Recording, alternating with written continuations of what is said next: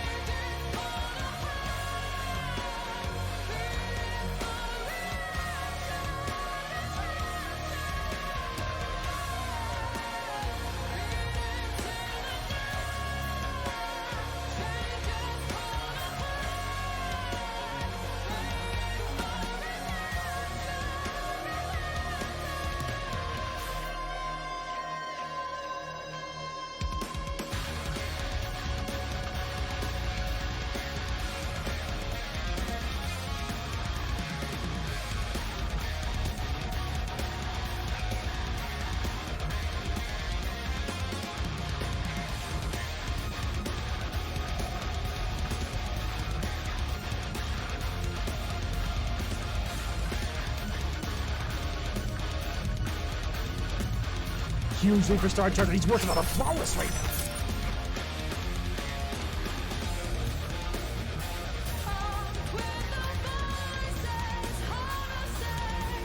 This is a flawless 3-1 flawless victory. Star Charger is making him bleed right now, and 400 years later, off with his head.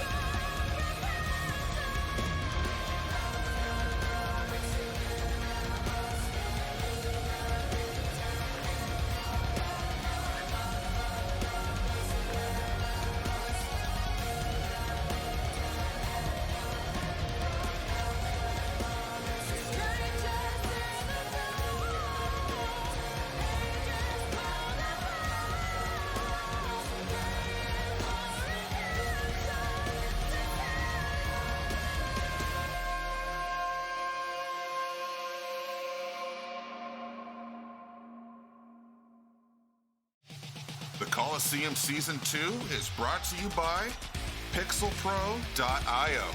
Empower the creators. And the Kolosseum Studios. That's right, we're our own sponsor. Check out events, merch, music, and more at Kolosseum.gg.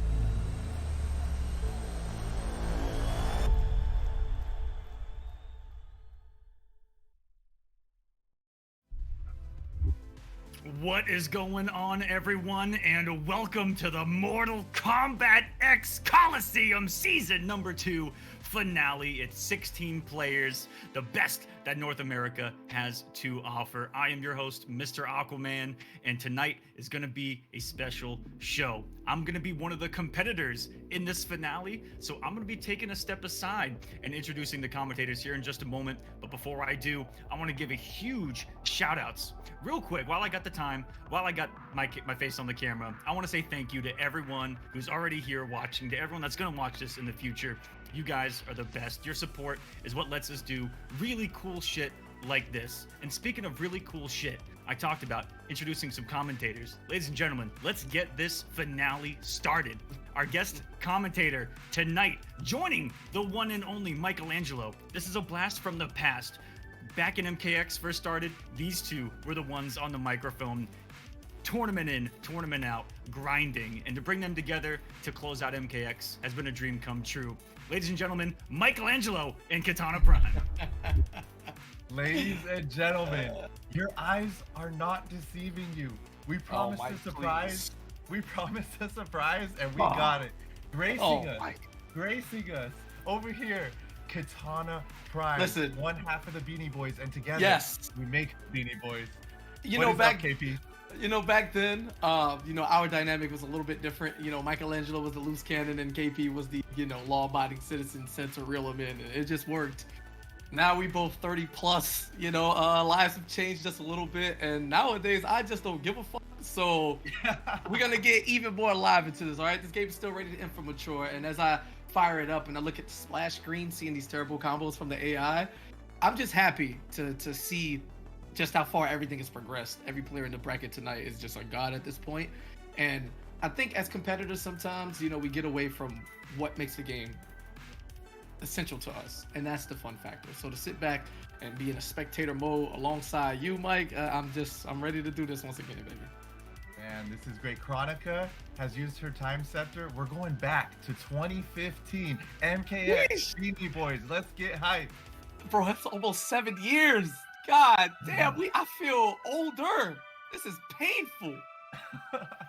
Yeah, this is gonna be great, man. Listen, no favorites. I looked at the bracket. We got a little bit of everything.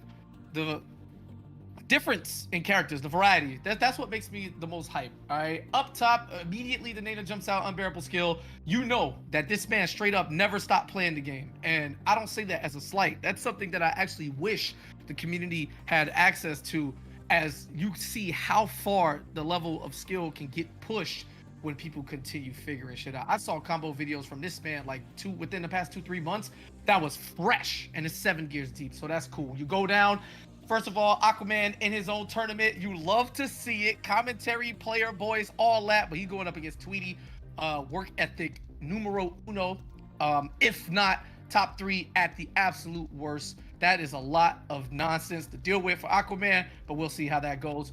Star Charger, I gotta give him some love. He's repping Katana. Nothing else to say there, so Sunio the big ups as well.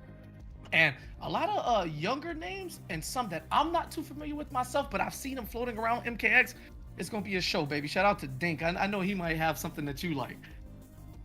Yeah, so obviously Shujinki Dink, the Quan Chi father.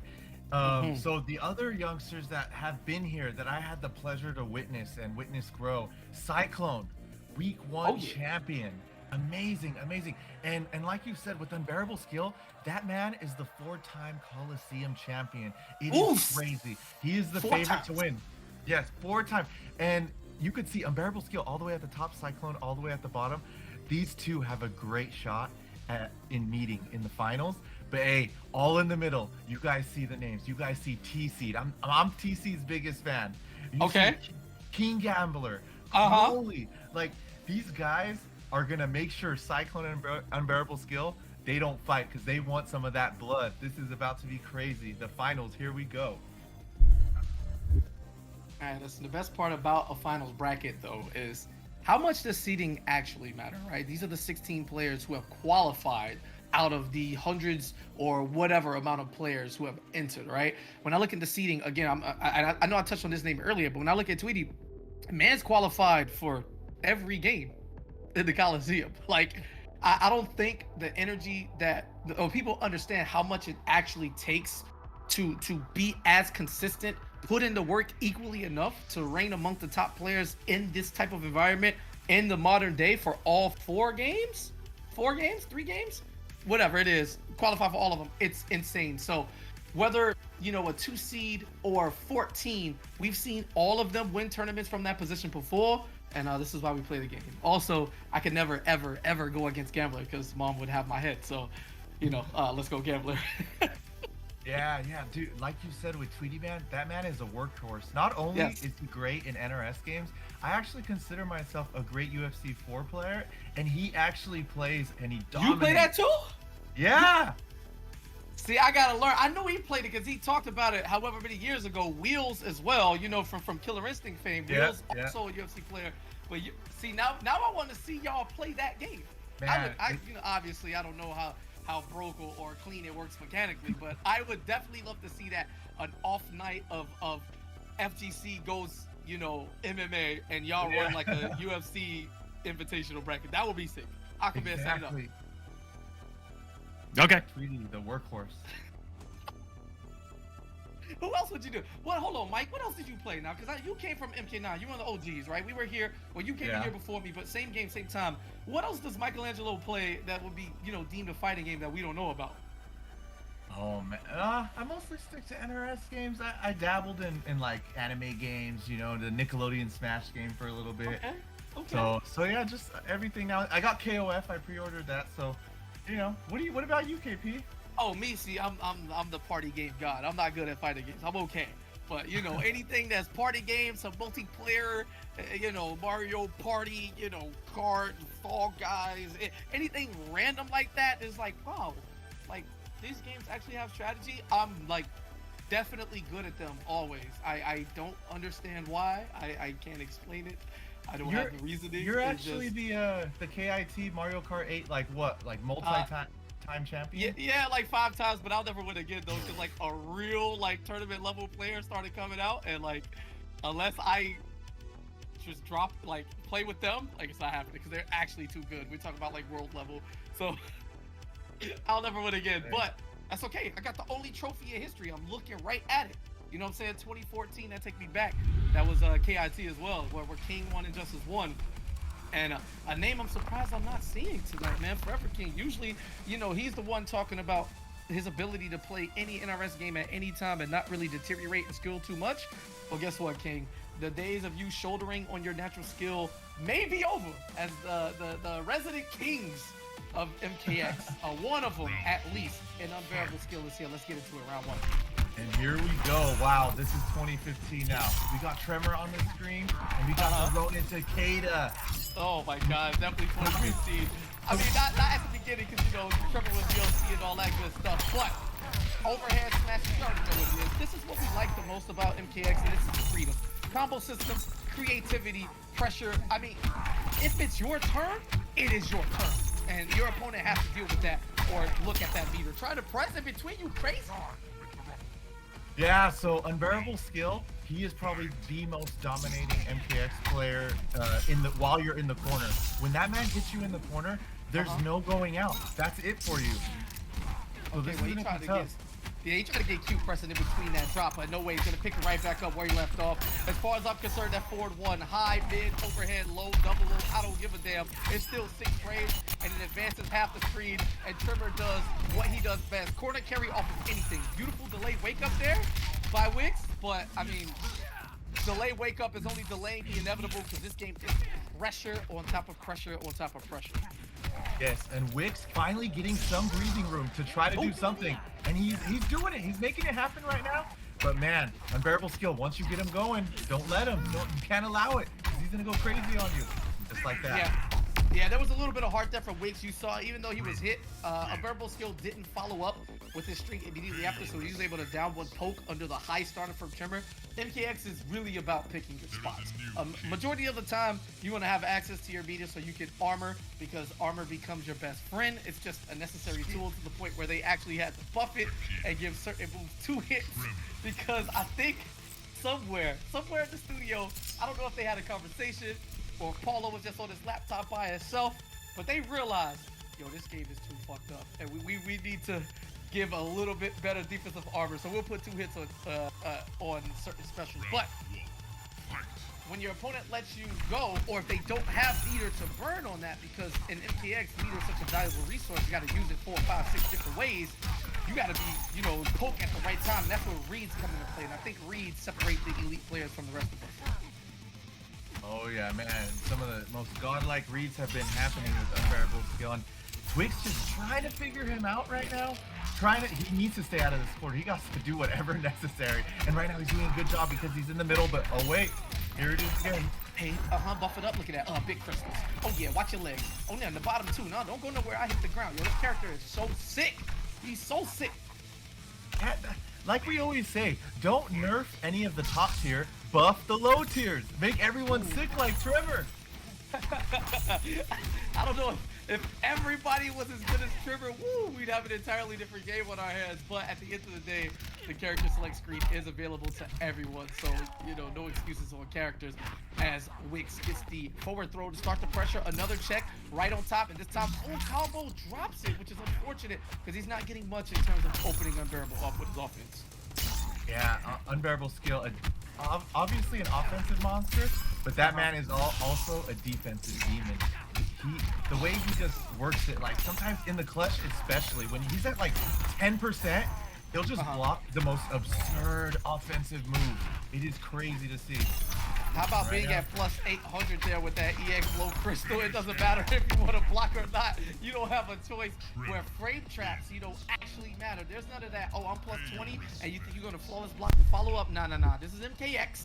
All right, you're going to hold all this pressure as we get into the replays. You already know what it is. Corner combo time, enough advantage for the hard knockdown in order to flex up. So not only do you have the advantage on plus frames, if your opponent is able to swing the tide back, you have a hit of essentially armor, and you're not going to be comboed. So, man, Tremor and resources, all of that for no bar is just phenomenal. And man, just so everyone knows, these are a best of 5. So it's first to 3 basically. Twix, he's on his last life right now. Yeah, how about the call out right there? Jump in punch to jump over. It's almost like Unbearable knew. You know what I'm saying? That he was looking for armor, wakes up there with no bar, and yeah, Wiggs trying to figure it out, playing the spacing game, and gets up it. Forward 1, break him up for the meter, flex up, gonna negate that projectile, not gonna challenge that cicada neutral jump punch. We all know how good that move is. Oh yeah, but wait a minute, Twix, he got some pressure of his own. He's been working it, look at that. He got some reads now. Maybe he just needed to fill out Unbearable Skill. He's figuring something out. Yeah, I love that right there. With the fireball, he knew he had to flex, but what he did was get rid of the armor at a distance where Unbearable thought he can get the hit. And I like the NJP on the read. It was just a little too late in terms of execution. And unfortunately, it's going to cost him the game, man. Unbearable Skill just straight up rolling at this point. It is what it is. This is looking like a Swift. Oh, man, I think Twix heard us hyping him up that last round, and he got kind of nervous, and he just let it go. But hey, this is his last opportunity. Unbearable Skill is just, the offense never stops.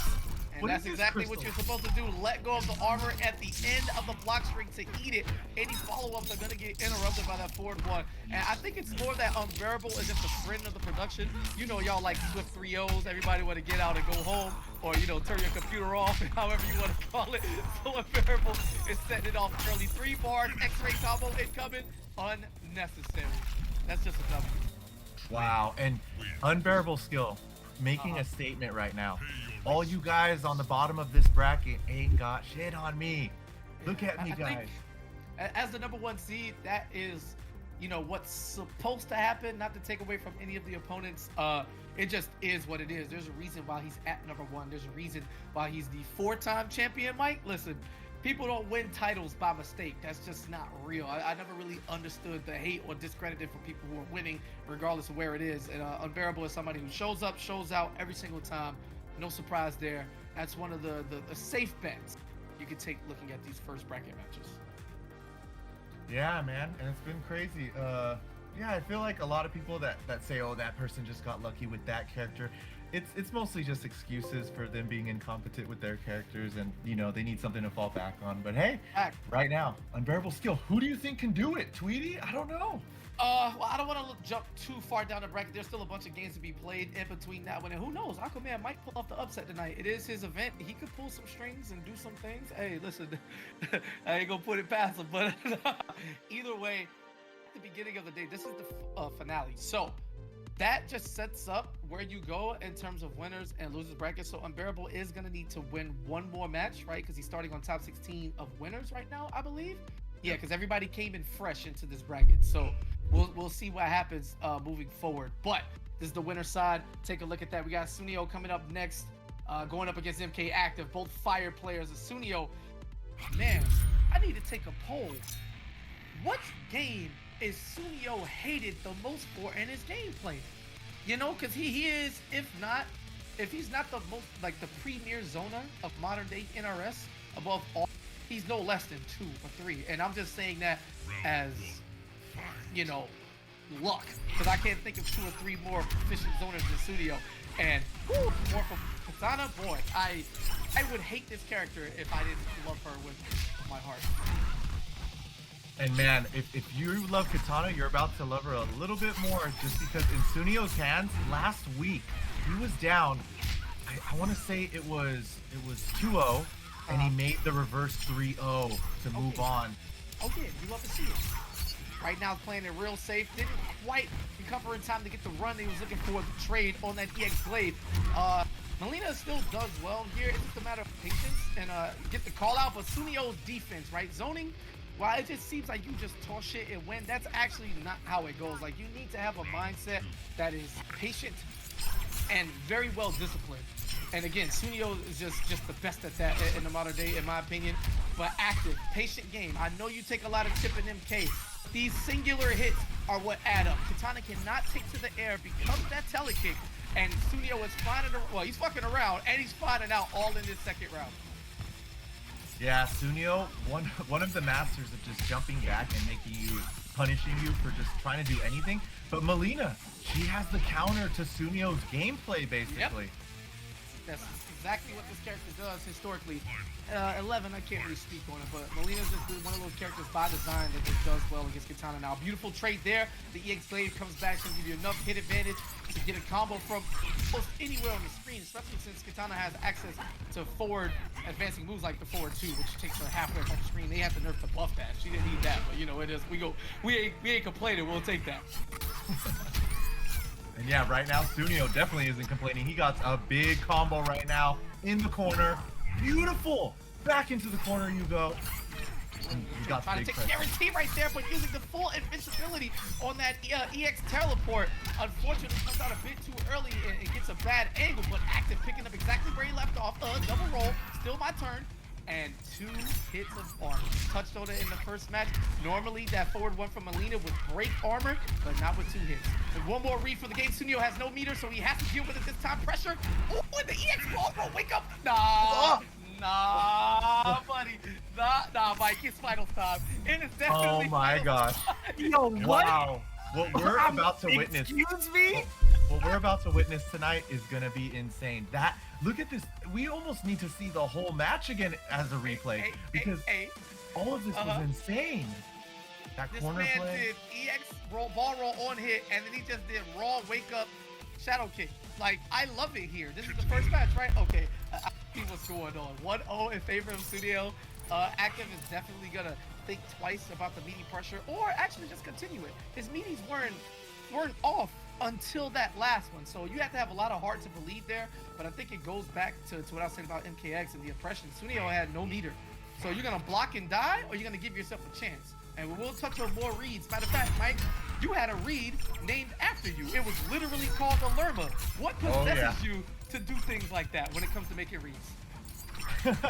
Sometimes you just gotta be ballsy, man, just like your commentary. It's just something you have in you. And the reason it was actually called the Lerma was because I pissed off Slayer so much. He said, you know what? I hate this move. We're gonna call it by your last name. And I heard actually Mustard said before they knew anything of that Quan Chi's neutral jump 2 was the Lerma, they actually he called it by Ketchup's last name. So he was like, they were like, whoa, that's crazy. It's just like, you just get dubbed that last name with Quan Chi. But anyways, right now, look, we just talked for a second, and look at these matches just going by. These two characters are insane. And I'm not surprised. They've realized in that second round that the telekick was the key to stop Tsuneyo's jumping constantly all around. Oh, that's a true block string right there. You gotta hold that. And I love the bait, but the thing about the telekick is she has to go down first, so she can get hit. And yep, the roll goes under the return from the EX Glaive. We got some matchup knowledge coming out, which at this point in the game, all these gods in the bracket, I expect these little microcosms of knowledge to shine continuously. But Tsuneyo, just doing the reverse. You know, when something isn't working, that doesn't mean you automatically lose. It means you change your approach. And because of that, Tsuneyo taking a more relaxed approach to his glaive tosses, he's been able to stay in control until he gets antsy and jumps again. Yeah, and something I noticed from last week was Tsuneyo, he's good at, he accepts the hit and he'll jump, take the hit rather than you jumping in and getting full pressure. He'll take the hit, roll out. Yeah, see, we old now. You get hit by 30 frame overhead, like, bro. And oh my goodness. Game, sometimes, like you said, you just gotta go for it. Now that string was gonna be safe, you know, no matter what. And look at this comeback. This is exactly another part I'm talking about when it comes to knowledge, right? Active knew that at that point, this was just the amount of damage perfect for the combo to kill, because he can't get a follow-up after that down 2 in a mid-screen position. No way. But he knew that, all right, I chipped him down enough. Here's my setup. If he eats this forward 3, it's over. No meter to block. He won't gain it in time. Microcosm of knowledge. It might not seem like a lot, but when you really look at what's going on in the small pits of these competitors' mind, you'll realize just how godlike they are. Yeah, and for both of these players to stay the composure they have, they haven't been dropping combos, nothing. They know that they only have 2 more games, potentially 3 more games to fight it out. They've been working like 8 weeks to get this far, and for it to be done right here for them, like, man, every combo counts, every read. This is insane, the level of pressure they're getting. Yeah, nice bait there from Tsuneyo. Not gonna fall for any shenanigans that's gonna block. You know, Melina does have the buy game, whether or not she does the side toss, and great reaction to not miss the punish. Opportunity strikes, that's gonna be plus. It's something you gotta deal with. Wow, I like this right now. Excuse me? Just in the middle. Okay. Yo, this character sucks. Yo, buff the time. The first hit of EX Glaive hits, and then they block the comeback. That should not be programmed in the game at all. Anyway, beautiful EX teleport to avoid the meaty glaive and active, keeping himself alive. He does not want to give up this round, but another wake up Shadow King raw from Tsuneyo. It's gonna be enough to get the job done. You know, Katana did it better. Please, Shadow King should have been safe for Jade at 11, but I don't want to relapse right now. I'm just minding my business here with Michelangelo for some MKX. Hey, and we always say, in MKX, you could almost see the anger in the player, because just how fast you can play and the combos and everything. Where look how active is playing now. Tsuneyo took that 1 round. You could tell he does not want to lose this tournament. He's going off. Again. Yeah, checking with that 6 frame button there. Clean overhead. Again, active does not need to rush anything here. Has a huge life lead. All right, gonna eat another glaive to the face. And while it doesn't seem like much, he is giving up damage. No need to take such a huge initiative when you have the life lead. There you go. Gets the telekick on the read. And, you know, you got to check that. As somebody who is a perennial, like, choke artist, when you get an opponent down to, like, that last 10%, you know you can do it. You've done it up until this point. All you got to do is close it out. And sometimes you get a bit hasty in that mission, and you start to make mistakes you don't need to. You got to remember that the pressure is on your opponent to come back. And once you can remain in that calm area, you can find the opening to close it out. Yeah, and right now, they're basically tied in meter and in health. Active going up by a little bit. He's trying to figure it out. He wants this round. Whoever takes this round, it's going to be huge, because the other one, then those nerves are going to start kicking in. He knows he only got 1 match left. So look at these players, how they're basically slowing the pace down now.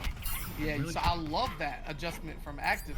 He's going to do the side toss. Let's not forget, Melina, although it's a high, it's really fast, really good recovery, really good projectile overall. Trying to chase Katana in the air is not something you necessarily want to do. Beautiful teleport on wake up. That is of the EX variety. You can't do anything here. And now we're talking chip damage territory. I don't think roll is enough to do it. At this point, it certainly is. And behind the legs. Behind the legs? Did you just try to beat him last time? You forgot what happened? You want some of this 2-0, man? No. All right? Get your ass in the car because on the replay, as production can show you, you just got smoked by trying to meaty Melina on Wake Up when she has a bar. You cannot challenge that. She's getting away. That one jump punch was enough to get her. Again, just resource management. You got to pay attention, baby. They're so good. Yeah, this is insane right now. And what? Sunio is actually... Oh, I thought he was thinking of going another character. I was thinking right now, whoa. But hey, he got one last chance. He worked so hard, man. He's made reverse 3-0 comebacks throughout the weeks. He's done so much to get this far. He does not want to lose right now. But man, the pressure is on. It's his last hope. This is his last match, and he's out. Yeah, he just went to change a costume. You know, you look good, play good. That's just how it is sometimes. I know it's a little bit of a superstitious thing, but man, I like to see a little bit more from the anti-air combos. Like you can definitely get down one into lift there, but there's just something about playing Normful where, you know, the glaive is just natural. It becomes instinctual. Beautiful block to get the setup just out of range for the punish on the roll. And yeah, because Melina has access to avoid the second hit of the EX glaive, it automatically conditions Sunio to be afraid. Yeah, and hey, credit to Sunio because that was a statement in the beginning. Just to anti-air like that, that was just so wicked. To do that to active. Yep, this time active with the block. Staggers coming, can't quite get the juggle. Because in MKX, you know, you can pick up on nearly anything. And I love it. Sunio going to the guarantee there. Had active canceled into the side, the down 2 works. So you don't have to look and react. It's just a timing thing. After a certain amount of frames, hit down 2, and you'll get either a grounded or an airborne punish. And man, the nerves are on. Here we go. Okay, Sunio with the big combo. Is he gonna stay in it? Active looking. Damn, all that juicy meter though for active. This is scary. Okay. Yep. Just to the point, using it, not abusing it. All day glaives, toss them up. This whoever decided to make glaive a mid and minus, bless. So good. One of the harder projectile fields to get around. But again, when you have tools such as the teleport and the ball roll, Melina's never been afraid of her big, quote unquote sister because she cooks her literally every game except 11. And that is going to put in one set point for active. What do you think Sunio has left in the tank, Mike? Well, hey, he does have the bar of meter over. He has the advantage in that area, and he does have active in the corner with a full combo. This is looking like his round. Love to see a 32% of the meterless variety. Keeping him in the corner, space the raw roll out. You can get the lift. Yep, the Sunio, he's still doing these 10 out of 10 combos, right? They might not be the most damaging or the most flashy, but he always hits them. Had an opportunity, caught active trying to press on a guaranteed block streak after that up 2, and that should be enough to get the job done. Ooh, and you see, KP? Do you see when top players are put under pressure? There's just a level. They turn Super Saiyan. They go crazy. Sunio's not out of this. Oh, Aquaman's smiling right now. In the background and shit. He might be crying. Ain't no telling. Aquaman loves to see the part. Oh, y'all know it. Y'all know it back here. Oh, I'm living it up, baby. Yeah, it's either game 5 or 3-0. Nothing in between. That's what Aquaman loves to see. Either make it hyper or get me the hell out of here. I'm telling you, man, we're trying to go home for the night as soon as the show just started. Anyway, definitive game 5. Oh my God. Wait a minute. Thank you, active. You know, Mike, you might have to give it. We have Michael. Look, let me tell you 3 things. Yeah. As soon as you said, look at all the meter active has, he used the bar instantly and got the hit. Then you said, oh, Sunio was good, right? He got the combo and he just needs to, and then he did the thing and won. And then you quiet for like 10 seconds and they pick Quan Chi. Come on, bro. Let me find out Michelangelo is puppet master running shit. Hey, and I'm about to expose KP and I. We're being biased right now towards these characters, and you guys know which ones we're being biased towards. Oh, it's definitely time. So if we go in there, let's go Sunio. They talk about, baby. Give it to him, active. Shut KP up right now, active. Nah, here we go. Just made me biased. You will obey, bitch. Okay, ooh. Okay, ooh. I like when they talk to me like that. Okay, cool. Oh, that's sick. Oh, 1 hit, that's not enough. Now you got no armor. Play some real defense. Oh, exposed. Oh, come on, Sunil. No backdash, bro. That takes your stamina in this game. Oh, yeah, pick him up. Oh, yeah, toss him. What are you going to do? Wake up? Sky drop? This is quad T. No. Oh, gosh. Sunio Yeah, just keep coming doing back. it. Bro, just throw blades, throw him up. Oh, yeah. Oh, he got caught. Open up. Oh, yeah, keep it unbreakable. And the 4-4-3. Yes, 2-1. Slice him up. Okay, you ain't have to slice him like that, but, oh, yeah, this is Oh my where you going? goodness. And Where you KP's going? cheerleading is making Sunio get on fire right now. You ain't have It's to wake okay, me up like Active. this. It's okay, Active. You got this, sir. Nah, I fuck with That is Active good. too. Active is nice. Oh, but he's throwing right now. He tried to hit us with the Wu-Lei-Lei for full screen. Oh no, baby. This is a princess. You can't touch her up close or with 100 yards away. Oh, and here it is. What's it gonna be? Beautiful. Uh-oh. Oh, shit. Now you're Oh, we in in trouble, trouble. KP. What? Mike, 2 hits. Did you forget? 2 hits on the first hit and an additional 2 on the back hit. We got answers for this. Lerma! The Lerma! Okay. Here we go. Big combo. Ooh, big damage. Here we go. What's the setup? Sunio is ready. Okay. He's going. He's going. This is so you gotta close be a right real now. man and do a sky drop, bro. You gotta do a real man and do a sky drop. Studio keeps Shout out to jumping. the music. Yeah, you gotta do a sky drop, bro. This, like, realistically, Studio keeps jumping. Sky drop, EX sky drop. Be a Oh my fucking man. goodness. No. You get All this right. one, KP. You get this Wait. one. Oh, damn. Sky drop doesn't hit in the air. Damn, Quan Chi suck. Yo, fuck Quan Chi, bro. That's whack. Sky drop doesn't hit in the air. I forgot about that. Yo, thank you, Dink. I'm gonna tune into the chat for this game because I might have forgotten some things in the past 6 years. So, thank That you. was wild. You know, yo, good shit either way to both Active and Sunio. I'm on the train. Buff Quan Chi. My man needs help and defensive options. You know what I'm saying? Oh, we're gonna give Skydrop 3 hits of armor. Nobody gives a fuck. That didn't help at all.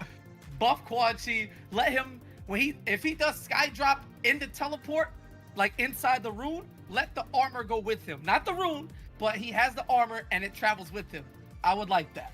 All right. Hey, and for those not used to watching MKX, noticing how fast-paced it is, Oh yeah. welcome to Mortal Kombat X. This is Oh, the yeah. NRX. To me, in my personal opinion, favorite MK game. Amazing Yeah, for sure. to watch. I mean, it was a joy. If you were at tournaments, especially during the first year, and you would see Mike just have the biggest smile on his face talking to like new players, whoever, when they talked about the game and why we like MKX so much and blah, blah, blah, and you never got tired of it, like ever. I just think that MKX's freedom is what separates it from the rest. And like the characters had so much personality in them. Like it really didn't matter who you played. You could express yourself the way you wanted to through gameplay. And that is a very hard essence to capture that MK11 clearly missed the mark on. But in X, that shit is there in abundance. And for that reason alone, I think people just have more fun, more attachment. And they never got tired, man. It just so happens that everybody moved on because of the cycle. They didn't really have a choice, but yeah. Hey, this has been great so far. We've only got 2 matches in. What's That's it? going down? Are we? Wait, is it Aquaman yet?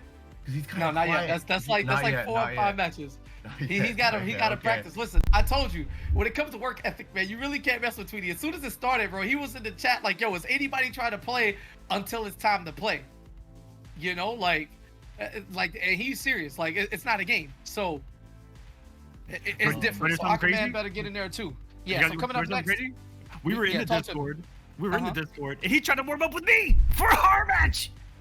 Hold on now. Hold on. Let me check the You ate a full Carfax. Tweety. You ate a Let me- full let me- Tweety. No. See, Aquaman, I gotta check the Carfax now. You know, Yep. he said he was down if you were being serious now. Nah, you know, nah. he didn't just try, yeah, come on now. You gotta check the Carfax on that because man, listen, people Mike, did you ever do that at tournaments? Like before like pools or top 8, and let's say you were playing somebody that was not Yomi, right? Because top 8 was all Yomi, Sonic Fox, and then like the 2 people who happened to avoid y'all in the bracket or beat one of y'all. Did you ever play your opponents to warm up before a tournament match? So this is funny because obviously that's an unspoken rule. Like, why would you play someone you're about to play in tournament?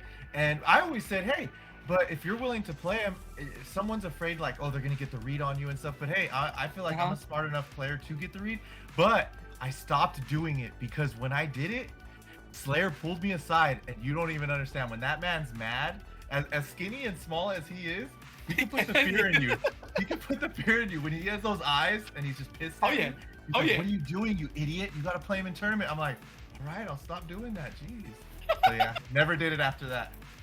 Oh man, yeah, I think it's a confidence thing in actuality. There's a few players who don't mind it because they see it as, well, I can get the read on my opponent. Unless there's a situation where somebody's obviously sandbagging and y'all are playing like tertiary characters or a character that you don't even use in tournament play. I don't know, man. I think it's a pretty good survey.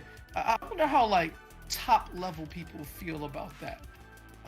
That's something to talk about. Maybe for a good conversation one day. But yeah, it's all good. If anything, if you feel like you're gonna play someone in tournament, let's say a Kenshi, recommended that you play someone that's just as good with Kenshi and you play that training partner instead. Pro tip brought to you by Michelangelo. I like that. See, that would require people to network and actually talk to people, which is what happens offline, so you never really have an issue there. But yeah, that's a cool thing. You know, we do come from MK9 and Injustice 1 times, so like, you know, certain people with like who main the same character would tell like, hey, don't give XYZ no games. I know you know what I'm talking about. It's like, oh, I gotta play a Quan Chi coming up, so you know I'm gonna tell Dink not to give you no games because like that shit was crazy. Like, hello. Oh, it gets People was political. kind of shook. Oh yeah, the politics, baby. The one thing I don't miss. But yeah. Yeah. I do miss them offline tournaments though, man. It'd be good to get together, everyone. Oh my goodness! But we got Creaky Axe. He was the only Jax to win a Kolosseum tournament. He actually won with Jax. And we got my favorite of the Kolosseum, TC. This man is the wild card of the Kolosseum. He's crazy. He plays so many characters at high level. You don't know where he's gonna go. We're about to see it right now. This man has spacing, as you can see. Yeah, well, if he's a dark horse, you know, secret opponent, like, well, no secret to anybody competing, obviously, but you know what I'm getting at. I love those type of players. However, with Creaky Axe, the way I met him was actually pretty wild. I'll tell a story after, but for now, well, shit, I might tell it because it's looking like a one-player game. I don't think Creaky got to play in that round.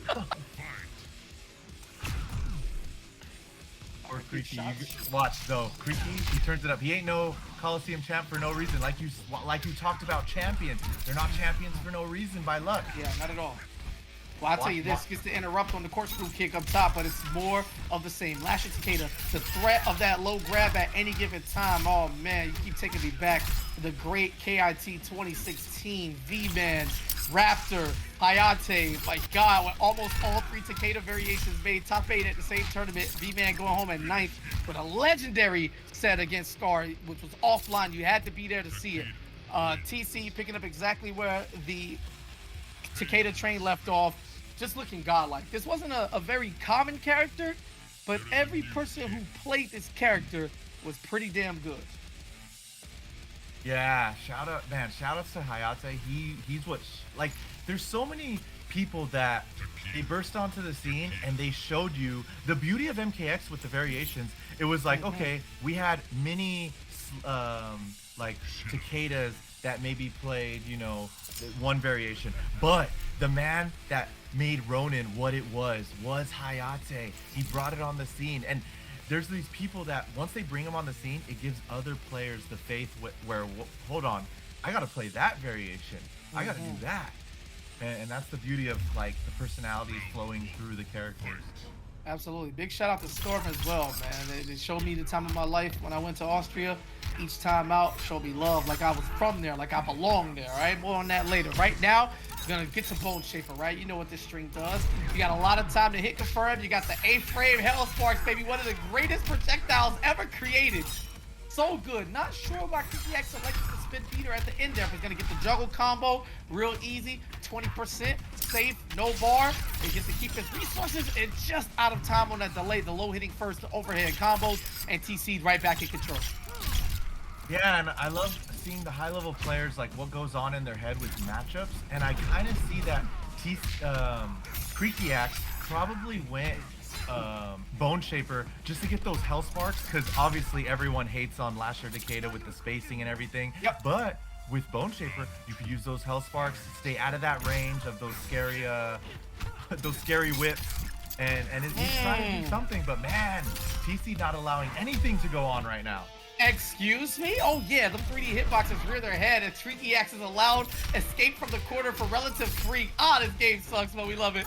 Anyway, gotta get the NJP, one of the better Takeda tools, and that down forward one. Big swipe exclusive to the Lasher variation, and it is really changing the game when it turns to spacing. But a big read from Creaky Axe jumping on Wake Up as TC looked to armor on his Wake Up to stop him from doing anything, and he has an opportunity. down two. Oh my goodness. And hey, KP, I got a question for you. I know you're a lore monster. You like that MK. Come on, we're big fans of MK in every way, besides tournaments. But why do you think Takeda wasn't in MK11? We know why Shinnok wasn't. Yeah, why I don't know. Well, I personally thought Takeda was the coolest of the Kombat kids. I do like Cassie. I think Takeda was the best. Obviously, Cassie, she defeated Shinnok. She can't not be in the game, right? That's just the thing. Jackie making the cut, you know, this is Cassie's best friend. I don't know, man, because both Jin and Takeda missed it. I don't have the answers. I really don't. I thought Takeda should have been in, man. This character was sick. Yeah. I really don't have the answers, man. I don't know if anything happened further in the comics, like after the game. I didn't keep up there. Or I got to hit up History Behind the Warrior to try to find out if it was some backdoor stuff or, you know, writers or somebody just don't like Takeda. But this character is sick, and I hope he returns to MK12, which we all know is next. Yeah, hey, shout out to History Behind the Warrior. That man throws out some great info if you're an MK fan in general. Yes. Dope. All right, keeping it safe, trying to check them, but those Hell Sparks coming in handy. 8 frames, you got to be afraid. And wow, was that a punish?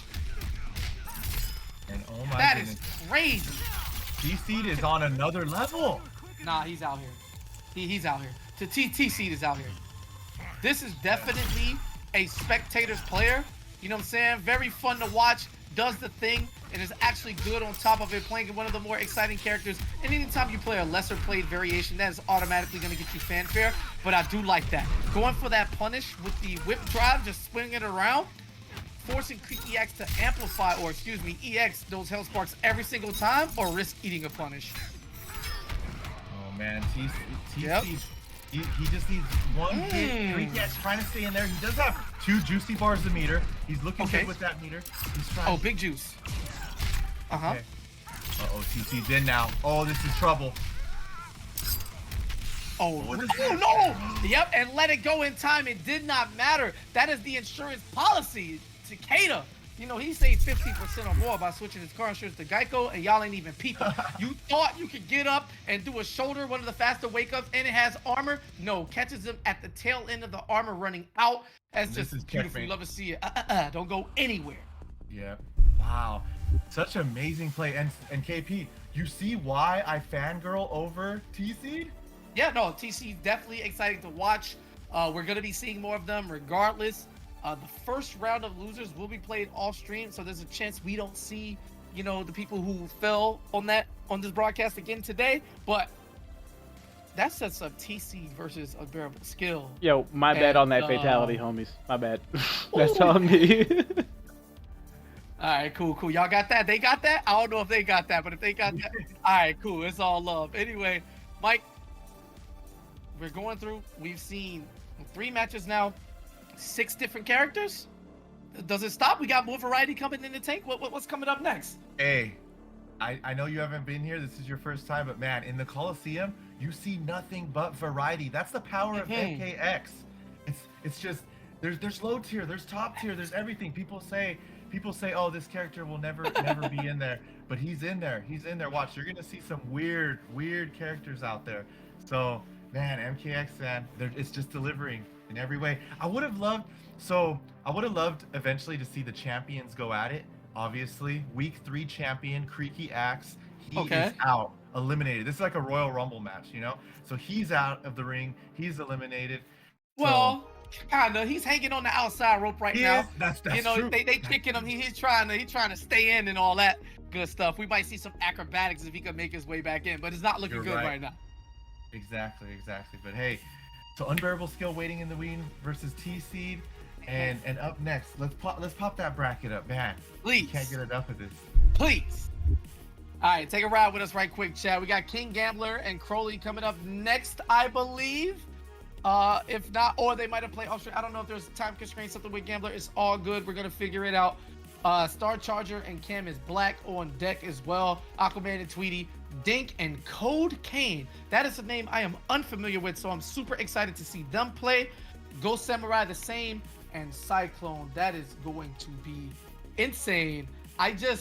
You know what it is, man. Give me all the characters. Give me all the nonsense. One thing I will say thus far, which is making me exceptionally happy, nobody dropping combos. All the setups that are supposed to work are working, or at least being executed properly.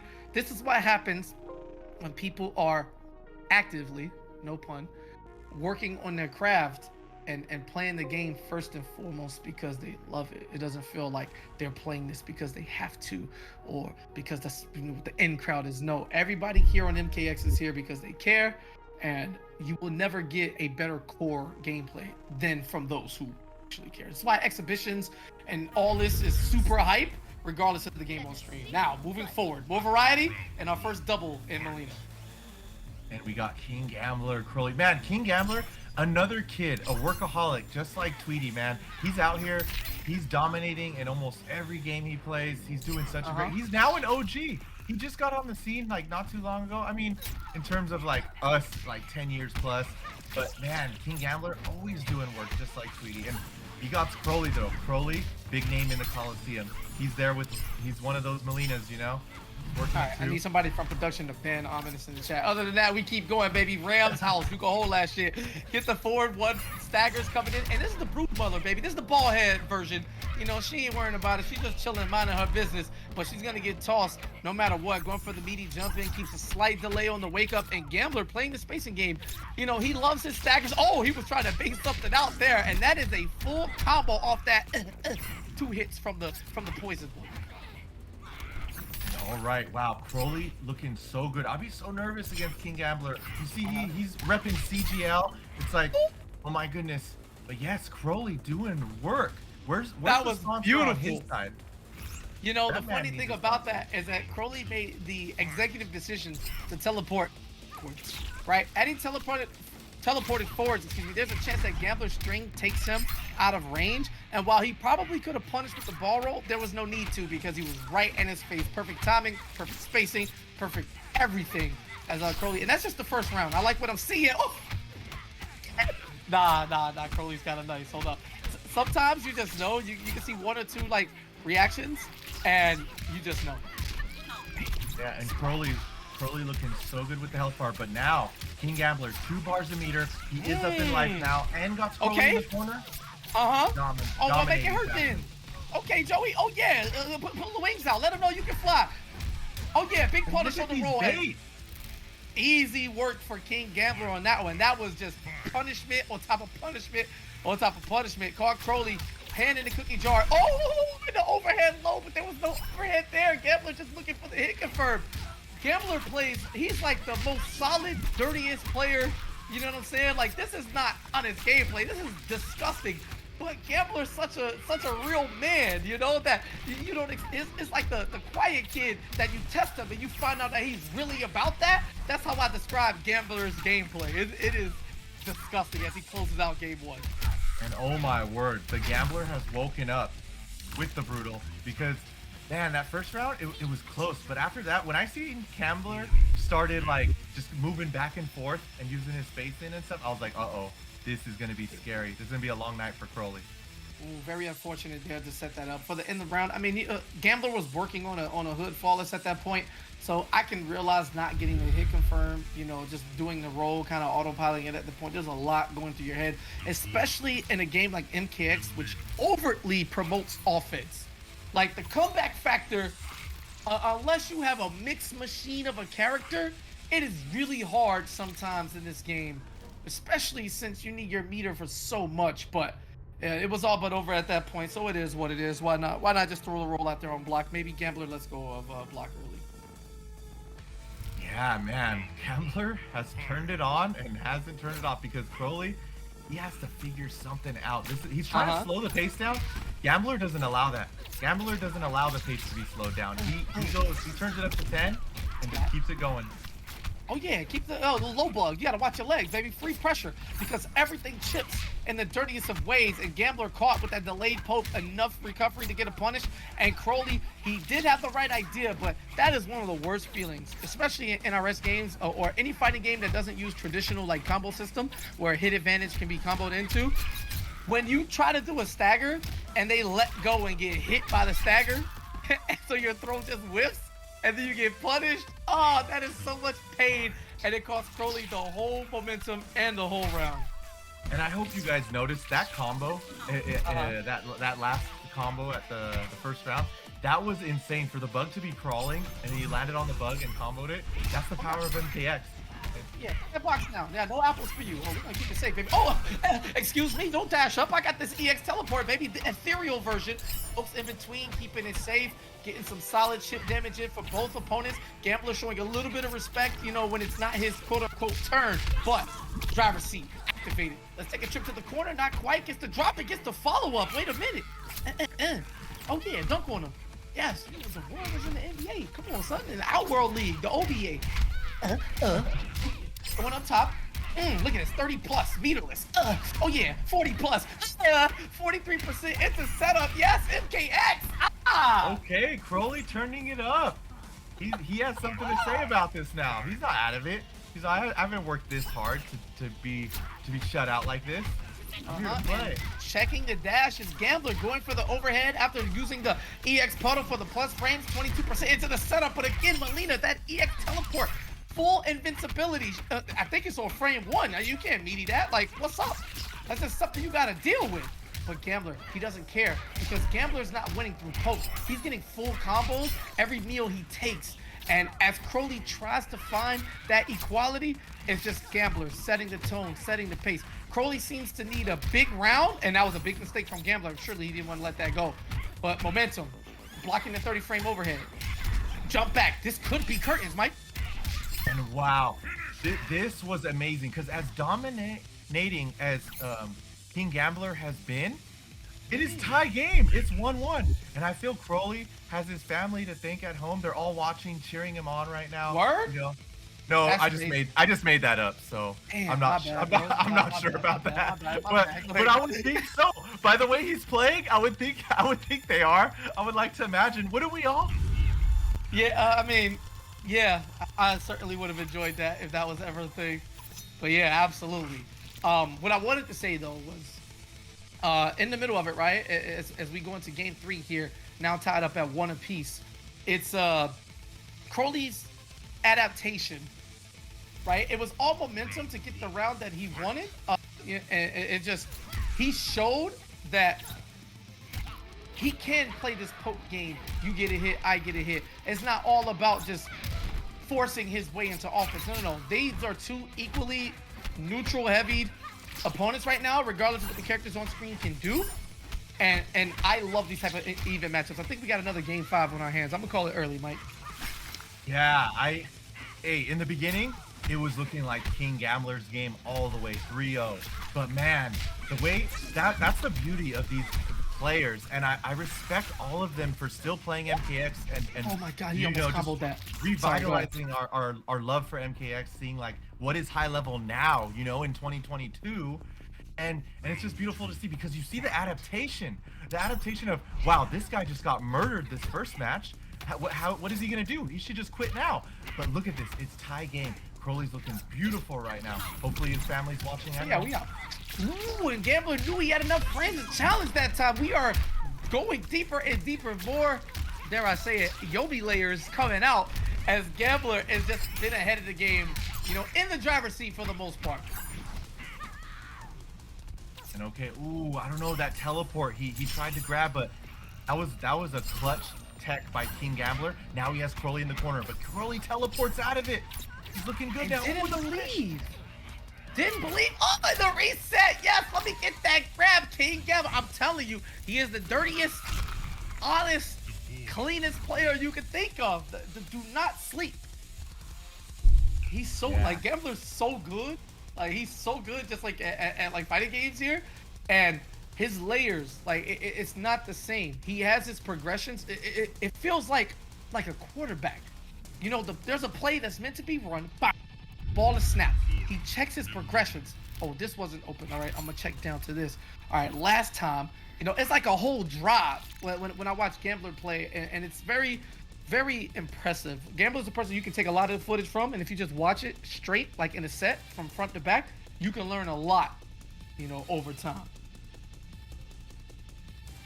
Yeah, man, that's the beauty. I feel like that's the reason I love watching MK, and even when I wasn't competing like that when I was new, because you learn a lot from high level play, man.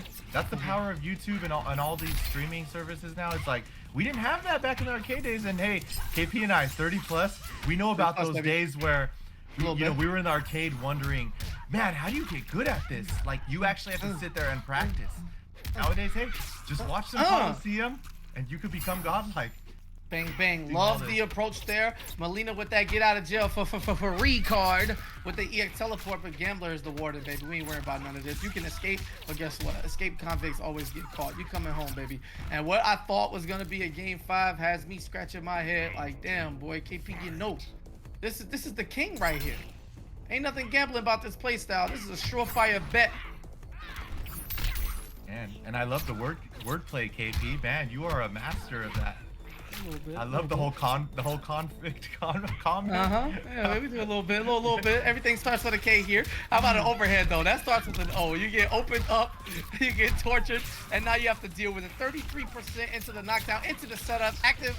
Curly caught pressing buttons, and yeah, this is death. You are going to need a miracle to pull this comeback off. I'm waiting for the wake up roll. No, instead we're just gonna get the teleport. Another not hit confirmed, but Gambler gives him a second chance at life. Not quite. Brutality incoming. No. Wow, and just like that, Gambler, hey, turned it up. As much as Crowley, he adjusted, he turned it up. King Gambler is just on another level right now, and he's moving on. All these players are looking so fierce. This is crazy. This is insane. You know what's really crazy is I got my the splash screen running, MKX in the background, and I just got Kodal on my screen right now versus Scorpion, and like I just remember the pain of traveling and dealing with these characters at certain points in their lives when the Hellfire cancels before they nerf the stamina, and then, you know, just Kodal, period. You remember you were there, you were on that top 8 stage in 2015 at Combo Breaker, man. You saw the back 1 mid when it was 9 frames. You know, you remember round fight EX overhead sword. Like it's just the memories that flood anytime I look at this game. They're all good. Great times. But it's just, man, so much shit happened so fast, and damn, you remember that, Mike? You were on that stage, right? Okay. Yeah. Okay. Man, like, jeez, like, the opening tournament for MKX, Combo Breaker 2015. Tell me about your run there. Oh well, hey, I got something actually funny to say about my run at Combo Breaker. Oops. So before I made top 8, I had to play Slayer. One of us was gonna get 9th. Obviously, the Yomis always had to play each other. Yep. So, the night before, we played at Combo Breaker, Slayer, he told me he didn't have respect for me. He thought I was an OG, like only an MK9 Cabal, you know, the block strings and all that. And he's like, you can't make it in MKX. And he shook my hand before we went to sleep, and he's like, look, until you beat me in tournament, I will not respect you. And we shook hands, and he was just laying there like, you're never gonna beat me. Well, guess what? At Combo Breaker, I made him get 9th. Hold that shit, bitch. And the saltiness on Slayer's face. I know how salty he was. I was there. I saw it. It was so fucked up. It was like that tournament was crazy. So you made Slayer so salty that that night, I don't know if you remember, but that was the first time it's Combo Breaker 2015. I think it was the first tournament that had a full like 24-hour room. No lie, at 2:30 in the morning, I was playing MKX casuals with Seth LOLOL and Comp Bros, right? And Slayer was on the Bloody Roar cabinet trying to get games. Like, yo, y'all can't fuck with me in this. Like, yo, you play this, KP? I really didn't. But, he's like, yo, I'll beat any. Like, he was up at 2:30 in the morning, 3 a.m., like, tight, trying to money match people on the Bloody Roar cab. This is all facts. And I'm going to credit that to Michelangelo forcing him to get ninth at that tournament. It's crazy. Yeah, man, insane times. Oh, it's always making us smile, man. The MKX memory is just all these tournaments, CEO, like, man, it's crazy. And like how these people are seeing this played on screen right now, and they're just like, oh my god, this must be nerve-wracking. Like, you could get cornered in this game, and there goes your life. You could have been up, there goes your life. Imagine this, flying to a tournament from the other side of the country. You come, and you just have to hold it in the corner, and you're just like, oh no. Here we go. Yeah, insane times, man. Pain. Just Pain. There's a lot of pain. I had a few of those. I went to SCR across the country, and King, I was up 2-0, and King paused it on me, and I was like, nah. Oh, his controls was messed up on the third game, and I was like, no, don't worry. I wanted to win with honor, and then he reversed 3-0 me. I was tight, boy. I was so mad, Mike. And I couldn't do shit. It was HQT Predator. You remember what that character was when it came out. Oh, man. And I should have taken it, man. But, I got in the corner, and then I just couldn't play. That shit was stand 3, cancel. That shit was plus 800. I don't even want to talk about it no more. Let's talk about our next opponents. Cam is Black and Star Charger. You know what I'm saying? 2 men who I've had the pleasure of being around at tournaments. I usually catch Cam every year at KRT. You know what I'm saying? No worries there. And Star Charger, who we haven't seen around as much. MKX is more his thing. Oh, Blood God. Yeah, he was going everywhere because this is the character that wins. Now, granted, I don't remember the match. It got better, when they nerfed this variation for whatever reason. And then, Katana got better. But this is a character that deals with her exponentially well. You don't have to worry about zoning at full distance because you just parry everything. And then the name of the game is defense. Corner yourself, get your defensive totem out, get that sunlight, and she can't do anything to you. She has to force her way to you. Yeah. Hey, I always love the characters with the setups, and this is amazing. Cam is Black. He's going with the setup variation of Kodokan. Yeah, just trying to play some defense, baby. That's all. We ain't worrying about that air grab. Okay, never mind. You tried it. Oh yeah, that's +1. So you got 6 frame down 1 and 6 frame down 4. Hey, this character. Come on, bro. All right, big pizza. The hot and ready, baby. And it costs nothing. Better than Little Caesars. And right now, the thing with Cam is I like the defensive approach he's trying to take. You got to get a life. Now, it's easier said than done, but it's not impossible. You just duck that right there. That fan can't hit you at any range after that string. +2. Challenge, of course. 6 frames. She can't do nothing. Okay, Hey, okay. Oh, go ahead. Sorry. So, just so everyone knows, Star Charger is the Week 7 Kolosseum champion. Oh, so yeah. he's out Talk here, to him. He's holding the belt in his arms. He's out here, he's doing his thing too. I love seeing the reunion of all. This is the great thing of like these 8 weeks, these champs. Even though in variable skill he took 4 of those titles, you're seeing like all the champions come together and possibly like fighting each other. That is just like stars in the making. Stars will fly. It's crazy, man. And Star Charger, you're seeing why he's Week 7 champion. He has this man, Cam is Black in the corner. He's working it, man. He is the katana right now. I forgot how quickly EX Sunlight recovered in this game. God damn, that was mwah, chef's kiss. Right now though, Cam getting smoked. He couldn't really find his footing. Oh, that is unfortunate. Just having some hitbox issues and blocking a lot of fans when like you don't need to, unless Charger throws a random throat slice out there, you should be neutral ducking those. But I done seen Cam over the years. He's got the Sector, which is also good. He's got the crystalline tremor, so he has options. But like you said, baby, Star Charger is the champion. And as somebody who has played in Texas, where everybody literally plays Kodo fucking Con, this is one of the matchups that Star Charger is going to be in a way the most familiar with. So, it's just a little different when you have confidence.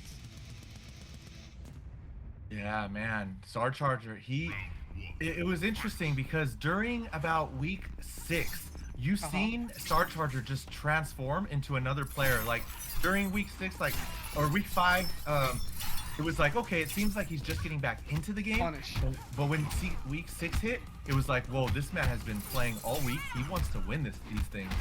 Yeah, absolutely. And that type of dedication is exactly what it takes. You know, it's all good. Chilling gets the air this time. Cam with the follow-up, double 4-2. That move is so sick. Yo, Kodo Khan's my favorite character to watch in this game. Like, oh man, they just need to revert him to this. Like this character, even though he gets smoked in all the lore, like his moveset, everything, the way he hits is just, he's a god, and he certainly feels like it. Okay. Yeah, but right now he is in the corner by the Outworld Princess herself. Oh yeah. Because this is before MK11, so she's not a con yet. Nah, yeah, we like Princess. Ooh, overhead, getting your dome opened up. Oh, looking for the parry, trying to pull some gimmicks out, trying to keep it safe. Oh, overhead of my own. And jumping at Katana. No. This is when 20 years of respect still matters. You do not jump at the princess. That is a cardinal sin. MK11, you do whatever you want. Anyway. Yeah, Katana with some great anti-air. She has all the normal anti-air. She has some special moves with armor All that of them. anti-air. Sick. It's and amazing. They all lead to big damage for no meter. Like, this is what this character is. Oh yeah, Cam is Black is about to sit on 3 juicy bars a meter. The run-up And- throw, that's the MKX right there. He has an opportunity right now. He is in the corner. Oh my goodness, Star Charger Into taking all the armor? risks. Yeah, Star Charger's in his head. He's got layers right now. Oh, wait, down 4. Oh, no punish on the left. All right, Cam is a little bit asleep right now, just a little bit. I feel Star Charger, he sees that too, so he's doing fan lift just nonchalant. He's just doing it and he doesn't care because he's not getting punished for it. Ooh, wait a minute. This time he goes to the crystal totem, trying to get some damage. And because of his over-exertion on offense, he's going to get opened up. Keeps it on breakable at the end. Beautiful combo there from Star Charger. The adaptation mid-combo once he realized Cam had enough resources to get the... And this is going to be easy money, chip damage territory. Wait, he didn't complete it. It doesn't matter anyway. MKX, you're going to die. Man, and how can this man be stopped? Like, geez, the players that are just dominating, I don't see in semifinals, like, what's going to go down.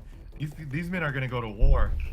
Yeah, I don't, you know, Cam's going down to his last game. I'm surprised that I'm not seeing Sector from him or Trimmer.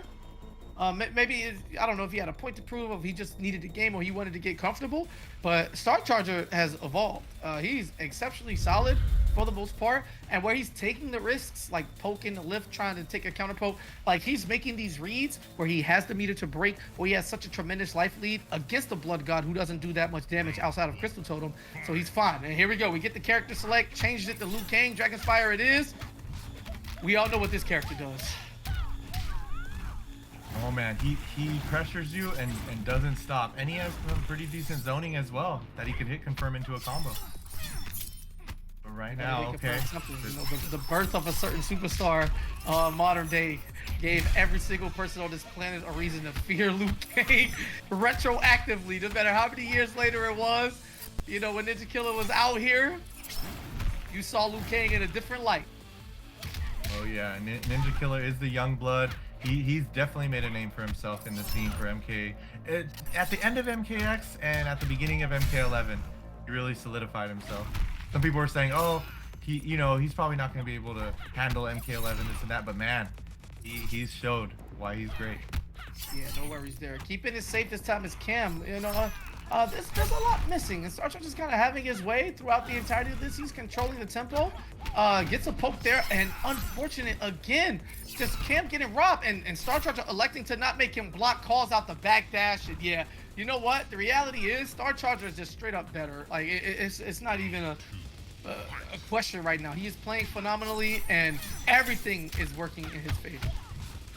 Yeah, man. This man, you could tell, just has been working hard at this again. He was, I don't know what revitalized him to play MKX, but you can tell this man has been playing. But right now, hey, Cam is Black. He chose to break. They have 1 bar of meter each. Star Charger slowly pushing Cam is Black into the corner. He's working him now. Okay. Ooh, +6 there. Trying to, you know, get the job done, but just out of range for that throw. You gotta watch it. While she has that sharpen activate, every single fan attack does more damage, whether it be normal or special, and including the parry. 20% on the parry if she hits you while that's active. That is really, really good. Yeah, and this could be it for Kamaz Black. He does have a breaker still, but he opts to use it for the EX bicycle kick. So this could be it. He cannot get comboed by Katana one more time. He's looking good. He's looking really good. Nice. Oh, had an opportunity on the block string. Got really risky. Not having meter to force anything else. That read had to work, or it was certain death. And Kamaz Black showing a sign of life. And is he turning the tables right now? Is he gonna reverse 3-0? It's looking like it. He's looking good. As much as Star Charger was dominating. Look at all those overheads. Okay, he got something going on. Star Charger does have 2 bars of meter though. Oh yeah. Oh, back up. Oh yeah, get back. Oh, don't touch me. Little toe tap. Come here. We ain't a thing just yet. Kamaz Black is cornered. Could be it for him. Depending on how got much caught damage. pressing the button. All right. Okay. Star Charger trying to. Every katana does their own combos, and that's what makes this character so sick. Yeah. Exactly. MKX, everyone has their own combos with every character. That's what makes the game so sick. Yeah, absolutely. Freedom, baby. And Cam, life support. Oh, gets the plus frames. Gets a poke, runs to chase the backdash down. Opportunity rings. Going to the corner, and now Star Charger. A wake up in a dream. And there it is. Whoa! That was so perfect for him to wait for the cross up and You then saw what he did? use the wake Yeah, up. exactly. Patience. Could have easily just threw it out and said, all right, well, since I have 2 bars, right, I can breaker anything I need to and give myself another chance. Let me see what my opponent does. And Cam going for the jump over, trying to, bait out that wake up. Nah, all it did was put it in perspective. Star Charger, excuse me, with the 30-piece, the production special, baby. You love to see it. Let's get out of here. Yes, those katanas, man. Those katanas. You know, KP. 2 of them, by the way. Yeah, no Quan Chi's. Damn. Nah, Dink is still in We still got tournament. Dink. We still got Dink. Still got Dink, yeah. You got a Quan main, you know what I'm saying? Just ask him not to do Skydrop or wake up and actually just do it. Who cares? He hits some armor. Man. This That's tournament's really gonna looking help. good, though. Man, but who do we got next? I think it may be time for that match that you've wanted so much since the beginning, secret but it's match? not quite. Ooh. Nah, not the secret match. So I'm actually really excited for this one. Dink, we know, been around forever. Cold Kane is a name I'm actually not too familiar with myself, so I'm excited to see them cook up, because obviously if they're here in the finale, they've been putting in the work and they earned their spot. So I'm super excited to see them. The stream monsters, they all know who Koda Kane is. That man, he doesn't have the name Koda Kane for no reason. He just, I ain't Koda Kane. My fault. Let He me say it turns right. it Go on. ahead. It's okay. He turns it on and he doesn't stop. And man, Shujinki Dink and Koda Kane, that's gonna be one that you're just gonna see. It's one of those matches we're gonna see like situations that we never seen. As long as MKX has been out, there's gonna be situations and moments we're gonna be like, wait, this can happen in MKX? It's gonna be one of those matches. That's so sick. KP just No, shaking his head. I love that because, as somebody who, well, you see me at events, like, I watch a lot of fighting games, and, like, I just enjoy fighting games at large. I've only competed in NRS, and, like, more recently Street Fighter, but I like everything. And when I watch other games, and I watch Skullgirls get its first season pass, and the game's been out for 10 years, or I watch people still playing Street Fighter 5 right now, going on year 6, it's like, bro, like, imagine if this was the standard for gameplay now. Like, that would just be insane. I would love that. So we got Kung Jin on the screen, right? Another exceptionally cool character to watch, by the way. My heart, So sick. my heart is filled with emotions, KP, because out of any character I have faced the most is probably Kung Jin, Forever King, Slayer. So this is a match that I see 50 steps ahead, and I'm really looking at these guys, seeing like if they got everything down right. I'll know who's on their shit.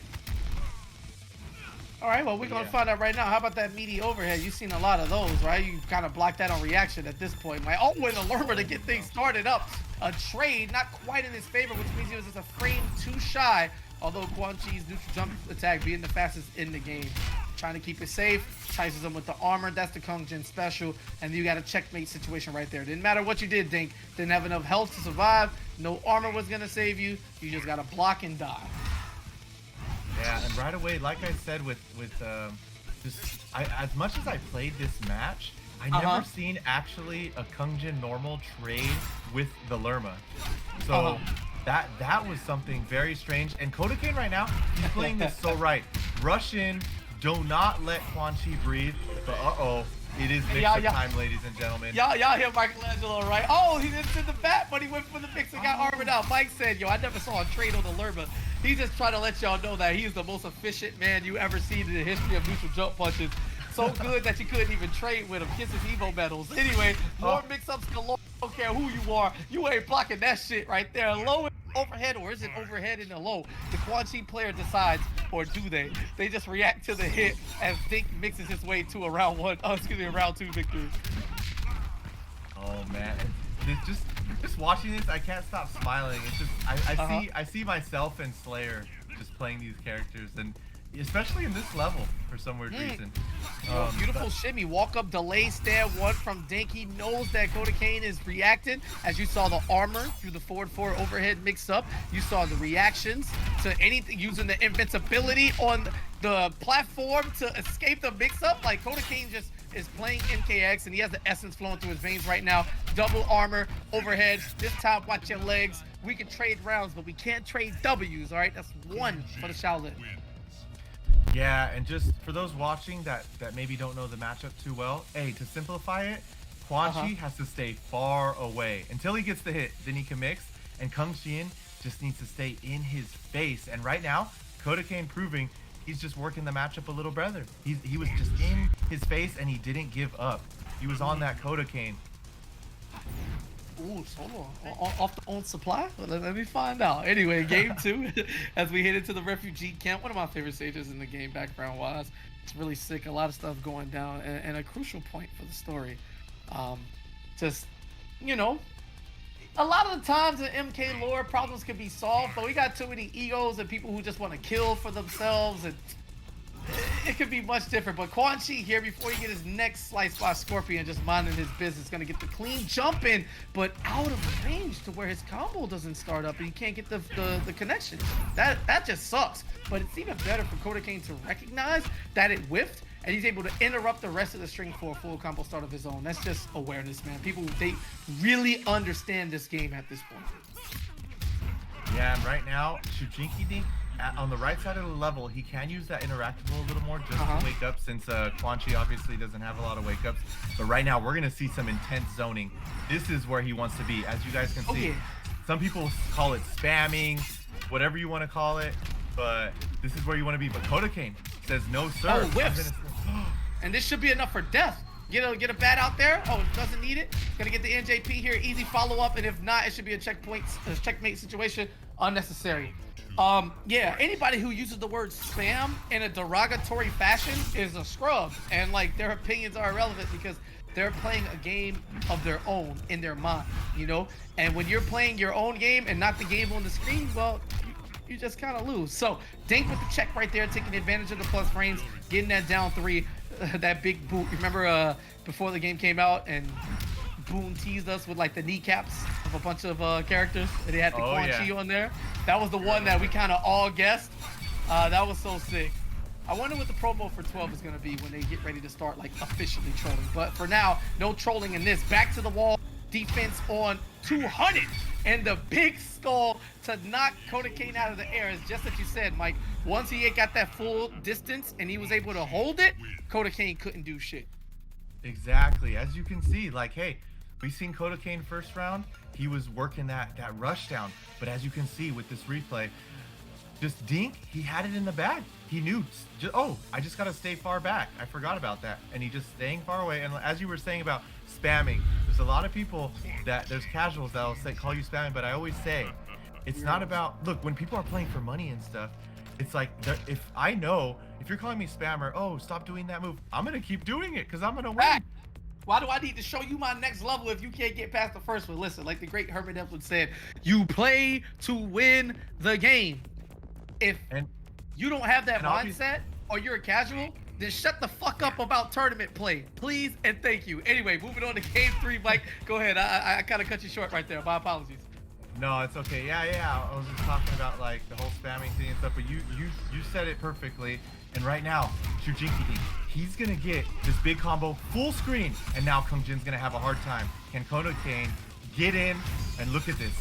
Yo, this Look is at so this. rough. And Dink is so smart with the zoning. He doesn't even care for the mix-up at this point. All that chip and meter build and another pushback. You just see skull after skull after skull as he has the bat there for insurance. And now we get dirty. I love that. I love that with Yep. with standing one, because Kodokain thought he was gonna do the 1-2, which is a low, but he just Correct. whipped the standing one and went for the overhead. Yeah, and tell me Genius. why that forward four, like this shit looks so lazy. Like the kick is just, it's just so casual. Like it's kind of slow, but not really. It's just very disrespectful. But that's what Quan Chi is, and he has, in my opinion, the best design he's ever had in this game, from his look to his moveset, all of it. But right back at you, Kodokain's got an answer. You want to play back? I can play up. Let's do this rush down thing. Oh, he's waking up without forward. That's a Slayer right there. Back forward three. He actually wants to go in right now. He's moving in. He's playing. He's Okay, playing gets the MKX. delay. Here's a throw. Opportunity strikes full screen, but he has to be wary that he cannot look for a trade. And the What call in the out. read? Dink got his whole life ran right there. That's some shit. When you hit him, you look at him like your opponent and you just smile. And then you just look back at the screen. Kodokain went to the library, picked up a book called Shujinki Dink, and said, I could read this in one sitting. Freeze. All right, here we go. Dink trying to play a full screen game. Another call out, and I like the idea from Kodokain. The aggressiveness is just on 2000, using the stage, all of his forward advancing specials, everything he can to force his way in. The thing about it, Mike, anytime you try to force something, there comes a time when you're doing too much and it all falls apart. And right now, Kodokain has no bar with no EX armor to escape, and the next hit from Dink is gonna win. Yeah, and that's beautifully put. How Doesn't matter, checkmate. Yeah, meaty. There's people that will look for that one move where they're like, I need to hit this during the round, and it's like you can't look for that. You got to play neutral. Whatever hit you get, that's what you capitalize on. 3 hits of armor, baby. EX sky drop. Anyway, playing the rush down here and just going into the corner. He did not have the EX bar. You know, that came from the forces trying to throw his what's his little weapon called? I can't even remember. The little disc. Whatever. I'm gonna just call it a disc. Then you had the Chakram? the interactables. Yeah, there you go. All that shit. It just, once he finally got in, it was like a dog chasing his tail. You know what I'm saying? It's like Heath Ledger said, yeah, if I catch you, I just wouldn't know what to do with it. And that's exactly how he looks once he got Dink into a tight situation. Now the switch to Reptile. Ooh.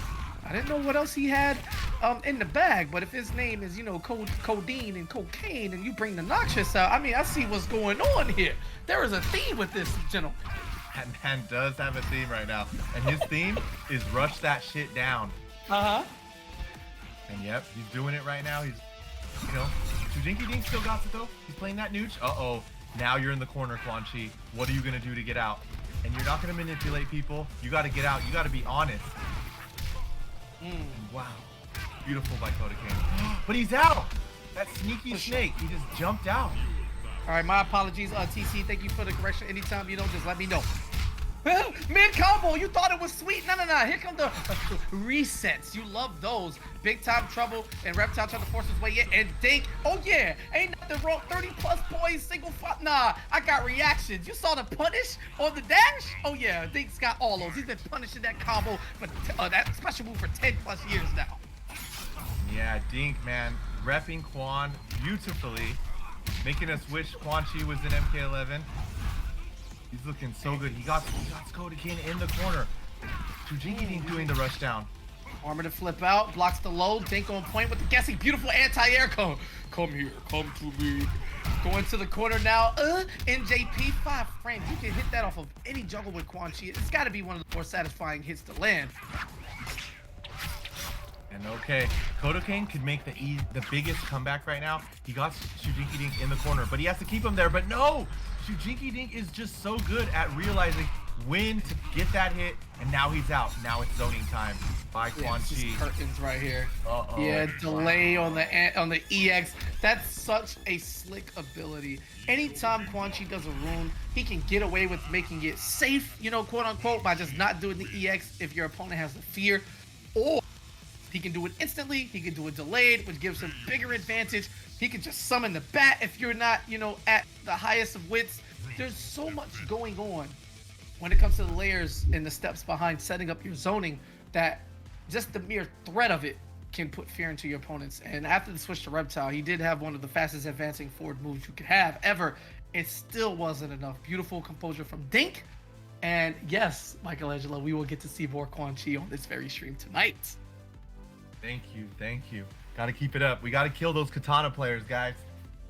Hey, yo, that's all right, bro. Damn, bro, you killed me at CEO 2015, bro. Like, I could have got my top 8, but nah, Michelangelo was like, damn, bro, we gotta play. I was like, yeah, bro, I should have beat Malik, but I dropped the combo. Yeah. All right, bro, let's do this. Wow, And you then have the great man- memory. Yeah, and then you flawless me the first game, and I was like, damn, I get to play? Hey, and he was like, I do remember that online tournament when I was in Florida that I helped you with. You were playing against a Quan Chi, Yes. and man, you Dink. guys gotta understand Dink. the look on KP's face when he beat Dink. He turned around, and that man, it's like I saved his dog from getting ran over or something. He looked bro, at me you know how and he tired said, we "Thank were you of so fucking much." Dink? Bro, at Versus Gaming Center, which was our local, every single week of the ESL broadcast, somebody from our local made the broadcast. And for whatever reason, me and Big D played Dink like 3-4 times. Like, bro, like, how does the bracket keep lining up like this where like one of us has to play? I think he ain't played Gross one time too. That shit was crazy. But yeah, that was the week before CEO, and Yomi came down to our local. And then, you know, we all went up to CEO like the next day and shit. And when I was playing, Mike was like, yo, why are you panicking right here? All they can do from here is that. And I was like, oh. And like Michelangelo gave me like tips in like 20 seconds. I was able to apply them and then, you know, win that week. Still came up short. It was a bit of a scandal. I don't want to get into it, you know, but it was certain players in ESL. We ain't even gonna do that. Anyway, it's just fun. It's a fun time. We got stories for everything. Damn, every memory leads into another. That's so Going down crazy. MKX memory lane, man. Yeah, when y'all feel comfortable traveling again, make sure you do not rob yourself of that opportunity, man. Whether MK12 or like Combo Breaker, that's will likely run MKX. I don't know. I don't have any insider information. I don't know what Rick is gonna say next week or in 10 days when the Combo Breaker announcement drops. But you definitely owe it to yourself to come outside when you're comfortable enough to do so and get these experiences plural, because it's definitely worth it. Anyway, congrats to Dink again, moving forward, cooking up. Again, we trying to see game 5s or 3-0s across the board, baby. This is what production loves. And while it's not the end for our opponents who have fell down to the lower bracket, everybody in losers is gonna play off stream in that round 1. But we will bring y'all like the rest of that action, so you will see all of the qualifying matches for next week's top 8. Okay, and wow, this is gonna be one. This is gonna be one for the books, ladies and gentlemen. We got it on the screen. Tweety making his appearance, one of the hardest working men in the competitive gaming right now, and always sure. since his debut. And we have separation, baby. We have the man. What can you say more about this? The Kolosseum. This is why it's here, Mr. Aquaman. This guy has done it all. He's brought the hype. He's commentating. He's running the Kolosseum for you guys. Beautiful. Yes, sir. Hey, you gotta. I respect players, but most of all, I respect people that just put out the entertainment for the players to compete in. And man, shout outs to Aquaman for doing this. Now he's gonna try to make his run. Listen, if you can win your own tournament, it's lit. It's such a good feeling. So Aquaman looking for it right now. Tweety, nothing doing. Armors to get that first hit, which remember in MKX is a bonus. So you're gonna get the meter back if you make the call out. Good blocks on the low, back dash. Aquaman trying to play a safe trade there. Okay, ooh, so put the sword back down. I forgot, you can pull that thing out and not do nothing with it. I don't approve of that, you know what I'm saying? You're only supposed to pull it if you're gonna use it. But this is a video game, so that is big plus frames. Tweety caught. There you go. I said I was gonna say Tweety taught. Tweety caught, trying to backdash or teleport out of there, whatever one that animation was for. And Aquaman taking advantage. Very close game to start things off. Yeah, like obviously everyone knows who the beast of Tweety is, but man, for Aquaman to be doing this, how does he find the time to be hosting, to be playing? And wow, just like that.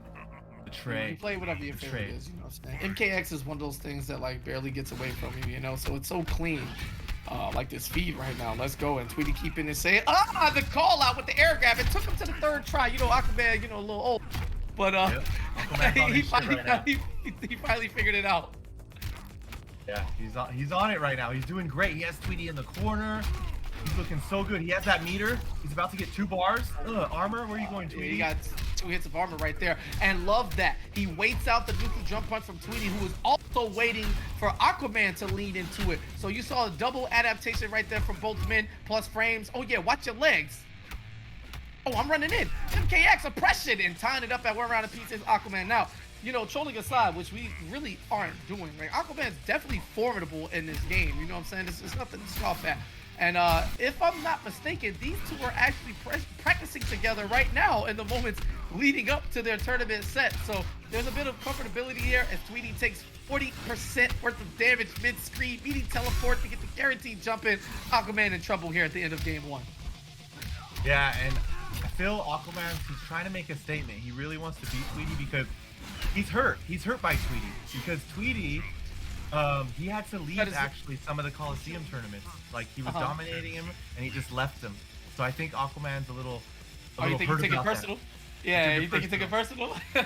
You know, you fucking up my broadcast? All right, bro. Let me take it out in the way that, you know, everything should be resolved. Run the set, right?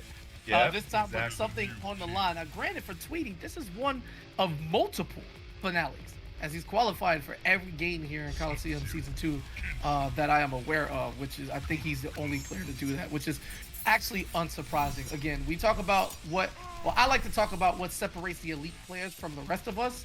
And for Tweety, it is really simple, bro. Work ethic. I don't know if there's a player who works harder at the grind, especially when it's like an active tournament season, whether it be a pro comp, whether it be a series of online events, whether it be the Kolosseum itself. You just see it in the gameplay. Always very clean, and it's just on display more and more today. Is PC better? PC's better for literally everything. In theory.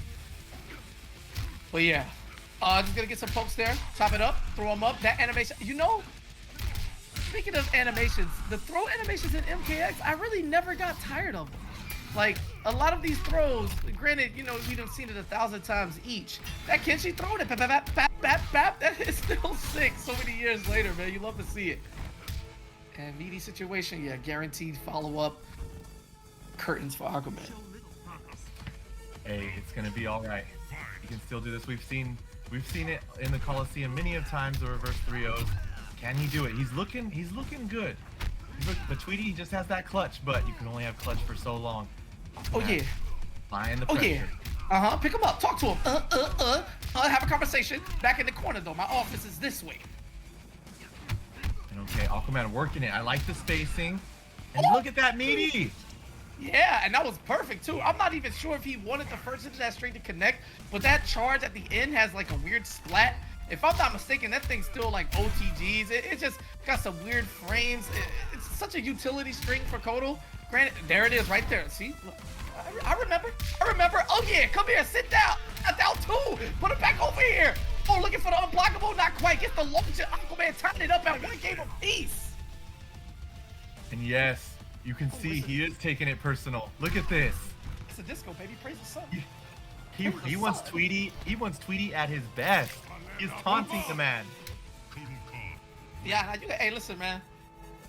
Another great thing about MKX is the amount of time awarded to you at the end of like the finish him screen, and like it doesn't negate your abilities. Like MK11, you can't jump, you can't dash. It stops you mid combo a lot. But this game, the way they revamped the brutality system is so fucking sick. And we should have a replay of just dancing in the sunlight on a loop, just getting that disco on. You know, when Kodo Khan was when he was out here. Wow, it is actually tied up. This is insane. Aquaman can do this, man. This is 2016 Aquaman. I mean, listen, it is a finalist. Like, it is a finalist event. Everybody here deserves to be here, so nothing should be, you know, that surprising at this point. Oh yeah, gets the jump kick right now to set things off. Teleport, keeping the pressure going. Coming with that overhead. And what that does is it forces Aquaman to try to have a more reactionary place down. Instead of, throwing out the anti-air grab for the teleport, he has to look for the overhead. He has to look for the low. He has to look for the armor.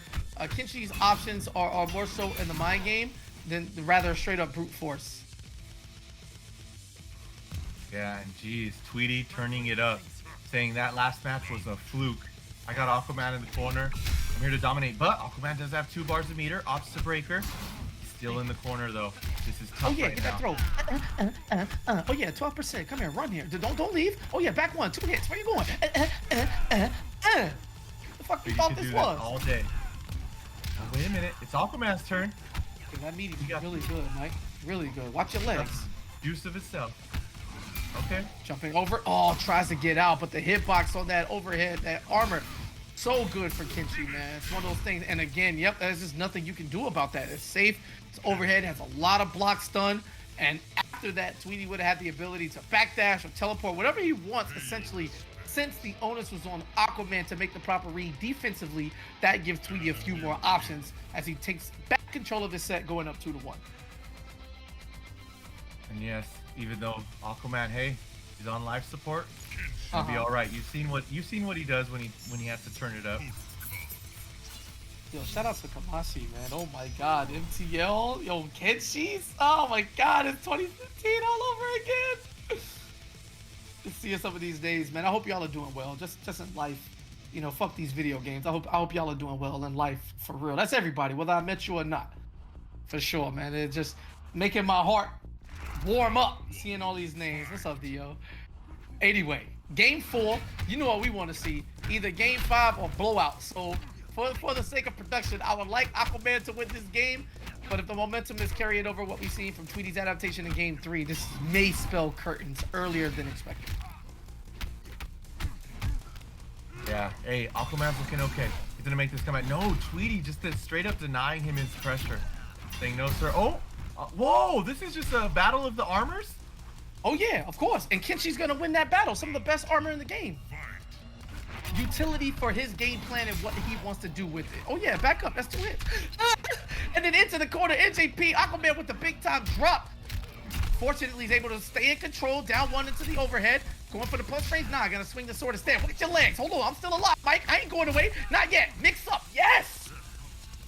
This is Aquaman. This is what we want to see. This is the host with the most. He's in this. He's staying alive. Big time punish. Oh, never mind. I had an opportunity on the whiff interactable kick, but instead just goes for a down 1. Not what you want to see, but it's going to back off and give Kenshi the space he needs. Nah, Tweety going to close the gap with the run up. Plus frames. Oh, yeah. Don't disrespect this. 6 frame down 1 and 6 frame down 4. Punish. Not quite. Wow, this is so close. Aquaman, he just had to break, so he has no bars to meter. Tweety with 1 bar. You're going to see that armor. Yeah, other way around, boss. Tweety is the one with the bar on that side. Checking with the forward ball. Just a little shoulder check, and Tweety taking it down. We're talking 12% at a time. It's a beautiful poke, no matter how you want to cut it up. And another armor incoming. Oh my God, opportunity. What is Tweety gonna do? Doesn't have the chance to break, but he does have armor. 1 bad read and Aquaman dies. He blocks it, baits it out, but the back 1 on the follow-up again. That armor is so good. And I like the challenge because, like, you have to at that point, but getting back into the corner or just giving Kenshi the window to shift the momentum back in his place that was it. The moment Aquaman was forced to block the armor, he knew he lost. And man, the ultimate troll would be if Tweety just said, "All right, I'm out. I gotta go," and he just leaves the tournament. That would be nasty, but with him being on the winner side of top 16 now, he just needs to win 1 match to qualify. So I don't see that happening unless emergency's happy. It is what it is, but it's still relatively early. I'd like to thank everybody, man. 250 plus in the chat here for the part A of the finale. We're just going down the top 8 tonight, and then next week you'll see the finalists and all their glory and the bloodbath commence. We here with Michelangelo, man. A lot of memories, a lot of stories, a lot of fun thus far, and a lot of variety, man. I'm so glad that at this point in the game's life, people are playing what they want to play and are able to compete at a level with other gods, man. It is something that makes me happy, and I wish the cycle didn't exist where we could still be playing MK9, MKX, you know. Man, and Maybe, it's always maybe, fun, maybe not Injustice 1 because that shit was too broke. But it wasn't enough because this game is OD broke, but that's like everybody. Injustice right now would have been like a 5 or 6 character game, and that would have not been okay. So yeah, the other one, MK9 too low key. Anyway, go ahead. Man, and going back to the MKX memory lane, I remember you actually came by Yomi. I did at one point. Yeah, yeah. I What was did. your experience like over there? So, you know, when you run things outside of tournament that are just natural and clean, that's where you get some of the best content. You know, people will talk about Florida versus Texas MK11 forever. But one thing I want them to not forget is MKX, Forever King against Wound Cowboy, right? This is a rivalry, and Reno is an old school dude. He just like me, you know. I met Reno. He introduced me to his family and all this shit. The first time I met him, I think he just kind of knew we had this connection. So before it happened, I got the call for Reno. He said, yo, we about to bring Cowboy to Yomi. Like, fuck all this shit. We gonna have them play. We gonna run it here. I want you to commentate. That's it. Mike is here. I don't want nobody else. I'll fly you up. I'll pay you, bum. And I said, yo, can I just stay for like a week? He was like, yeah, whatever you want to do. I said, all right, bet. So I actually came up there to train because my local was godlike. Don't get me wrong. Big D, Newbie, Vendetta, Gross, Viking, Dag. I could go forever. I ain't even finna, you know, it's godlike. But I said, if I can train with Yomi, y'all don't fucking sleep. Y'all don't even know what time it is because nobody leave the fucking building. It's grind, smoke, grind, eat, grind, smoke. So I was like, okay, cool. No matter what time of the day I'm up, I'm gonna have somebody to train with. So that's what I did. I wake up in the morning and Denzel would be there. And Denzel would be like, all right, first to death. All right, cool. Play first to death. Denzel don't get tired. That's the motherfucker you should never play first because he will not stop. I had to stop. I'm like, all right, bro, I'm gonna play somebody else. He's like, all right, you know, cool. I play Malik the same way. These two motherfuckers do not stop. They do not stop to eat. They do not stop to smoke. Nothing. They will grind first to 2 million. But, you know, I came in only playing Royal Storms at the beginning. I left playing all 3 variations because I couldn't beat Denzel with Royal Storm. Not a single game. I switched to Morpho. I started winning games. I started playing Slayer. Slayer would come. Everybody trying to go to sleep. Slayer would come and be like, yo, KP, yo, nobody want to play. They going to sleep. Yo, come play with me. I'm like, bro, I want to go to sleep too. He's like, yeah, but fuck that. You only here for a week, so come and grind. And I'm like, you know what? You're right. So I would grind with Slayer. And I would just grind with whoever was up at the time. Or Dominion was there. I would watch Dominion play Street Fighter. And that's it. Like, no, it was a schedule. I was basically like wearing y'all out. Oh, Mike, you not playing nobody right now? Yo, Mike, let's play. So that's what it was. And that's when I learned that Yomi was different. My favorite part is where y'all had an argument. Y'all started arguing about something in the game. Everybody stopped playing or whatever they was doing in life and said, we gonna lab this shit. And y'all used to lab with like all 10 of y'all at the same time. And I never saw a more efficient way. It was like, no, but what if you do this? And then everybody would be theory crafting and testing and labbing it all at the same time until y'all figured it out. And then y'all all adapted the strategies at the same time. That shit was so impressive to me. And it's one of the greatest things I've ever seen. And that's why Yomi was so good, because it wasn't just the talent. It was the brain power and how y'all gelled together and meshed so well. It was crazy watching y'all watch like a Sonic Fox set and then 10 of y'all break it down. This is what they do there. All right, when they do that, this is how we stop it. It was crazy. So yeah, that was my experience at Yomi. The first of 10 was amazing. You know, it couldn't have gone any better. And that's the easy part though. You know, the commentary, that's what we do. But seeing that was my favorite part of being there. Yeah, wow, that brought me back what you said. I knew that question was gonna be awesome. Yeah, man, just so fun. Yomi was the birth of a lot of great people. Like Dragon came to visit.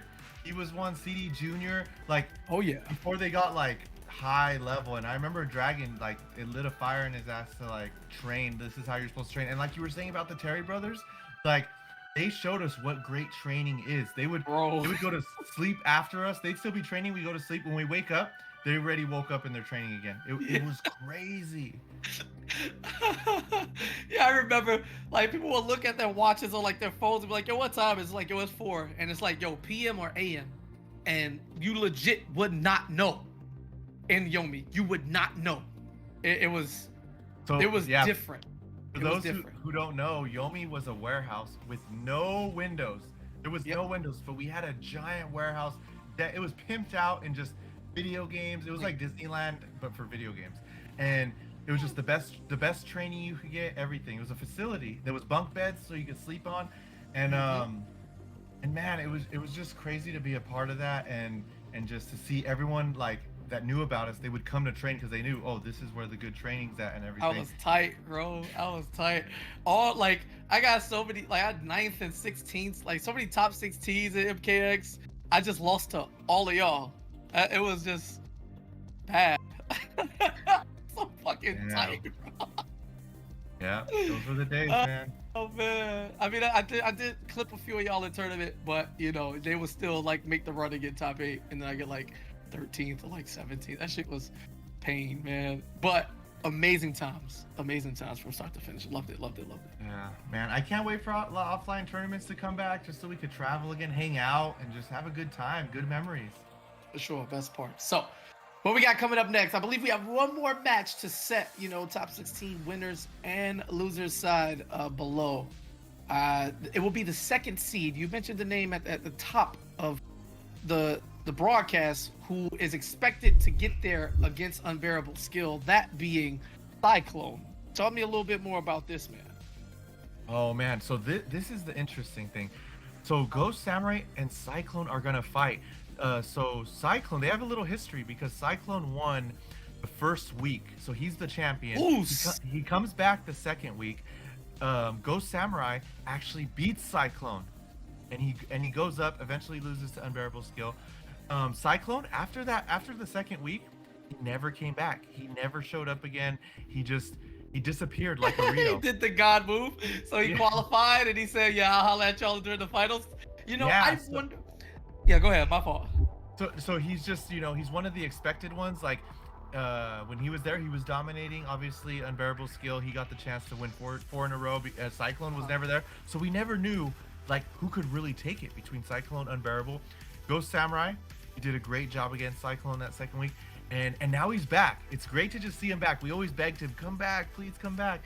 So Cyclone's back. This is gonna be insane. And wow, this is the losers bracket.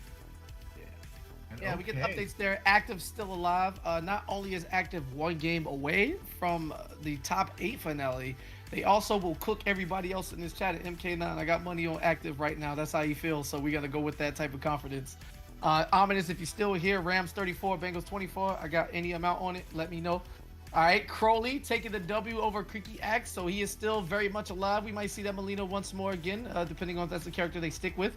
Cam is black against Mr. Aquaman. Now, naturally, I would be running to pick Cam, you know, pretty quickly. That is going to be on stream, by the way, because I just realized, like we have to stream it because I'm the stream room. Yeah. Okay, cool. So we gotta stream that whole lap. Also, we don't need to talk on it until it comes then. And then Coda Kane is waiting for their opponent, which will be the loser of the next match here between Cyclone and Ghost Samurai. So, will Ghost Samurai prove that week 2 wasn't a fluke and he deserved that win over Cyclone? Or will Cyclone prove that winning that first week, that's all he needed? And now that he's back, he's here to claim his throne again. Especially against Unbearable, against Ghost Samurai, getting that vengeance. It's time. Is that strategically nice or is it bad? Should somebody stay, you know, a little less rusty by just entering here and there? Or is it okay to get the qualification and then peace out until finals? We'll see just how much it works in their favor. But Warrior Predator, Jesus, one of the more exciting characters to watch, and a true like testament to how good NRS DLC really is. There is a reason why guest characters outsell everything, and the IP is part of it. People just love these characters, but the designs are always so sick and so top tier upon release that you really can't, you know what I'm saying? People will have arguments about Leatherface, but that character's broke. Anyway, instant overhead right there. Like, nah, I don't even, you see the execution on this? This man is barely leaving the ground. Yeah, you always gotta love seeing the Ermacs. You know your Florida boy, Big D. He has to be watching this. He's the Bro, Ermac it wasn't fan. just him, bro. I hated them, bro. Big D, Toxin, and Too Easy, bro. Every tournament, every Florida monthly. I hate this character. Anyway, gonna get with the wake up scoop, looking to chase him down in case of a backdash with that EX lunge, and it's safe from the self-destruct explosion on top. I mean, again, setups, just the creativity, the freedom. That's a word I'm gonna go to a lot, but nobody cares about freedom when you got pushed, bro. That move there is so broke. Oh, I ain't on no, real. This is grassroots made. Fuck this character, bro. This push, this move is so broken. They downplayed it the whole time and got away with it. I hate it here. Yeah, it gives me nightmares, man. Evo top 8, your boy Big D, he got me there. Yeah, you know, it is what it is. and right now, Cyclone and Ghost Samurai, this is so damn close. Ghost Samurai does have 1 bar a meter. He's dragging Cyclone into the corner. Beautiful use of the armor right now. It is basically tied game in meter and in health. This is so close. Who's taking this first match? We gotta keep it pushing. He's trying to back up to get space for the push and build the meter. Wow, that was very risky there with the EX teleport upon the air. It wasn't blocked, but there's still a lot of recovery to the point where your first instinct is going to be to block, and that's all he needed. EX, just little. I forget the name of the move, but I'm gonna just call it a pounce. You understand? That is such a quick overhead. Like you just die. Like, bro, this is one of the variations where it's like. Yeah, it's good, and you can tell, but you can just play the other ones because the other ones are just definitively better, right? However, that's just looking at variations from a base value. When you take into account player freedom or individual matchup knowledge between player, as you said, these two have had history in the Kolosseum Season 2. There's just ways you approach it. It's so many variables that go into a character selection, man. Let people get comfortable, and that was a very comfortable choice there, as we saw this Predator. Ooh, that's an ugly motherfucker, boy. Ooh, getting that W. All right now, Cyclone was starting it off, looking good. He's proven right now why he only needed 1 week to make the finals, and now he's here to take it all. Here to take all the championship belts. Hasn't lost a step. It is 1-0 here in favor of Cyclone. Gonna get the ground pound from full range, but no, that's a very smart disc. It's not stupid, it's smart. I mean, you can't do shit while it's on the screen. However, what you can always do is the EX push. Gonna recover a little bit of health, gonna keep it exceptionally safe, and the hitbox is tremendous. It is essentially a wall that goes sky high in front of Ermac. And wow, was that a punish? Again, the level of execution from these players, it's just ready, and that was an instant. Oh, nah, Mike, no, there's no way. You can ask me to play these. They're too good now. Oh yeah, this is why Cyclone is the champ. He's turning it on. Ghost Samurai, not too far back. He got to remember what got him there in week 2. What made him beat him. These are the 2 characters they used. He's looking good. Okay, he has that rush down. Yes, yeah, of he course. has the meter.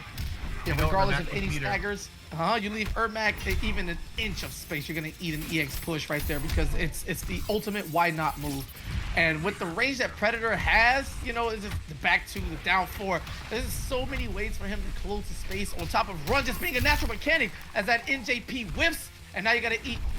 It's still a full combo. Might not have been the most damage ever, but getting Ghost Samurai towards the corner is the objective, and Cyclone has succeeded. However, the tables have turned, and his back is to the wall. Okay, this is so damn close right now. Cyclone, he's looking to get that 2-0. Is it gonna happen? Ghost Samurai, not too much to guess with right now. He's getting the health. It's a lot closer now. Oh, the grab, but it's tapped. This is high level at its best. Oh my god, but that is the second time in a low life situation, Mike, that Ghost Samurai panicked, going immediately to the air teleport. We saw it at the end of game 1 and the end of game 2. It seems to me that he's been able to adapt. He can do the relay, he can go back and forth, but once it gets to a clutch situation, he is missing that it factor. And whoo, that is a major difference between the elite and the rest of us.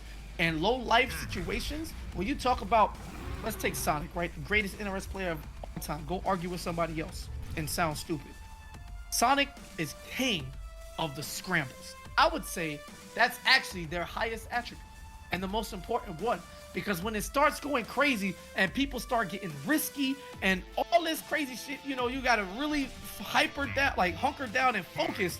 Sonic does not falter, they do not fall. And we've seen Ghost Samurai, you know, kind of went to bed twice back to back with those instant air teleports. Highly unnecessary.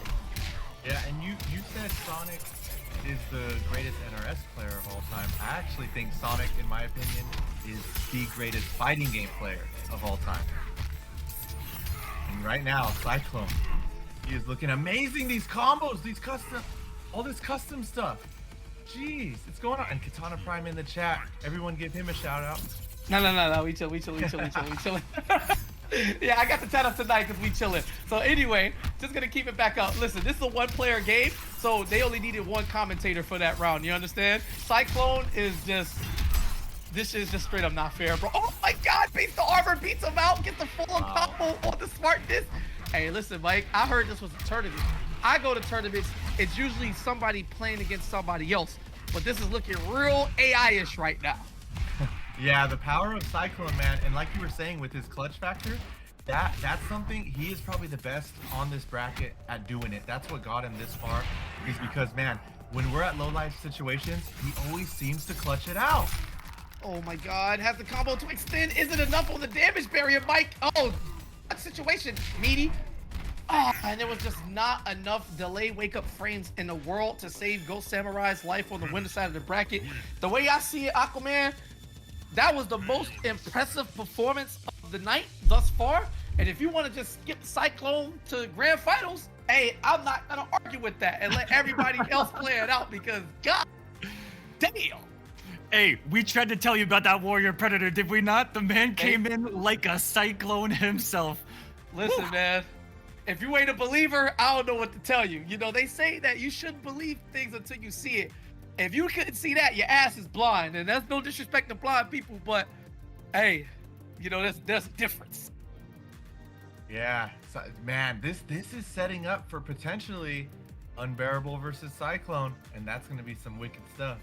See, that's some massive foreshadowing though, Mike, because that has to be like a grand finals, man. You feel that strong to look past the other 14 opponents all the way? Hey, granted, I've only witnessed 8 weeks of Kolosseum, and hey, let me tell you, man. Talk to him.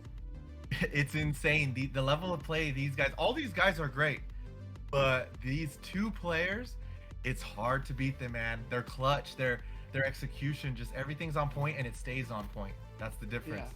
Yeah, so you might as well just clip that corner combo that we saw in round 1 of game 3. That's the one you tweet out right there. Ooh, I don't really have anything else to add to it. You know, sometimes it is what it is. It was a 30 ball. You know, no questions asked, no receipt necessary. I don't need the signature. It's on the house, baby. You know what I'm saying? No charge.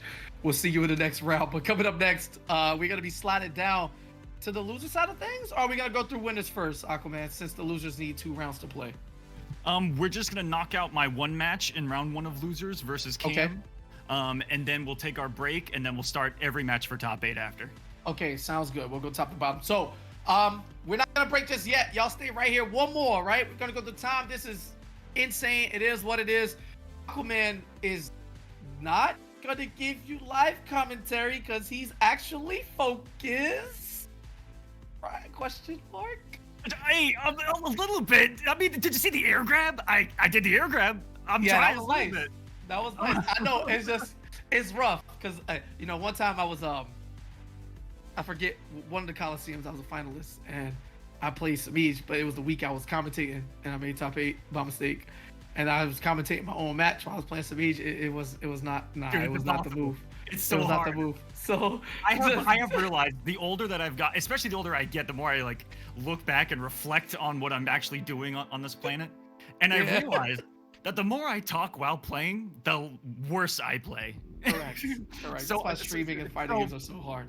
I'm just gonna sit back, shut the fuck up, and I'm gonna try to mix this, man. Me versus Cam coming up. Ooh, there you go. So he did self promo. We ain't gotta do it. I'm gonna jump in the chat. Mike, you got it. I gotta sign some boobs right quick. Hey, go for it, man. Oni, I got you. You know what I'm saying? But you gotta have the shirt on because you know I'm married with a kid now, so I just can't sign the titties any type of way. I'm just gonna you know, just sign the cleavage, all right? And we'll go from there. Deoxys, what up, baby? I miss you, man. I hope you're doing well. Unbearable Skill, no, you are the GOAT, sir. You are the GOAT.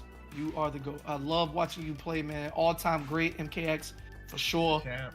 And I appreciate that I was able to play you in tournament all these years. You know what I'm saying? MKX. MKT. Hey, what up? Yo, how am I forgetting his name off the top of my head? Hot Rod. We gotta talk. I got something for you, Hot Rod. Hey, you know, Hot Rod. some Shout out charity to stuff. Hot Rod. Shout out I gotta Hot talk Rod. to you. He's a great man. Like, he's coming in the scene. If people don't know him, hey, give him a follow on Twitter and stuff. He's making some moves. I was so happy to see him at CEO, making that last minute, like, the announcements and stuff like that. Of course, baby. That was Come on. amazing. That was the easiest call ever. Yo, it basically was like, yo, KP, who's your ring announcer for this year? Because obviously, you know, I'm game lead and stuff at CEO for everything NRS. And I was like, I got the perfect guy. So I hit Hot Rod up, and believe it or not, I know this gonna sound crazy because y'all hear his voice and y'all see him all the time. Hot Rod was like low key, like, yo, you sure? I'm like, yes. You're gonna get in the ring and you're gonna introduce everybody. You're perfect for this. And he was like, I don't know, man. Like he felt like he might have been like undeserving or it was too soon or something like that. I don't know what's going on in his head, but I was like, no, like you're doing this, nobody else. So to get that set up was cool and it was natural, baby. Easy fit for him in the ring. But yeah, we got something else to add as well. For Hot Rod, Right? it wasn't. I say it wasn't soon enough because, man, the level of hype and intensity, and you could tell that man's just passionate about the FGC right now. He's loving it. Of course. And we just got to bring him along because he's gonna be. He's gonna make some big changes and do some great things for the FGC, man. He's a good guy. I got a gift for you. I got a gift for you, Hot Rod. I couldn't get it to your CEO, but I got you. I think you'll like it, and you're the only person that can really give it. But yeah, we could talk some more stuff. While we do that, Aquaman is preparing in the background. Get prepared to see him versus Camus Black, who admittedly felt like he just really played bad in his winter match against Star Charger. He did attempt to go with Blood God against Katana, which that matchup is good, but it's not as good as it once was since they nerfed, you know, Blood God, and then they buffed Katana a little bit more, and it's like she can certainly handle it now, unless you're like really on point. Did switch to Liu Kang later. It just wasn't there. But we'll see what happens here. 2 games away from the top 8 finale that will be live on this channel next week. I don't know if it's the same time. I don't want to throw that type of misinformation out there. But surely you just follow the accounts. They literally tweet it every day. So you should know what time to be here. You should know who's playing. All that good stuff. And on top of that, winner side, pretty definitive. But before we get there, we're going to get young Johnny in the Brazilian jersey. Yeah, and right now, man, it's so great to just see Mr. Aquaman here, and Cam is black, but they are on life support. They're in losers. This could be it for either one of them. This is going to be a tough one, man. And Tweety waiting in the chat. He's waiting for that blood. Okay, and here we go. We're starting it off. Aquaman, wow, with the F neutral. And he's just going in, pushing Cam is black straight into that corner.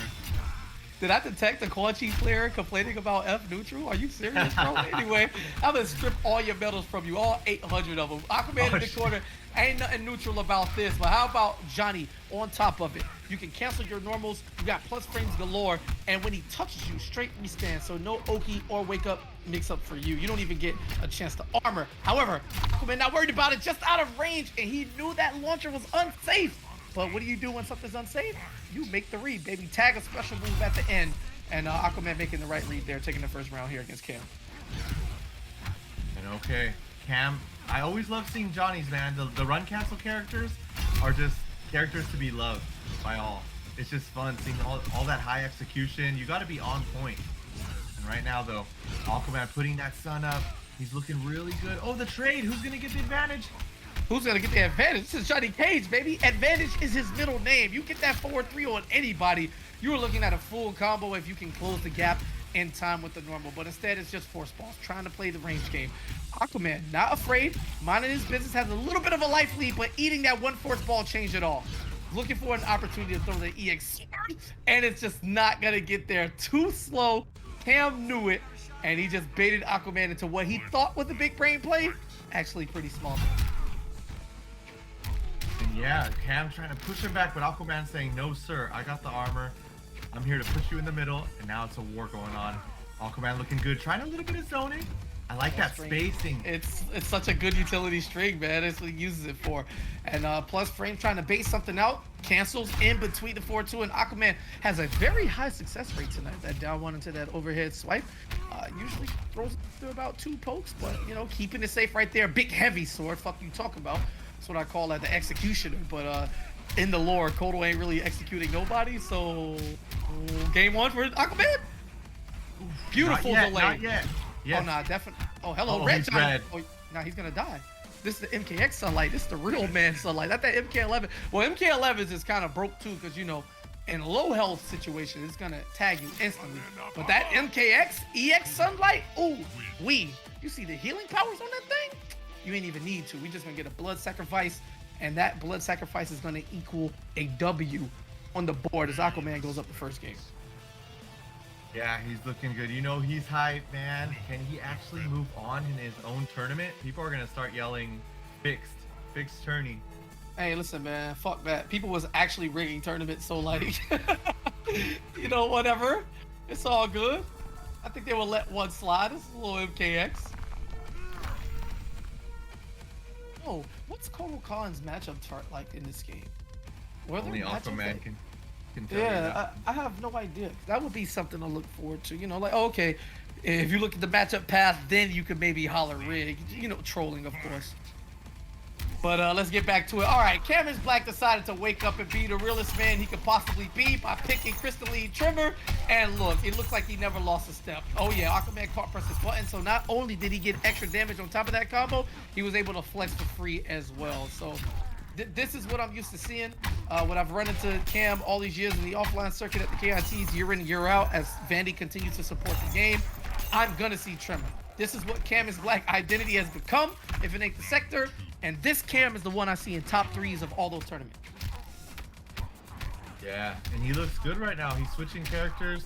You know, he's trying to put the heat on, but man, Aquaman with these combos, he's always delayed wake-upping though. Off of that meaty. Okay, Cam is Black. He got Aquaman cornered. He's pressuring hardcore right now. Aquaman trying to get something started. It's so tough for him right now. Okay, yeah, he's in. Wow. Oh yeah. Oh, late break. Cam is a believer. Aquaman not watching his toes. I don't think they have, you know, these rolling pits in the outworld that he ruled. But it's all crystal and the great interruption from Aquaman. Wait a minute. Listen, man. I know it's hot in the nether realm, but damn, that was some sweaty shit. Oh yeah, you're telling me, man. With this kind of pressure, anyone's game right now. Cam is Black. He's looking good. Hey, they're both tied in meter, basically. Aquaman has 2 now. He's not opting to break. Okay.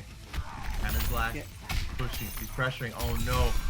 Aquaman's life is dwindling. He doesn't have much to work with. Yeah, sometimes you just got to commit to it. Raw overhead and right back at you. Double down 1 and gets the clean jump in his Aquaman. And wow, gets the break at the end of the string. The next string is going to give Aquaman enough for a launch. So this is a big time opportunity to shift the momentum in his favor, but has to spend it for the armor. Would rather keep the positioning instead of the big time combo. And this time, double dashes without the stamina to cut it short into the full combo. One guess? Yeah, Chip's territory. This is it. Ooh. Yo, Checkmate. Tremor. Oh, Tremor. Yeah, I remember sitting at a tournament. I forget which event it was. But I said, yo, who designed this character? Who thought? And I started naming all Tremor shit. And I was like, who thought this is okay? And then Paulo just looked at me and he said, I designed it. And then I just looked back and I was like, yo, this character is sick. That's all I can say. As strong as he is in the meta of the game, all of his shit is so cool. Like, he is a sick design.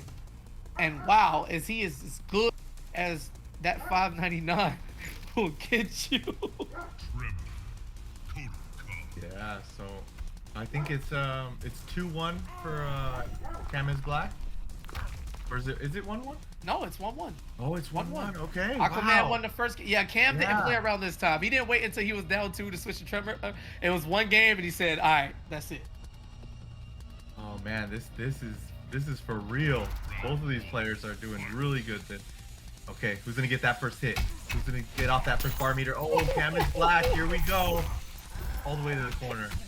Yeah, I don't know why, Aquaman thought it was sweet to just run up from that far. That forward one covers a lot of distance, and a high at that range doesn't really matter the properties on how it hits.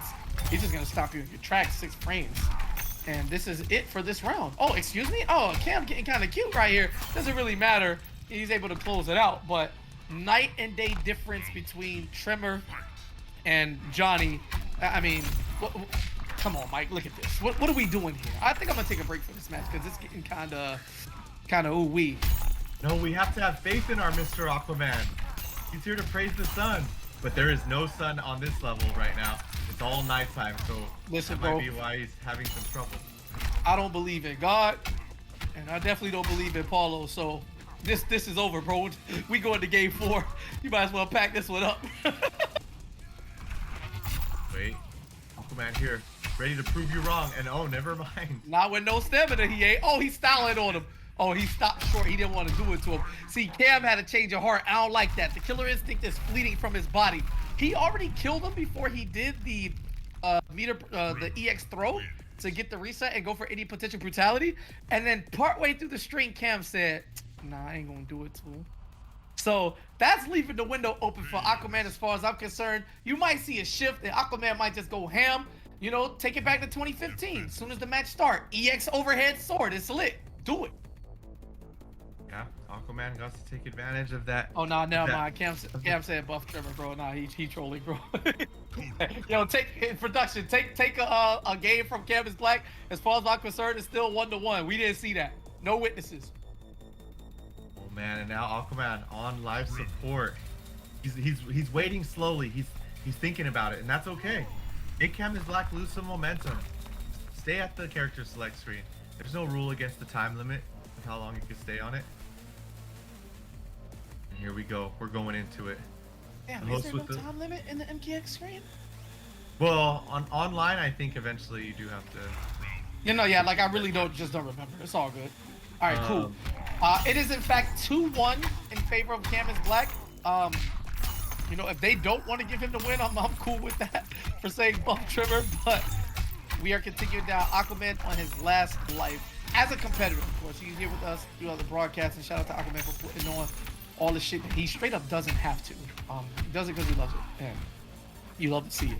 So he's digging in his mix-up bag, just trying to, you know, throw overhead low in the streams. It might be a base level, but he can't do much more as Cam is Black is just turn the lights out on this set, man. A complete blackout, curtains closed, like it's just rough, man. Really rough. All right, Aquaman trying to get something started. He is on the offense right now. He's doing good. Okay, he's not letting Cam is Black get any offense started. Yes, pressure him. Yes, he's in. Okay, Aquaman's looking good. Uh-oh. Might be where the momentum changes, though. No, Aquaman not allowing anything. His pokes are on point right now. He's looking pretty damn good. Oh yeah. Oh no, not like this. Not like yeah, this. 2 hits of armor, baby. Still alive. Wait a minute. Aquaman fighting back from the depths. Listen, he might have did this for dramatic value. You know what I'm saying? He might have did it for dramatic value. He gets to check the beautiful juggle. That was a real Kodokan combo right there. That string is so good. Gets a clean jump in, plus frames. No, not quite. Overhead. Watch it dome. Yeah, nah, flex on who? This is my stream. What you thought this was? Using the down forward and low profile to jump in. However, Cam is Black with the recognition. Going to his next progression. The beautiful whip punish from Aquaman. Can't get too much from that starter, but all damage is good. Although he got a little greedy. Went for the anti-air. It's a full combo into flex, into corner, into L, plus ratio, plus I beat you in your own tournament. It's a lot going on right now. And oh no, Aquaman. He's on live support. Can he get out of here? He needs to get out. He has 1 bar meter. Cam is Black. Oh no, and here's the meter, and here's the brutality. Poor Kodo on his own level. Damn, and plus beat you on your own stage. That's OD. They're gonna knock down the thing in the back, man. Yeah, all right, that is it. That is 3-1 in favor of Cam. There you go. The fabled win 2 games at the same time on tournament. It's all good. Yep. Damn. Hey, salute to Aquaman. You did great, sir. And I guess we can let him speak for himself. Shit. Yeah, where are you? Let him get his Well- composure. Let him. Oh, let him he's go. deafened. He was in the zone playing that with you, boy, or playing that one. Okay, cool. Thank you. He might come in here just full bursting. He can do that whenever he's good and ready to, because it You're is, gonna in fact, his ship. But the second would have sailed, and Canvas Black is going to be one step away from qualifying for the finale. You know what I'm saying? Part 2, the top 8 going down next week. That's exactly what I expected to see from Cam. For whatever reason, against Star Charger, he just wanted to keep playing Kotal and then Liu Kang. So, it felt off, but there were, murmurs in the chat that Cam had spoke of only playing Johnny in this tournament. That was cap. When people lose and they know they just have better options, they just go to the option. Hey, Cam, it might have cost him a tournament set. Who knows? But here in the losers, that lifeboat, that is Trevor. He was like, all right, it's time to go for a ride. Yeah. Hey, Aquaman's tournament run has came to an end, man. I don't know how many more people their tournament run has come to an end, but I think this is officially the first one that has come to an end. Unless we just haven't got to see the other ones. So are we going back to winners Yes. side now? Well, we're gonna be taking a quick break here. You know what I'm saying? Yeah. 5 minutes. Real break, not the esports shit. So y'all chill out, man. Get some water, all that good shit, and then every match you see on stream from here on out is a qualifier. All right, we'll be with the MKX Season 2 finale here at the Kolosseum. Y'all keep it locked, baby. The Kolosseum Season 2 is brought to you by PixelPro.io. Empower the creators. And the Kolosseum Studios. That's right, we're our own sponsor. Check out events, merch, music, and more at Kolosseum.gg.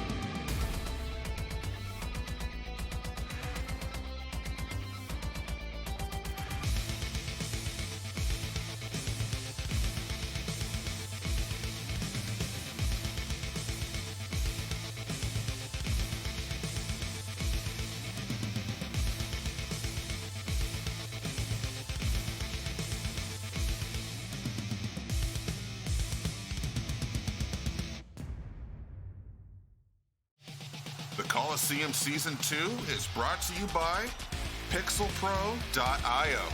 Empower the creators.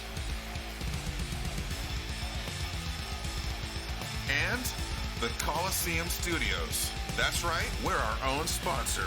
Check out events, merch, music, and more at Kolosseum.gg.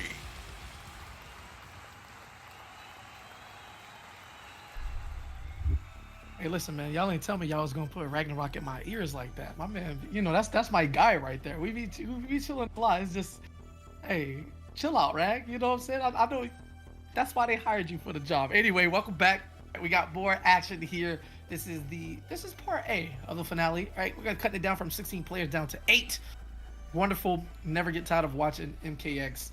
And if you two want to get on the action to support, thank you for tuning in. But you could also hit that Matcherino link. You know what I'm saying? Let's get that money up. We at $836. Hold on, let me hit that link. Mike, talk to them right quick. Now we gotta get that up. Guys, we gotta get that up. 36. This is what they're fighting for right now. So far, Injustice 2, MK11, they've reached over $1,000. Come on. If anything deserves support, it's MKX. Oh no, yeah, you keep doing your thing. Yeah, don't worry about me. We out here right now. We out here right now. Uh-oh, KP about to drop a bomb? I don't know if it's gonna be a bomb, but you feel me? Where we at 836? Ooh. Okay, we okay, cool. We're gonna get that up. We're trying to get to that 1K, guys. Mm-hmm. But yeah, man, these fighters right now, and hey, so we're going into, oh my gosh. So this is now unbearable. Yeah. I think it should be T-Seed versus. Is it T-Seed versus There we go. All right. Or Sunio. Love to see it. Sunio versus Unbearable. All right, let's get into it. We got Katana action now. We getting that number closer to 1K. All right, I'm gonna need some help though. But we did what we could do to push the needle forward, and we'll get updates on that as we get through this match. The first qualifier.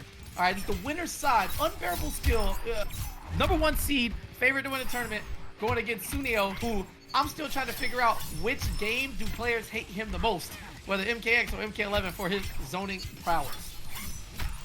Yeah, and hey, right now, Sunio is putting the pressure on Unbearable. Unbearable's skill's not used to it. He's the man that puts all that crazy pressure on. But look at this. Sunio looking so good against Unbearable. He's a master at just jumping.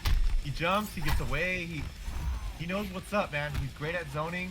This could be the kryptonite of Unbearable. But that's what you got to look out for. See, Unbearable already going deep in the bag. As Sunio jumps, he's meeting him with those run-up forward ones, clipping those princesses' legs, and all Trimmer needs is a single combo to corner carry you from literally anywhere, and then you got to deal with his nonsense. But Sunio cutting that short, not trying to give Unbearable the chance. Yeah, he went for the wrist there, and that's okay. He had the makeup. Now he has the EX on. No chip damage incoming, and Unbearable, last breath. Nope. He's gonna block all this shit. No chip. And he's chasing him as far as he can. How long does the flex last? And it finally ran out. And that's all it takes. Again, we are talking about discipline. We're talking about patience. All of these things that make Sunio the premier zoner in the scene in my eyes.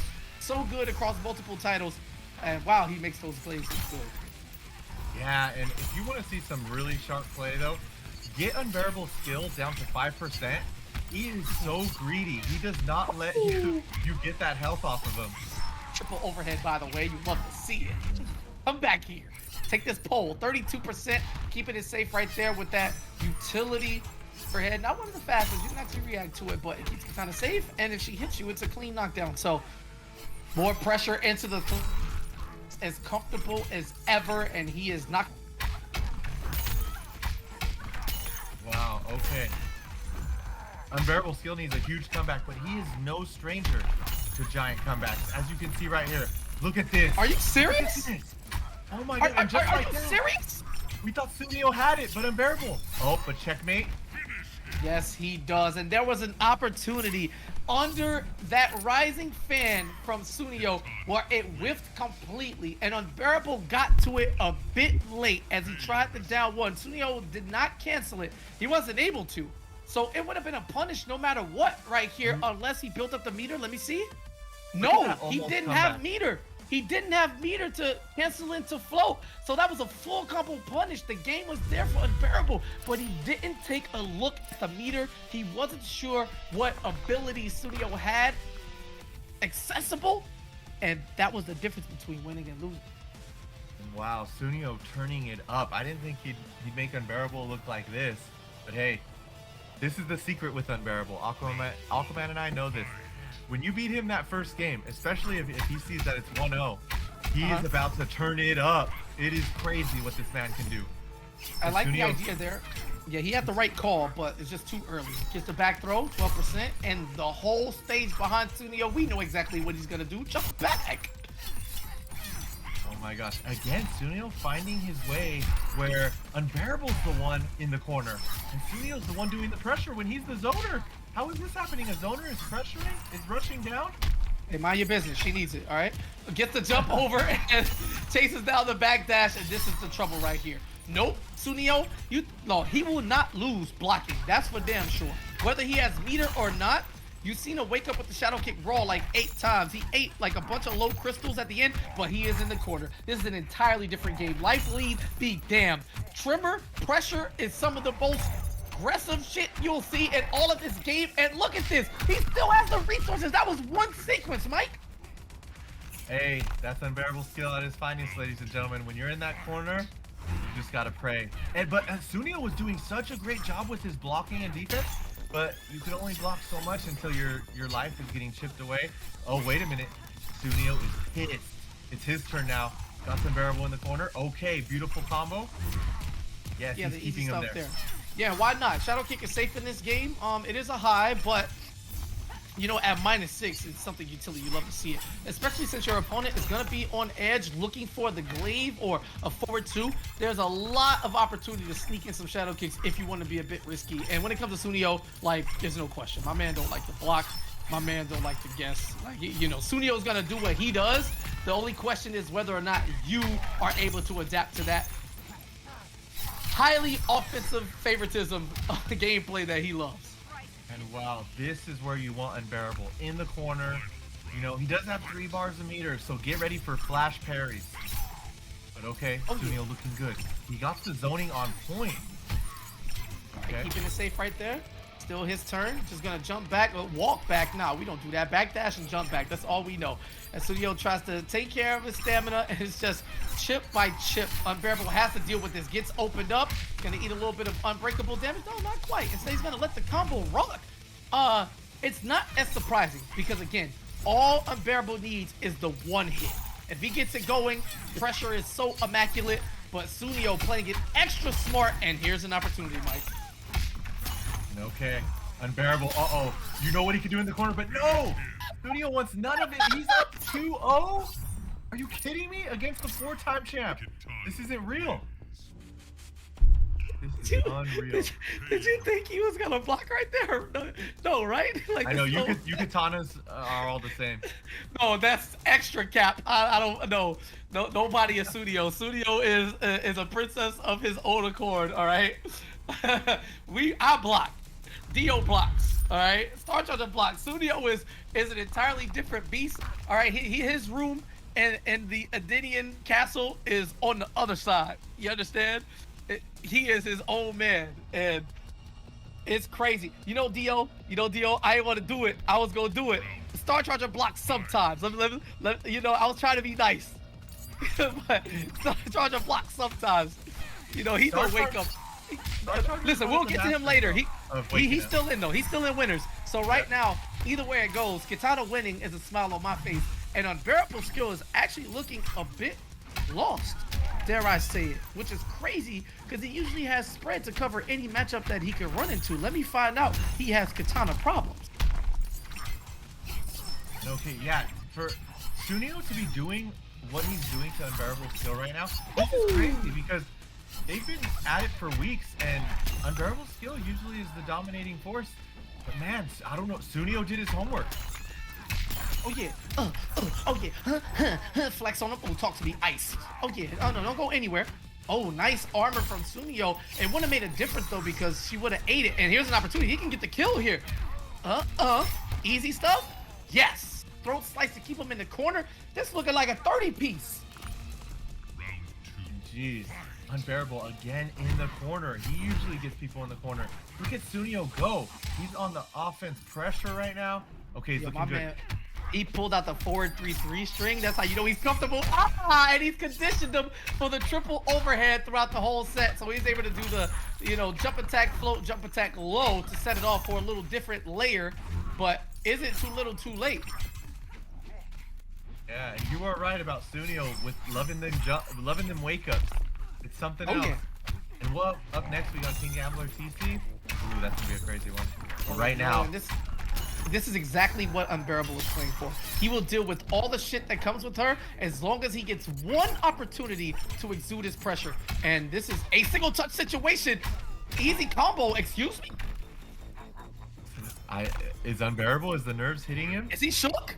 He's shook Is a he little shook? bit, I feel. Let me find out Unbearable is shook out here. Oh wait, but if he's listening to the stream, we're about to piss him off. He's about to prove himself.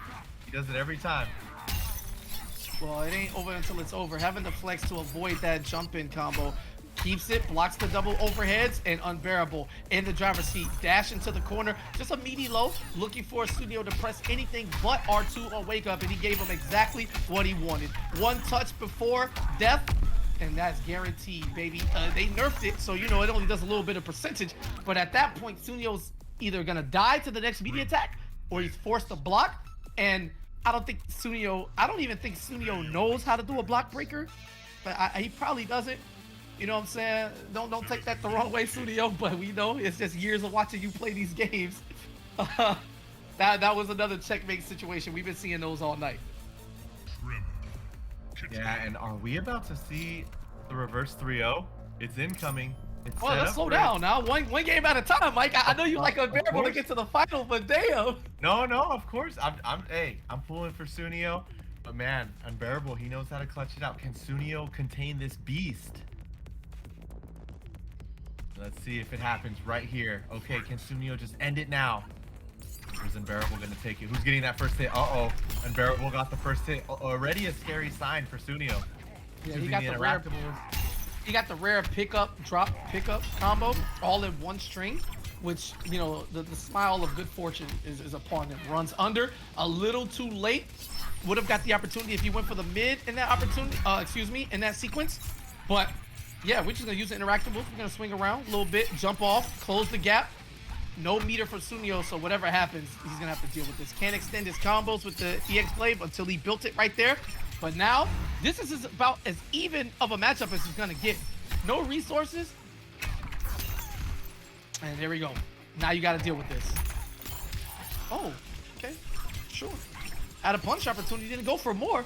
I don't know if Sunio didn't believe or what, but now here's another opportunity. This won't kill. It won't even connect. Yo, Unbearable shooketh. Okay.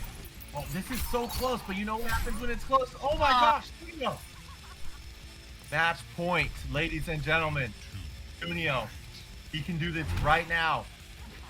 Okay. Sunio has no bar of meter. Unbearable skill still has 2 bars of meter. And I haven't noticed too many flash fairies, but maybe Unbearable skill knows something about this matchup, why he should not be using the flash fairies. And okay, he's armored up. Got the combo. Uh-oh, time. Sunio is in the corner. This is scary. He woke up, bro. Of course he woke up. Unbearable finally blocked the wake up or got out of range. That was a backdash to bait it out again.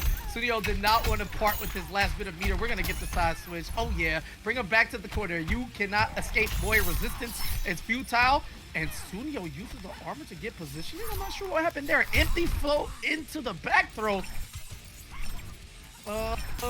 Patience? Man, this is just crazy to observe. This is hypnotic almost right now. These players, how they're playing. Unbearable skill, man. You see that meter blinking. This is yeah, and scary. You love it.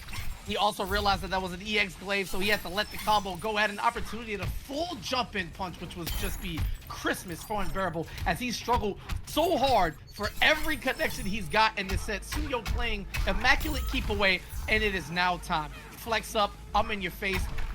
trying to bait it out, gets the hit, ugly juggle, but it works out. Oh my God, the up rock, no way. We haven't seen those in a long time, not gonna work. And about even health now, Unbearable Skills staying with the meter lead throughout the eternity of this game 4. Nice poke and the shadow kick, and this is small damage, but it's adding up tremendously for Studio. And that's the thing that differentiates the players is the meter management.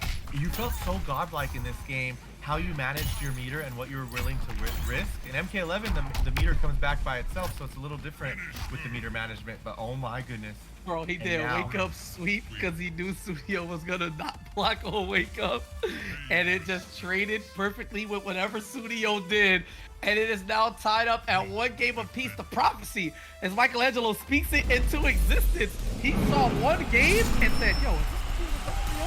Damn, you just tasted it in the air, huh, Mike? Let me find out." Hey, this is the power of the Kolosseum. We see a lot of reverse 3-0s here. And it was coming, man. 2 godlike players. No one's gonna just get 3-0 in this tournament. There's no way. Well, Right Unbearable now. gave us one early on, and so did Star Charger as well. Either way, that's like the 5th or 6th time you said some shit, and then it just, starts to happen. So, I know you don't really gamble like that, but if you got the lottery numbers, holla at your boy if Unbearable Skill wins this, because I can use it. I got kids. I need all the money I can get, baby. Oh yeah, and right now, Unbearable Skill, man, this is his to win. But Sunil, he got to turn it up like he did that first match. So first 2 that matches. was so godlike right there. Now, what Unbearable Skill wanted to do was let go on the last hit of the 4-2-2-4, right? That up kick, and he was just gonna punish it by going under. However, Sunio read that on the one time he was gonna do it and went with the EX Rising fans. Like, it's just the layers are so deep, these players so evenly matched, and that is a punish. Yes. Okay, Unbearable Skill. This is where he's at home. Big time. Oh my God, he goes for it. Sunil doesn't block, and now he came back. He got his dome crystallized right there. This time watching his legs effortlessly showing forward 1 string into forward 1 string into forward 1 string into EX flex, and a bad jump from Unbearable. He's gonna lose his armor for free, and then he tries to throw the interactive with frustration. It cost himself the round. Sunio not giving up just yet, trying to avoid this choke, and he's looking really good here at the start of round 2. Oh yeah, Sunil's saying, thank you, Michelangelo. There's no reverse 3-0 happening tonight. Through those lottery numbers. He's going in right now. He's looking good. He's looking good. Okay. He's back out. Both slide in meter. 2 meters each. Okay. And he's chipping away at Unbearable Skill, and it's giving the meter. Yes, that is the most important part. Sunio's trying to stay as stocked up as he possibly can. You see Unbearable cutting the string short because he's trying to get the juggles, and another punish right there, just eating the hit from the shadow kick so that he doesn't get launched and he can just punish Katana for free every single time. And this time, he blocks, unblocks, falls under, and is able to get the punish of the Rising fans. We know Sunio doesn't block or wake up, and the one time he's forced, it is chip damage. Final game, final round. Wow, and all the games, it comes down to this, and look at the setup right now. Unbearable Skill had Sunio in the corner, but Sunio jumped out. Beautiful, but Unbearable Skill has 3 bars a meter. Sunio just has 1. Okay, it's 1-1 now on account of meter.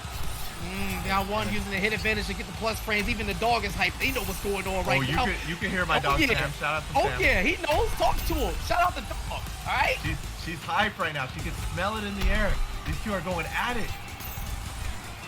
Oh, and looking for the jump. Beautiful float to evade that air-to-air. And now, piece by piece, Sunio getting scared. Jump back, no blades. Unbearable has got him conditioned. Has the weight.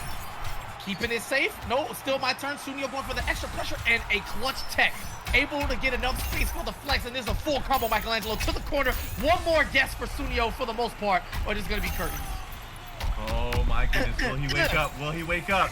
Of course he will. And now I have to bet. Now I have to get some lottery tickets. It's time, baby. Just go outside. Take the dog with you, too. She good luck. You love it. Best girl in the building. Best trimmer in the building. Unbearable Skill, who debatably, he's up there. When you talk MKX royalty in the current day, there is no way you cannot mention this man's name in that hemisphere. And he didn't lay it down, baby. He saw the matchup. He knew what it was. He adjusted. He adapted. And Sunio just running out of gas, man. That close. Final game, final round. And we have our first finalist for next week. and that is the #1 seed, Unbearable Skill. And Unbearable Skill showing why he's the multi-time champion is because multi-time, yeah, he's crazy, man. Just to get dominated those first couple matches and then just to calm himself down, keep his composure. That's what he's best at. That's why he's here, man. He's here to play. Yeah, you love to see it. Let me take some looks in, man. Chat, they love what to see it. You know, people. I'm gonna back. How's the chat feeling about these hype sets? Oh no, they're really hype. A lot of people love it. You know, Unbearable got people definitely cheering for him, and people kind of understand what it was. It was cool, and you know, one of the key points here, and it's something we're definitely gonna go for is, you know, if Sunio blocks a little bit more, like there's damage that he's giving away, right? He still played that exceptionally well, and it came down to a last thing. It was just the resources. You know, once Tremor touches you, you're going to the corner. It's a field trip. No consent necessary, no chaperones. It's just he run the school. If you go to this school every weekend, it's a field trip. You know what I'm saying? I gotta take you to the cave. I gotta do some more mining, more crystals, all that good shit. Then he flexes on you, just in case you forgot. You know, it's not your turn. Watch, all right? And then if you're lucky enough to get the hit on him, then you have to get out the corner or keep the pressure or finally open him up. Like there's levels, like Tremor is playing with like 2 health bars. It almost feels like he feels like a bit of a boss, not in the sense where he's just like super overpowered over everybody, but I like to think of it as like the way like KI works, and every character is so unique. Like they have unique mechanics that are like just to them. With the flex, like no other character has, you know, shit like that. So it's just a different layer on top of Tremor that you got to get used to. And anytime a character in a game has something that's like exclusive to them as far as like a game mechanic goes, they're usually pretty good, if that's not the norm across the whole cast. Yeah, so beautiful to see. And man, Unbearable must be hype about that one. That one was some hardcore work. And okay, so we got the next matches. The Unbearable and Sunio, that match was so hype, we still got their names up there. Yeah, for sure. But right now, which I think this is going to be T seed. Anything. Oops. And if it is T seed, man, I have to make an apology because I forgot to mention that actually T seed is the week 4 champion. So our first actual official champion versus champion was Creaky Axe versus T seed. Creaky Axe being week 3 champion and T seed being week 4 champion. Obviously, we've seen who took it, but now it's T seed versus King Gambler. This is gonna be a brawl. And we are still on the winner's side of things. So we bringing the ball head bitch back out. You know what I'm saying? Just a little bit of bugs. Actually, not too many. She got a little friend she likes to drop on the ground. You know, a little slimy. Just so you know what's good. Watch your toes at all times. But T-Seed, super exciting to watch, and picking an exceptionally threatening character. Holy, you should be scared. All right, it's Reptile. You know, I'm just happy because he got on the classic skin. Shout out to him. Now, we got a lot of poison match. You might catch something watching this screen, so, you know, watch yourself. Little ski, boom, boom, 2-1-2, big slam. I mean, this is just B&B work. And Gambler has the wherewithal, knowing that on his run-up, even though the bug is chasing him, he got out in front of it, so he just blocked. Got the duck. I don't know what that was, the EX stingers from this far away during the slowdown. That was pretty risky. But as just as sure as Gambler covers his position with the bug, TC's covering his approach with that force ball. Hey, spit on him. Oh yeah, we love that. Yeah, and Gambler was trying to make a read of a lifetime when he did that slowdown with the that's so scary. The EX hits, but man, TC looking great. Gambler, hey, we've seen it all night. Gambler's gonna turn it up. We're gonna see something go down. TC's looking so good right now, man. The week 4 champ. You got Gambler in the corner. Hey. Man, those down 2 combos, man. That's how I know I'm at home watching them KX. Bounce him up. Oh yeah, skeet. Real nasty. Oh yeah. We got the waves. Slow it down. Big. Still not your turn, baby. That's pretty active. That's plus. Oh, you forgot? He got a little gap, but Gambler with the walk up into the poke, looking for a basic shimmy just to keep him, show him different looks. And that was so cute. The forward players doing up 3 and then canceling it, like just to sit up, just to let you know she got the acrobatic stingers out here. It's just not enough. TC's not afraid, and oh no, pop! Oh, and I love how TC was trying to convert off of that. Wow, TC. looking so good against Gambler, taking it. Man, I love that reptile skin. You gotta love that. Yo, the funniest thing was the end of that. That was the most like basic, lame like combos like we've seen tonight. Like, look at this low force ball, up, NJP down 2. Like, that's all you needed to do to get it done. But I'm so spoiled by how fresh MKX is, and again how much creativity and freedom you have as the player to see something that simple as like that being an anomaly and rare is just a testament to how good this game actually is for the player side. Yeah, in April this year, it'll mark 7 years that this game has been out, and we're still seeing amazing play. Great, 7 years, like, oh man, 7 years. And just the freedom that they can express themselves. Like, there's no limit to this game. There's infinite amounts of situations, and you just gotta love it. There's no ceiling cap. And right now, King Gambler looking great. Oh, but TC trying to interrupt him, not letting him get started. They're trying to fill each other out. Okay, King Gambler finally got something going, and it's big. What's the setup gonna be? Okay, puts it down, puts the bug down. You gotta block. Oh yeah, just giving them all the juices right now. I said, I know you know you got some special stuff where you come from, being the last of your race and all, but I'm different, baby. This is the queen's juice, and this is something you really can't mess with. Waiting for his opportunity, chip damage territory here. Didn't even need the stingers. TC is gonna die early on. And you might have let go of block early. That's also a pretty good strategy when you know you're gonna die. Instead of giving your opponent more meter, you just go ahead and take the string and let it rock. So, Bug from full screen gets the connection. Not quite a combo starter, but all damage is good damage, baby. Especially in the game where literally everything chips. Okay, yep. Damn, King Gambler is looking good. They both have 2 bars of meter. Uh-oh, but TC now put King Gambler in the corner. That's the combo. Yep. King Gambler had to break her right there. He has 1 bar of meter. TC sitting on 2 nice bars of meter. King Gambler can get it off of him though. He blocked 1. Oh man, they're just trading back and forth with this corner game. Oh, and just raw slide and then raw wake up stingers. I mean, let's get it. Stand 1 for the anti-air, and Gambler's still very much in this match. Oh, mix-ups galore, and just a perfect meaty, just that knee right to the ball head. You just have to check her out, you know what I'm saying? See if you can crack the skull one time. And yeah, man, you talked about TC and how fast he was, how pedal to the metal, how exciting he was. Well, he certainly delivered on that promise. And although Gambler is in control right now, it's hard to think that Reptile will be the one calling the shots at the end of the day. 5 frames on that EX slide, which is also a low, by the way. And I love how TC got in right there. He timed the projectile and jumped over it. Amazing play, and now he got King Gambler in the corner. Could he take it to 2-0 right now? King Gambler though, master at defense, master at the clutch, and now he has TC'd in the corner. Uh-oh, 2 bars of meter each. What's it gonna be? This is crazy. Coming down to the wire. Yeah, no opportunity. Oh, it runs into the ball. Okay, well, we're just gonna keep it simple, and this time doesn't go for the down 2 after the NJP, but instead wants to pick up on that combo that he dropped. And ooh, talk to me. I got that good for you too. Spit on it one time. And yeah, getting some vengeance. Okay, wow. I almost want to call a reverse 3-0 again, but I don't know if I can. TC's looking so good right now with this Reptile. I'm a fan, and he chooses the best costume too. You got that free uniform Reptile. So how do you feel? Because you know, Reptile, just fans, you don't necessarily need to play the character, but people will always split. Do you want to see him go back to full human and stay that ninja style, or do you like the actual reptilian transformation of the modern human? games? Come on, we're over 30. You know we're old school. We know we love that nostalgia.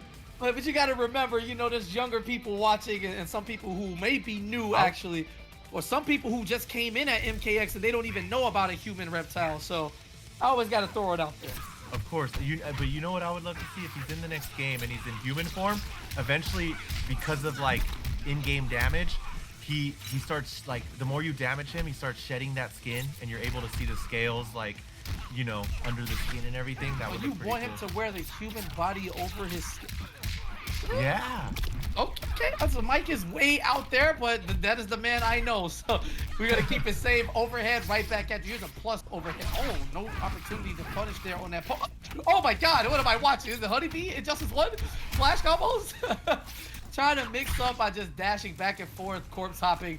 But although flashy, there's really no utility to it at that point. Gambler getting the block, easy punish for somebody who was ready to react. And don't count him out just yet. You saw what happened in the last set, reverse 3-0. This could be the start of something special. Yeah, and TC just got to keep his composure. He got to remember what got him here. He can't overcommit. He's trying to kill King Gambler a little too quickly, I feel. And it's costing him. King Gambler will take advantage of you. And okay, now he's looking good. He's slowing it down. He's taking the trades. Now, see, now he's doing a little bit of zoning. He got some balls. He remembered. Oh, yeah. Oh, yeah. Don't play. Watch yourself. Oh, this is a half of a screen. You love to see it. Oh, wait a minute. And uh-oh. Now, King Gambler down by a little bit of health, but he does have TC'd in the corner. This is going to be big. This is a change of pace. Oh yeah, air throw. That's a lot of extra damage at the end. Get the armor, and has a beautiful hitbox with Reptile taking it to the sky, so it's able to anti-air people and the like. Keeping it safe. Checking it with these pokes. Mix up. Oh yeah, it's time. One opportunity. Nice block from, oh my god, from Gambler, but there was more armor to be had. TC wanted his money, and he wanted it now. You know what I'm saying? So he had to call them both. Man, how many just situations have came down to the wire tonight? Too many. Man, next week is gonna be insane. If it's like this week, what in the world? Like, we're just seeing game after game, clutch after clutch. Okay. Oh yeah, watch your legs. Oh, you got caught not blocking. Ski, bam, bam. Oh yeah. Just a nasty sounds. Oh, she's so sick. This character's godlike. And that combo is gonna be there free all day because everybody wants to block the second hit of the string because you don't want to get open up for the whole string into the force ball, right? So you're gonna give up the legs more often than not as TC closes it out. We got a fatality. Wait a minute. No, we don't. TC plays this so much he forgot the fatalities. I mean, nothing will be worse than Evo 2015 with MIT on the stage. Not only, which, first of all, let me give MIT his props, because he lost in the second round of the tournament at Evo. Second round. And then he won like 20 sets straight to make top 8. That was crazy. So props there. That man sent so many people home. Yeah, it was fucked up. But then you know, he got a top 8, and when he won his first match in top 8, everybody was like clamoring for the fatality, right? Because the majority of the crowd is gonna be casuals. People don't, you know, people love to see it on the stage. So he failed it like a bunch of times. Then he paused the game, and everybody was like, oh. And we thought they were gonna get off the stage. He went into the menu and looked up the input for the fatality, then unpaused the game and failed it again. And just like, people in the crowd was like, bro, how you get top at Evo? You can't do like 4 directions in a button. Like, it was real bad, but it was hilarious though, because MIT doesn't really do fatalities, and I don't know if the profile had quick fatalities like coins there to do it, but it is what it is. Shout out to Malik. Yeah. Fatality failed God, and you know, we just saw the same thing with TC. And wow, we're gonna have Unbearable and TC going at it for grand finals. Jeez, but Oh, next. TC opened the menu to look for it and still fucked it up. I know, baby. See, I had a feeling. I do this. Go ahead, Mike. Man. I'm sorry. But we have Star Charger versus Tweety. Wow. Ooh. 2 tournament veterans. Yes. Going at it tonight. Oh, One a champ. The other likes to call it quits, and because he got so many games he plays, he can't play them all. He usually leaves before grand finals of MKX. But hey, he's sticking around this time. Yeah, as long as they're still in, there's still games to be played. So you see the losers bracket right there. Again, every single match from this point on is going to be a qualifier. So congratulations to TC. You will be seeing him next week alongside Unbearable Skill. Oh, man. Oh, yeah, okay, there we go. Oh, yeah, hit that Matcherino. I forgot. I donated and I forgot. All right, so we up. We up to 900, baby. I'm just trying to move the needle. We can collectively get this to 1K for the finale. Guys, 1K, $100 if bucks not, left. That's cool too. All support is appreciated. You know what I'm saying?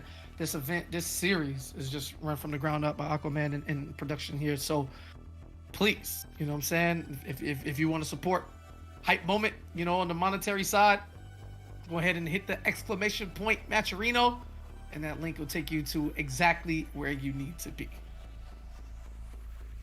Yeah, wow. We've seen and some matches upon matches, and geez, what's it gonna be next? Oh, two Yeah, no tournament secrets here. veterans. Star Charger, Yep. Tweety, Katana, Kenshi. What more can you want, guys? Tune in now. Yes. Let's get it. We're at 291 viewers. Let's get it to that 300. Oh yeah. Share the stream and all that. You know what I'm saying? Let me go retweet some more shit.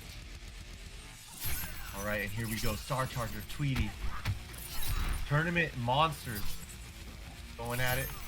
They're looking good right now. Star Charger looking so good. He was working on a flawless, but now Tweety gets something going. Okay, what's that meaty? Nice. And it goes from zoning to rushdown. Then wow, beautiful read by Star Charger to get the full combo. Oh, talk to him. Okay, they're still in the middle of the map, so no one's gonna get pressured too hard. You know, I wonder if Kenshi can teleport through like gaps and the like. Probably not raw, but this is gonna be enough to get the pickup. Is that all unbreakable? I can't remember, but oh my god, the call out from Tweety. I knew Star Charger was not gonna block, because not because he doesn't block, you know, sometimes, but he was in a checkmate situation where there was a lot of advantage after that EX attack, and right back at you. Star Charger getting some extra fans in there is gonna get the drop, so no lift in this combo, but it's all good. Poke, checking him. Distance game goes under. My turn. Back. I love this throw animation. It's so sick. Ooh, and even better adaptation. Yeah, you got the reaction there with the EX rising fans to stop Kenshi from coming down for free, but you will also not jump for free. That EX overhead. We got armor for days. Yeah, Star Charger looking so good right now. You know he wants this round. He doesn't want to go down against Tweety, and it is tie game. These guys are working so hard for this victory. That was so sick. I don't know if you heard the smack, but as soon as Tweety hit the teleport, Star Charger was already in the air, and he reacted with a jump normal into the fan in order to get the full continuation. And then from that point, it can be as unbreakable as he wants to. Tweety in big time trouble here. Katana, one of the higher damaging characters in the history of the series. That's kind of what she did before MK11, and this should be it. If Star Charger doesn't drop this, it's easy combo. Yep, takes the easy route. All right, we're gonna style. Nah, we ain't styling. Too Come on, stylish, Star but Charger. hey. What you doing, baby? Flawless by Star Charger against Tweety. That's the first flawless of the night. Yeah, I mean, with Katana, it's really not as hard, right? If your opponent has no meter, you open them up, you're gonna take, you know, close to 40%, and then the next touch was a corner combo off a back three starter. Oh yeah, that is a recipe for a quick flawless. And Star Charger, you know, looking as strong as he has been throughout the tournament. All right, it is 1-0. Tweety thinking right now, and yes, going the same characters, no fear. I guess Same level ahead. as well. All right, let's get it. Damn, remember when they revealed MKX and it was on this stage and they had Wiz Khalifa on the soundtrack, and then there was nowhere to be found on release. Then they revealed MK11 and they used 21 Savage, and then it was anyway. We're gonna keep it going right now. B&B, simple stuff from Kish. You already know what it is. Slice, cut them up. We got demons out here. Oh yeah, we are possessed. Don't move. Good blocks, but still in the corner. And that jump kick, that is the one move. You look at the Kenshi move set. Yeah, back one, double hit, advancing, safe, 11 frames, all that good stuff. Specials. But that jump kick is one of the better jump kicks in the game. Amazing hitboxes, you know, in every direction, and easy follow-ups for Kenshi. Tweety making the best out of that utility, and yeah, a flawless right back at you, damn near, right? Okay, Star Charger. Wow, Tweety's up, but Star Charger putting on the pressure. Okay, Tweety wants out. You know he wants out, but he has no more meter. If Star Charger gets something going right now, he could end it quickly. And here it is, beautiful whip punish. Aced. Are we gonna sharpen him up right here? Oh, we are not. He's gonna go for the raw damage itself. Star Charger down around, whiffs the back one, feints the rest of a string, but instead, now we're talking anything from Star Charger's gonna get the kill. And Tweety, I like the idea, but again, we saw that earlier in game one. Star Charger jumping and then reacting to the teleport with a singular button. I actually like this strategy a lot. All right, who's gonna take this? Is Tweety gonna tie it up 1-1? Star Charger gonna go up 2-0? Because right now Tweety's looking really good, but Star Charger jumps out. Tweety says, no, I want none of that. Anti-airs. Okay, Tweety with the pressure. Looking so good. Uppercut combos. Oh, lift him. Extend it, baby. Extendo. Come here. That combo is so sick. And now Wow, chip that damage. was a- And he gets greedy, goes for the extra teleport to close it out. And Star Charger not ready, gets dunked on with the NJP, fresh out of teleport, and a slice right back at you. That is how you finish a combo with a brutality. And Tweety tying it up at 1 game apiece. Yeah, this is the only way we knew it was gonna go down. Both of these two veterans going at it. There's no other way they could just deliver the hype. They're just delivering the hype for us. With the brutal. Please bring this brutal system back. It is literally the best. It is. What happened in MK11? It's like it interrupts you trying to do your combo. Yeah, it's nerfed. Granted, and the combos aren't as expansive, but the fact that there's like a delay, and then you can't jump, and then you can't dash, like, bro, come on. Yeah, I don't know what's that all about. It's all good. It's all good. Hey, I believe in NRS though. Man, they always like they're like a fighting game player. They learn from their mistakes, they level up, they adapt, and they just make a better game. And right They now, still it's make like, the best game out the package, you know. That's the free part. But the yeah. fact that they change like all the Mortal Kombats, like they're not the same, you know what I'm saying? So we'll see what happens on the drastic scale from 11 to 12. I'm super excited. Like, we all know what's next. Y'all can, you know, just come on with the announcement at least. You ain't got to reveal nothing, but just go ahead. But anyway, back to the game. More instant air fans. I would like to see more of that. Although you got to be a little bit more on guard against Kenshi because he does have the teleport. And if he teleports on a read where you throw a fan, he's going to come down with the NJP and get a full combo. Yeah, and Tweety has all the health in the world to work with. Star Charger is about to get 2 bars a meter. So it's basically tied right now. She was able to run past the demon. That's another strategy I forgot about. The thing about it, Kenshi, people talk about the demons and how much they lock you down. While it's partly true, you can't run past them if you're really feeling bold. Except for that one, the push. You know, that one's just gonna cook you. Put that down too. No entry for you, good sir. No jump ins. Oh yeah, Tweety's on his shit right now. It's hard. Once he's in the zone, hard to get him off of it. And he's looking so good. Okay, has to jump in. Star Charger getting pressured. What can he do right now? Oh yeah. Tweety wants to make a statement. He doesn't even want to let Star Charger win this round. Gonna spend 2 bars for that extension right there. Not the best usage of meter, but if Star Charger feels confident in the ability to get his damage and then the follow-up Oki, you know, I can't knock him. Tweety gonna jump on Wake Up using that vine behind him. Yeah, and the dog didn't like that. She says no vines, all right? Fight me straight up on the ground. Trying to bait out the armors, Tweety. You can see a slight delay after each of his jump-in attacks, trying to bait Star Charger out, and it's just not enough. This should be enough to do it. Meaties, ooh, nice backdash. You live to fight another day, but unfortunately gets launched. Oh, you hate to see it. Had Star Charger cleared that demon, that would have been certain death for Tweety, but coulda, woulda, shoulda. You feel me? Almost doesn't count as Tweety goes up 2 games to 1. Man, Tweety really has a good shot at this dude. Star Charger though, man, seeing him through the Kolosseum, the way he adapts and overcomes, I'm still not sure. It's up in the air. Tweety's looking good as always. You know, like we say, he's the NRS workaholic of the scene in all games. Yeah, not to throw too much on him. I did see him say in the chat that he hasn't actively been playing this game, so he's just right now just playing with straight legacy, and you know that's still good enough to advance this deep into the tournament or the series, I should say, thus far. So NJP is gonna meet you at the apex of the jump, full combo damage, 37%, and you're pushed mid-screen away. Like, that's so good. He can basically do whatever he wants after. Yo, Okay. the commitment? Let's go. Nice. Star Charger got Tweety off of his meter.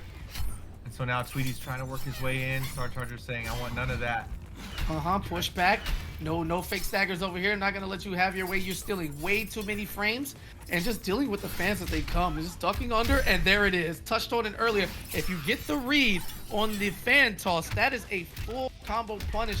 And now with Star Charger doesn't have the resources, it's not something he can afford. And because of that, that gives Tweety the time to advance at his will. There's just, man, meter dictating the do's and don'ts of the matchup on the fly is something you really got to keep your eyes on when you're in these type of situations. Yeah, Star Charger taking it to him. He's on his last breath. He has Tweety in the corner. He has to keep him there. Ooh, that's the Star Charger right there. Down one lift or block, fucking maniac, but it works. And okay, Star Charger looking really good. What can Tweety do? Nothing right now. He's gonna die. That's what he's gonna do. This is death. The princess, she hurts in this game that she hurt in every single game ever. Yes. Oh. And okay, Star Charger has the opportunity to tie this up in matches. Has Tweety in the corner. Do not let the monster out. He's trying to make a read of a lifetime. He's trolling. You're trolling. No way, Star Charger. You're trolling right now. Tweety taking full advantage of this too. Getting Star Charger in the corner. Ooh, 2 hits of armor. Okay. All right, he got out of that. Wasn't the worst ordeal. It's gonna keep it simple. A little bit of hits and got to the jump attack first. Katana's jump forward to is 5 frames. That's super quick and it's super active. It's one of the better jump attacks in the game, low key. I don't think she gets talked about much when it comes to that. But regardless of the situation, that's gonna be curtains. Tweety taking a look at the fatality input and then showing y'all how to do it the right way. One of the sicker ones in the whole game. Nice. Hey. Amazing by Star Charger. He's still in That's godlike. it. Tweety moving on. He's another one that's in finals. And so that's gonna let him go forward. He will be done for the night, at least in this game. If I'm not mistaken, he's playing other games as well, unless he won in those already. But no surprise. You know what I'm saying? The legacy is exceptionally strong. You'll see him on the winner's side of the top 8 next week. Star Charger with 1 more life. Mike, we know he's not going to switch from Katana. We're going to take a look at this bracket real soon to give you an update on where Star Charger is landing. But we're closing out, Mike. I think we have our 4 winners set. Right? Is that 4? Yeah. One more match. No. We have one more. One more? We got the Cyclone match. There you go. The Cyclone match. Forgive me. Yes. Oh. And this is All right. Dinky Dink and Cyclone. All right, how you feel about this one? Now, Cyclone's your guy from the beginning of this broadcast, and now you have the only Quan Chi representative for a million miles. What's it gonna be, Mike? You forced me into going for Studio, so now I gotta force you into going for Dink on this match. It's about to get exciting. Yeah, this will be tough. Dink definitely is the underdog. But man, you always gotta love Dink's gameplay because that Quan Chi, man, he gets you in some scrambles. Cyclone is just so solid though with his clutch gameplay and everything. This is gonna be crazy. We could see an upset. No matter what, we're gonna see some hype. Yeah, okay, well, let's take a look at the loser side of things. Active, waiting for the loser there. Star Charger is going to be going up against Crowley. Oh man, Katana versus Melina might not be the best thing on paper, but you know, people can win matchups that aren't necessarily in their favor. Got Canvas Black going up against Gambler, and then Sunio against Ghost Samurai. Oh man, it's going to be painful 4 different ways. And Active is certainly going to have his eyes on this next match because he will be playing the loser. Yeah, man. These people are fighting for their lives right now. They worked too hard. They don't want to give up this easy. Hey, and we broke 300 viewers on Twitch. Good job, guys. Yeah, talk to them. Shout out to people on both platforms tuning in. Y'all already know what it is. If you haven't been up on crazy, exciting Hunter Predator, excuse me, what's he playing? Warrior Predator? I can't even remember which one he's playing. He's playing all of them, probably. All at once. So he is the Predator right now. A rushdown monster of a variant. Going up against Quan Chi, who doesn't have the best defense up close, Mike. We'll talk about it after, but certainly you've had tournament moments where you've just been getting mauled, and there isn't much you can do but pray. Oh, yeah. King is the mauler with Predator for sure. But hey, Jinky Dink doing a great job right now staying out. But that's all Cyclone needs. He just needs to set up that disc, and he gets the free rush down. And now, Jinky Dink's Quan Chi is getting rushed down. Yes, but that's all you need to get those discs off of you. Get that one hit. Oh man, here it is. Yo, that's Cyclone instant, pressure. bro. Like, what are you gonna do? They call it the smart disc. No, this is the fun disc, right? It unlocks all the fun that Warrior Predators are just excited and elated to force upon their opponents against their will. There's just nothing you can do about it. Hold the disc, hold the self-destruct. There's a whole bunch going on. Hold this safety. I mean, what are we talking about here? Non-reactionary gameplay. You gotta just do a Lerma. There you go. Hey, with Quan Chi, you just gotta get a little risky. Kind of like Katana within wake-ups, but hey. Oh, beautiful anti-air by Dink, but he's trying to get something started. Cyclone's just making it so difficult to get anything started. Look, he knows the gaps. He knows everything right now. Oh my God, he Lermered out of that self-destruct blast. Ain't no way he just knew that was the distance he had to take overhead. And wait a minute, Quan Chi gets one opening. That is one opening too much. Here's the setup. Knock it down. Oh yeah, I got a bat. Oh, Psych is too fast. Jumped into the Destructo disc. Pack it up. You're dead. Oh my God, freaking Dink got to take a breather. He just got to take a breather.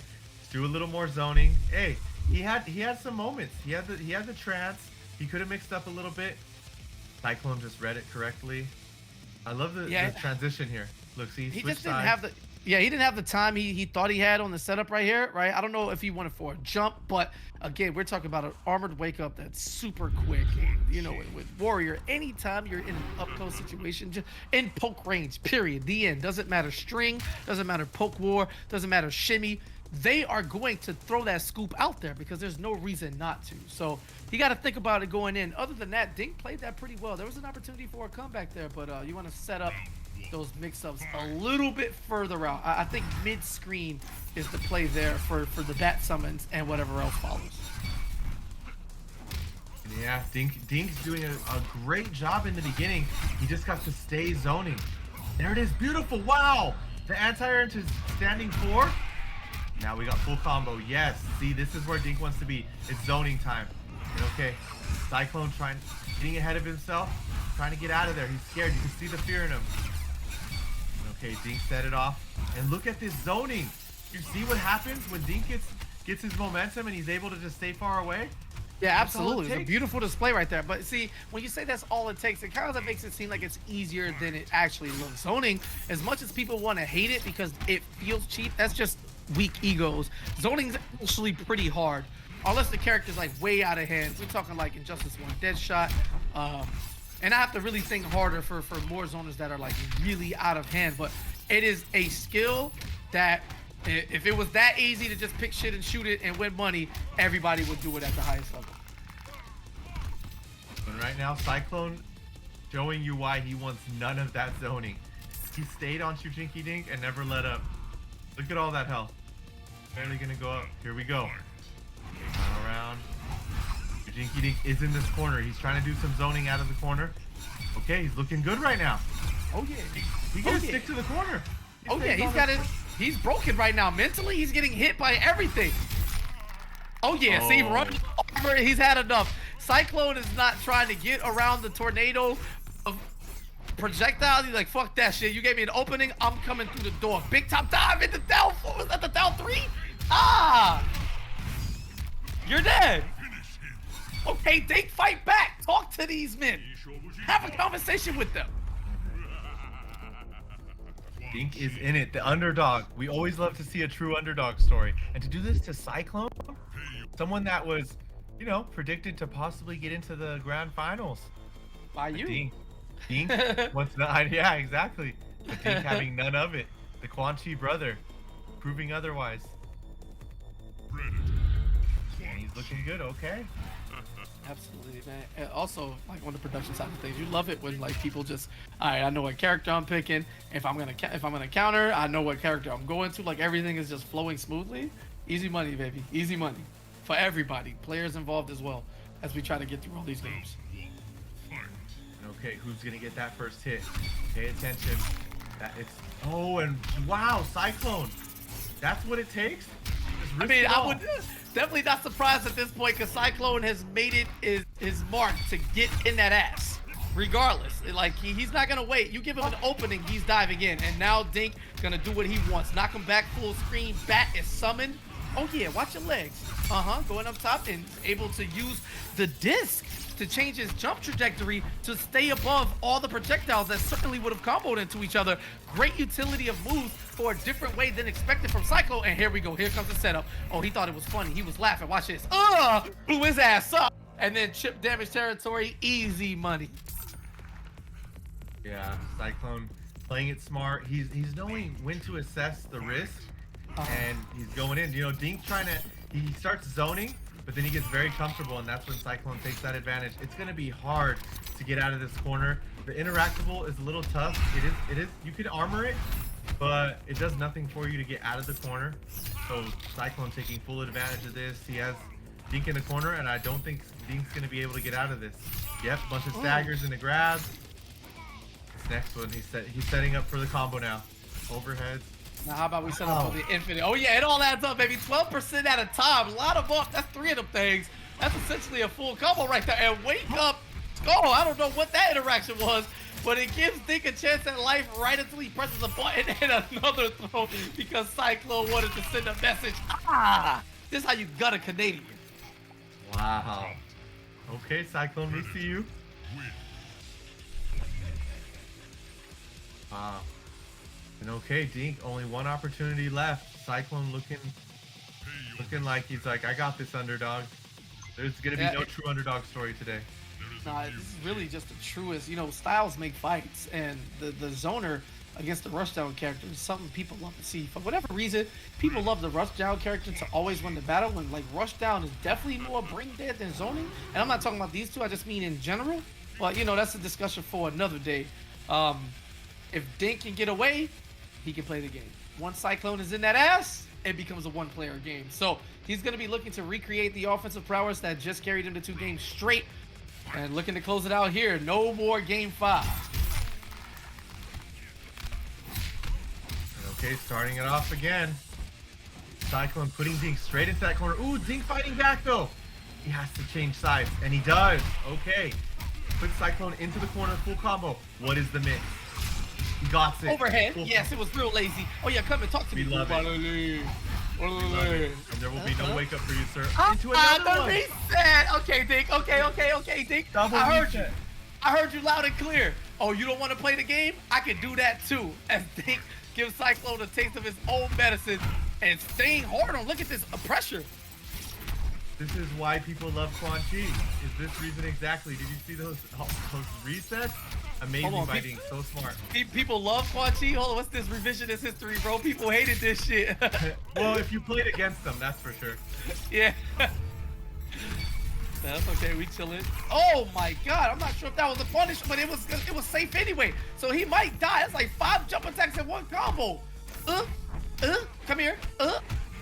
That's so good. You actually didn't get to play the game. He had one opportunity there, and that was after the scoop whiffed. But you're looking to see if it hits you, if it blocks you, whatever. You blink and you miss the frames that you had to fight back.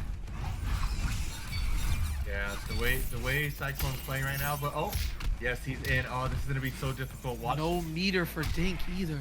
Oh, Yep. oh yes! Oh, That is no. a grown man down too to get Cyclone off of him, and meter be damned.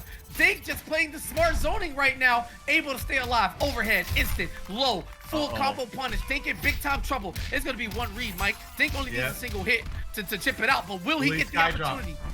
No. Oh, and He won't need a sky drop. He had his mans in the backseat. You ain't even know it. You thought it was a 1-on-1, but we 30 deep. We ain't fighting fair. This ain't fair. Ain't no fair in fights, baby. It is what it is. And death was around the corner. Unfortunately, it was there as a gift for Shutinki Dink. As that interactable came in the clutch, and he waited for it too. At the last possible moment, EX bar, I got armor, you got armor, we got armor. And now we got ourselves a game 5. And that's why us Quan Chis had to be the best with the interactables in the background, because they say that Quan Chi doesn't have a wake up, but the armored interactables are his wake up. You know, Mike, that makes so much sense because early game, you were the interactable master. And it wasn't because you just thought to do that. No, it was necessity out of playing Quan Chi that you needed to get an extra facet to your game. And I never really thought about it that much until now. Yeah, a lot of people credited me like Slayer King, saying, wow, because you played Quan Chi, you knew all this stuff. And it's so fun, man. Once you get to learn the interactables a lot more, you see stuff like the run-up interactable, how it's +5 on block, when you're coming down with the kick. Like, there's a lot of advantages to the interactables, and it's amazing. But right now, Cyclone is that advantage. He has Dink in the corner. Ooh, and Dink using that interactable. Zoning time. It's now 3 interactable. That's his one chance at a, quote unquote help.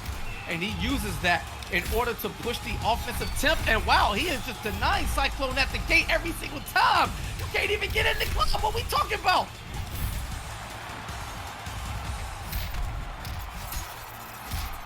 Oh yeah, air to air, knockdown, smartness. Yeah, let's have some fun. And he jumps out. Excuse me, I'm not sure what the read was, but goes for the unbreakable MKX, adding the ability to throw mid-air in a combo was it was so sick. I don't even think I see anything like that. Get you grounded, you can't break it. You still gotta guess. A very good tool when you're talking about a closeout situation that you just need a tad bit more damage. Okay, Dink reverting back to the zoning. Cyclone just, in this matchup, he just did a way better job at getting in on the zoning than Dink was at the zoning, but this is so close. Cyclone is down. Dink could tie this up right now. God, he's gonna do it so again. hard. Gets the block, but it's safe anyway. It doesn't matter. Oh, and the air-to-air from Dink can't get the follow-up. Tries to summon the bat with that down four. Just too much range, Mike. There's no way he can get it off in time. Dink needed that back too. This could cost him. Cyclone is rushing him down now into the corner. Dink doesn't even have the interactable to work with. And that is gonna be not quite. And man, we just got hyped for a second chance at life. But it was like, damn, you dodged the first bullet and you thought it was sweet, and then the second one hit you right in the back of the head as Cyclone in a Game 5 situation is able to clutch it out and send Dink down to losing bracket. That was beautifully fought by Dink, man. Respect to the Quan brother. Damn, Mike, it's crazy. I watched the Katana players just lose, and then Quan Chi can just win. Oh no, they lost too. We might be bad luck, bro. We might be bad luck. Commentators curse? Curse? Nah, shit. We wanted them to win. We didn't really call it. It's just, it is. You got Cyclone, getting the grand finals. So, if anything, it's the blessing. Either way, thank y'all so much for tuning in. Whatever platform you are watching on, huge support. If you want to add support of the monetary value and help us get this pot to at least 1K for the finale, go ahead and hit that link. All right, that's we're here. Point Matcherino, and bam, commentator's blessing. What we talking about? Yeah. Back to back. Thank you guys. I took a little bit of that. So I took a little bit of that Michelangelo magic. You've been saying things and it's just happening. So I just said it. But Speech. Go ahead, Aquaman. Speech. Guys, thank you so much for getting each game over $1,000 this weekend. Once this entire thing ends, I can't wait to take it all to the Bahamas and live it up. So thank you guys so much for my retirement plan. I appreciate it. This is you going to the beach? You going to St. Martin, baby? Oh, No, man, we got to beach, tell the baby. VXG too. We got to tell the history of the scams. See, man, I really feel like there should be like a course in like FGC history.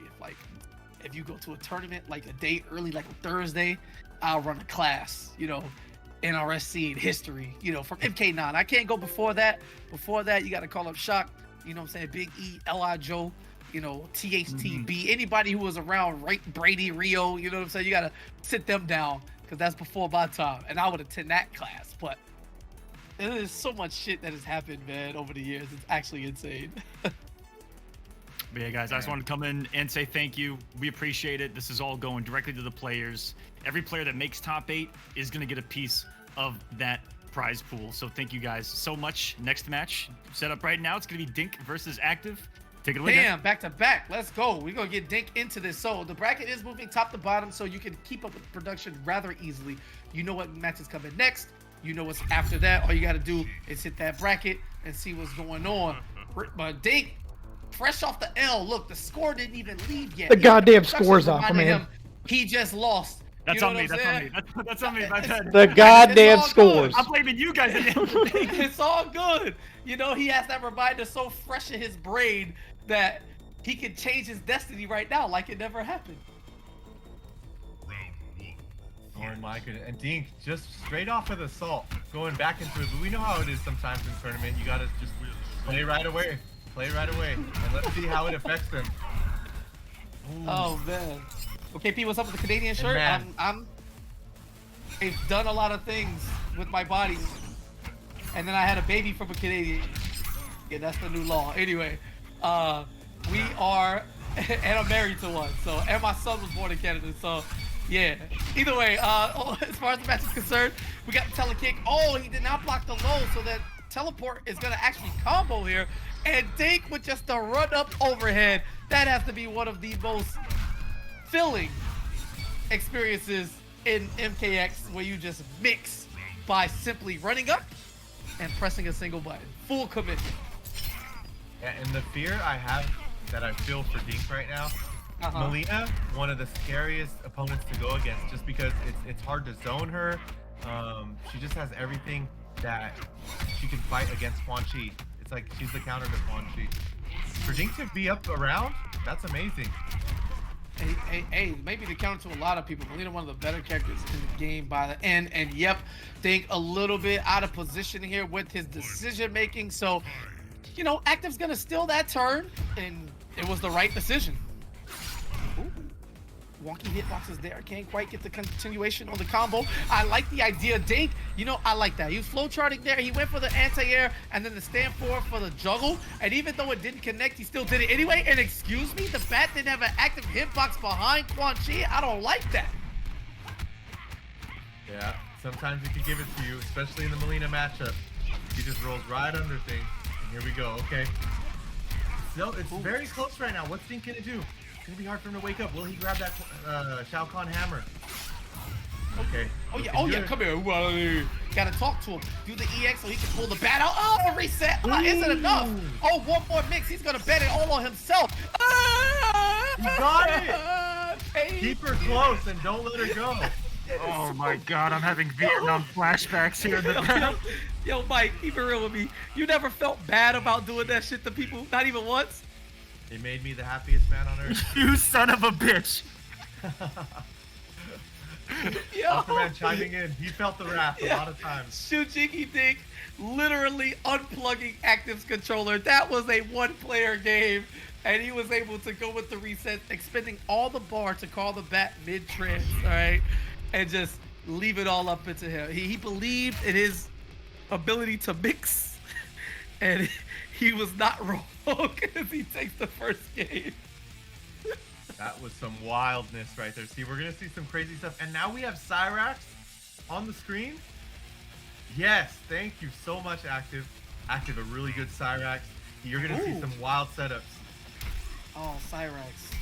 The character people thought we should have been scared of that final round 2016. Oh, yeah, Cyrax and Cyber Sub, man. We really shouldn't allow Triborg. It's not okay. Alien. Anyway, let's stay in this Cyrax. Definitely excited to watch. Depending on how you feel. Me as a Katana player, I don't have a problem when characters have 20-second combos because, you know. And Cyrax is sick, man. They obviously could not leave the bombs unblockable because of the pain. You want to talk Vietnam flashbacks? Ooh, all you got to do is play Mortal Kombat 9, 2011, by the way, and you'll learn a thing or two about pain. But Dink doesn't care. Come one, come all, come human, come cyborg. You all get mixed the same. Yeah, Dink playing now exactly like a Quan Chi should be playing. He's doing such an amazing job. And okay, get in them combos. Net. Oh yeah, we got air bombs. Here we go. Oh yeah, down two. Oh, watch all this. Oh yeah, it's still my turn. Set up. Oh, you ran into the bomb queue. Oh, gets the clean jumping. And he probably thought it was too good to be true that he had to do it twice, you know? So, second time is the charm for Active. And let's go, baby. Let's knock another 10 seconds off this game clock, eh? This is insane what he's doing. The double setup. Oh, and he gets hit. It's beautiful to watch, man. We all love them setups. MK11 missing out on the setup action too much. They don't have a lot of setups characters in that game. But okay. MK Active looking good, man. It's always fun to watch both of these characters. And a lot of people considering Cyrax like mid to low tier character, but man, is he fun to watch. You don't get to watch much of anything right now if Dink is able to have his way. This is about to be Mixed City. Does the neutral jump. There it is again. Down 3 anti-air. Stand 4. Getting all the juggles that he can. And now for no meter, gonna set it up here. Back to the wall, active in big time trouble. Good block, blocks it all. Oh my goodness, I don't think we've seen anybody block a whole sequence of mix that had layers from Dink tonight. And now you gotta watch it. My turn. Oh yeah, oh my, he blocked that on lot? Nah, stop it. Beautiful Dink is the chosen one. He is. Uh-oh, but can he do it again? Oh, he just decided to jump out. Oh, it still didn't work. It's 1-1. Cyrax versus Quan Chi now. This could have been MK Active's pick. Smart pick. Throwing the Dink for a loop. The last hit of the Buzzsaw was just enough to get the shade right there. Also, Buzzsaw, they made that an overhead at MK9, by the way, just in case y'all forgot. I ain't gonna let y'all forget all the pain I dealt with living fucking newbie. Anyway, as I get to watch a Cyrax that doesn't, make me have a heart attack in my early 30s, I'm happy. And Active, that was just a lot of gameplay. Although Cyrax's combos are really long, he's not one of the higher damaging characters in the game. Like, he's probably doing what everybody else is doing, if unless he gets his whole everything into set up in the corner. But we did see Dink, good defense. However, it was matched by Active. And it's really hard to stay strong defensively against such a heavy mix character like Quan Chi, where he can literally alter the timings of his mix with the bat. So I don't know if that was a fluke, or if Active just kind of figured it out, or if the Lin Kuei gives you a boost to defense, giving them heightened cybernetic abilities in real life. But we'll figure it out, because Dink right now, punished on a teleport. Fuck out of here. Oh yeah, Dink's on his shit right now. You can tell when he's punishing with teleports and everything, he's on another level. Uh-oh, but wait, this combo's on another level. Active looking good. The setup. Oh yeah, you blocked the first one, but you won't block the second one. Yeah, you get the fuck out of here. Right back at him is Active, an answer, an eye for an eye. Dink gets the block on the third one, but man, how much can you deal with? In his face? Okay, the Lerma. Michelangelo. Always works. Always works. Quan Chi's best wake up, baby. The NJP. It's 5 frames. Okay. I don't even know how many pre-jump frames are in this game. Normally it's like 2, but this game might be 1 with the way Quan Chi. No, for Quan Chi it might be 1, low key. Yeah, it's so fast. He'll beat any normal. He needs it. All right, gets the punish there, just a poke this time to make sure he gets the connection, because he was recovering from that skull. But Active right back in that ass. This time he goes deeper with the NJP to catch Quan with that down 3 wasn't active just yet. However, who needs a little baby anti-air? We get full combos. This is grown man business. Knock him down. Bat is out. Chip territory. Yeah, and that was gonna be death no matter what. And for Shujinki Dink to be keeping his composure like this after that loss, the last match, just to get back in it, this is showing what a tournament veteran's all about, man. He's doing such a great job right now. He needs one more. Yeah, that was one of the rare times where production is like, yo, don't leave the lobby. Stay right here. You know what I'm saying? We're going to have you play again. And he just turned it up. He seems like an entirely different person now. It's that loser's mentality when you know that you don't have anything else to give up. You die here, you're done. Pack it up. Join the spectator. You know what I'm saying? Just jump in the chat and be like the rest of us. But with his back to the wall and has to have the mental stack in order to deal with coming off of a clean loss. Dink is in the driver's seat, and this is Active's. Did he stay with Cyrax? No, back to Melina it is. Oh yeah, I think this was the better choice. Just because she could punish zoning with her teleports, she has a lot more to do. I think Active could really just tie this up. And not a bad option for Shujinki Dink there. Normally you see the NJP, right? But if you're gonna jump anyway, why not just do a regular jump in as he ponders to himself and gets the full combo. That hurt. All those kicks. Oh, reset. Watch your dome. NJP, stand 4. Looking so godlike right now. I love it. And now Shujinki Dink match point. Here we go. What's it gonna be? Okay. It's gonna be roll in the neutral, baby. I'm going over anything, going under it all too. I'm Melina. All right, keeping it safe. Media. Oh yeah, hit confirm. Easy work from Active. Jump back kick. Stop him up. That's what I'm talking about. 4 times, double roll. That's it, baby. It's the same offense. It's all you gotta do. It's really strong. And Dink, wow, he wanted to get out of the corner at all costs. Not only loses his meter, but loses positioning. Not quite. And a flawless. This is a statement. MK Active, he's down a match, but he's looking so sweet right now. He's got to just keep it up. Oh, here's Stink zoning though. It's gonna be tough, and there it is. That's why you can't zone for long. It's such a hard maneuver too, right? Because she has to go down for the teleport right into the rune. So if Active mistimes that by any amount of frames, he's gonna get hit and then be stuck in the same position he was. But a 30 frame overhead, I guess it's old man think right now. Time for you to put the band to sleep, baby. The kids are playing as Active takes his legs out from under him. And that is the second time we've seen him close it out. 30 frame overhead. Ooh, so you hate to see it. Look how stylish the MKX combos are into brutality. That was some crazy stuff. Into teleport. Look at The this. best. Watch your legs. Come here, son. Ooh, and look at the roll. Look at no. You know what? I ain't giving. I still hate this. Never mind. I'll change my mind. And yes, how Good many stuff to sudden Active though. deaths have we Good stuff to seen? Active, but not Melina. We don't. Nah. We've seen so many sudden deaths tonight. These guys are working hard for these wins, and man, it could come down to anything. Dinky Dink was looking really dominant. Active is turning it up now. All right, another game 5. Get the music pumping. Get the blood burst. Everything. What is going to be? More mix. More solidarity. NJP to set it off. Okay, no. See, that's why I'm on the mic and not in the game, because I do dumb stuff like that. Okay, Active here to start it off. He already has 2 bars a meter. Gets off that 1 bar.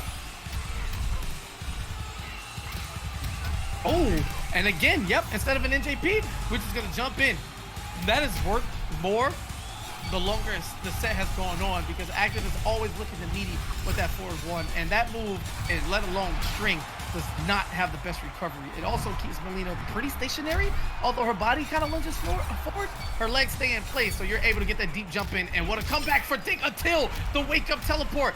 Invincibility, meaty, and that is it. The jump is not going to work this time, nor any amount of armor. Dink simply did not have the health to survive. Tournament life is bleeding in front of his eyes. Oh yeah, and just like that, Active is up. He got Dink in the corner. Nice blocks by Dink. Oh, and he got Active. He needs this. He needs this round. Then, okay, full combo. Now what's the zoning? Ooh! Is that a bait? Oh yeah. Oh, we gonna call it a bait. Yeah, he whipped that on purpose because he wanted to get the perfect spacing for the forward 4.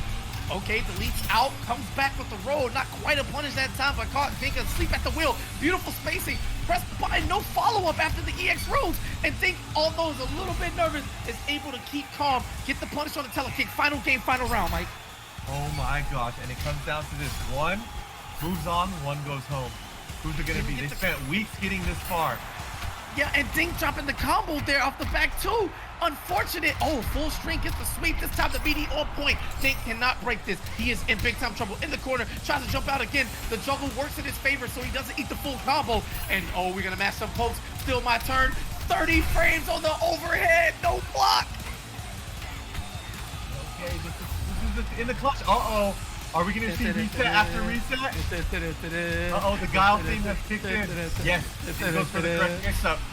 God, he got the perfect read. I don't know why he thought a throw was gonna be enough, but MK Active looked for an opportunity, found the frame, disappeared with the EX telly, and came out on the other side. Oh no, Dink, not the throw, anything but that. He was 2 plus after the bat, so the throw could not connect, and that just gave Active the window of opportunity he needed.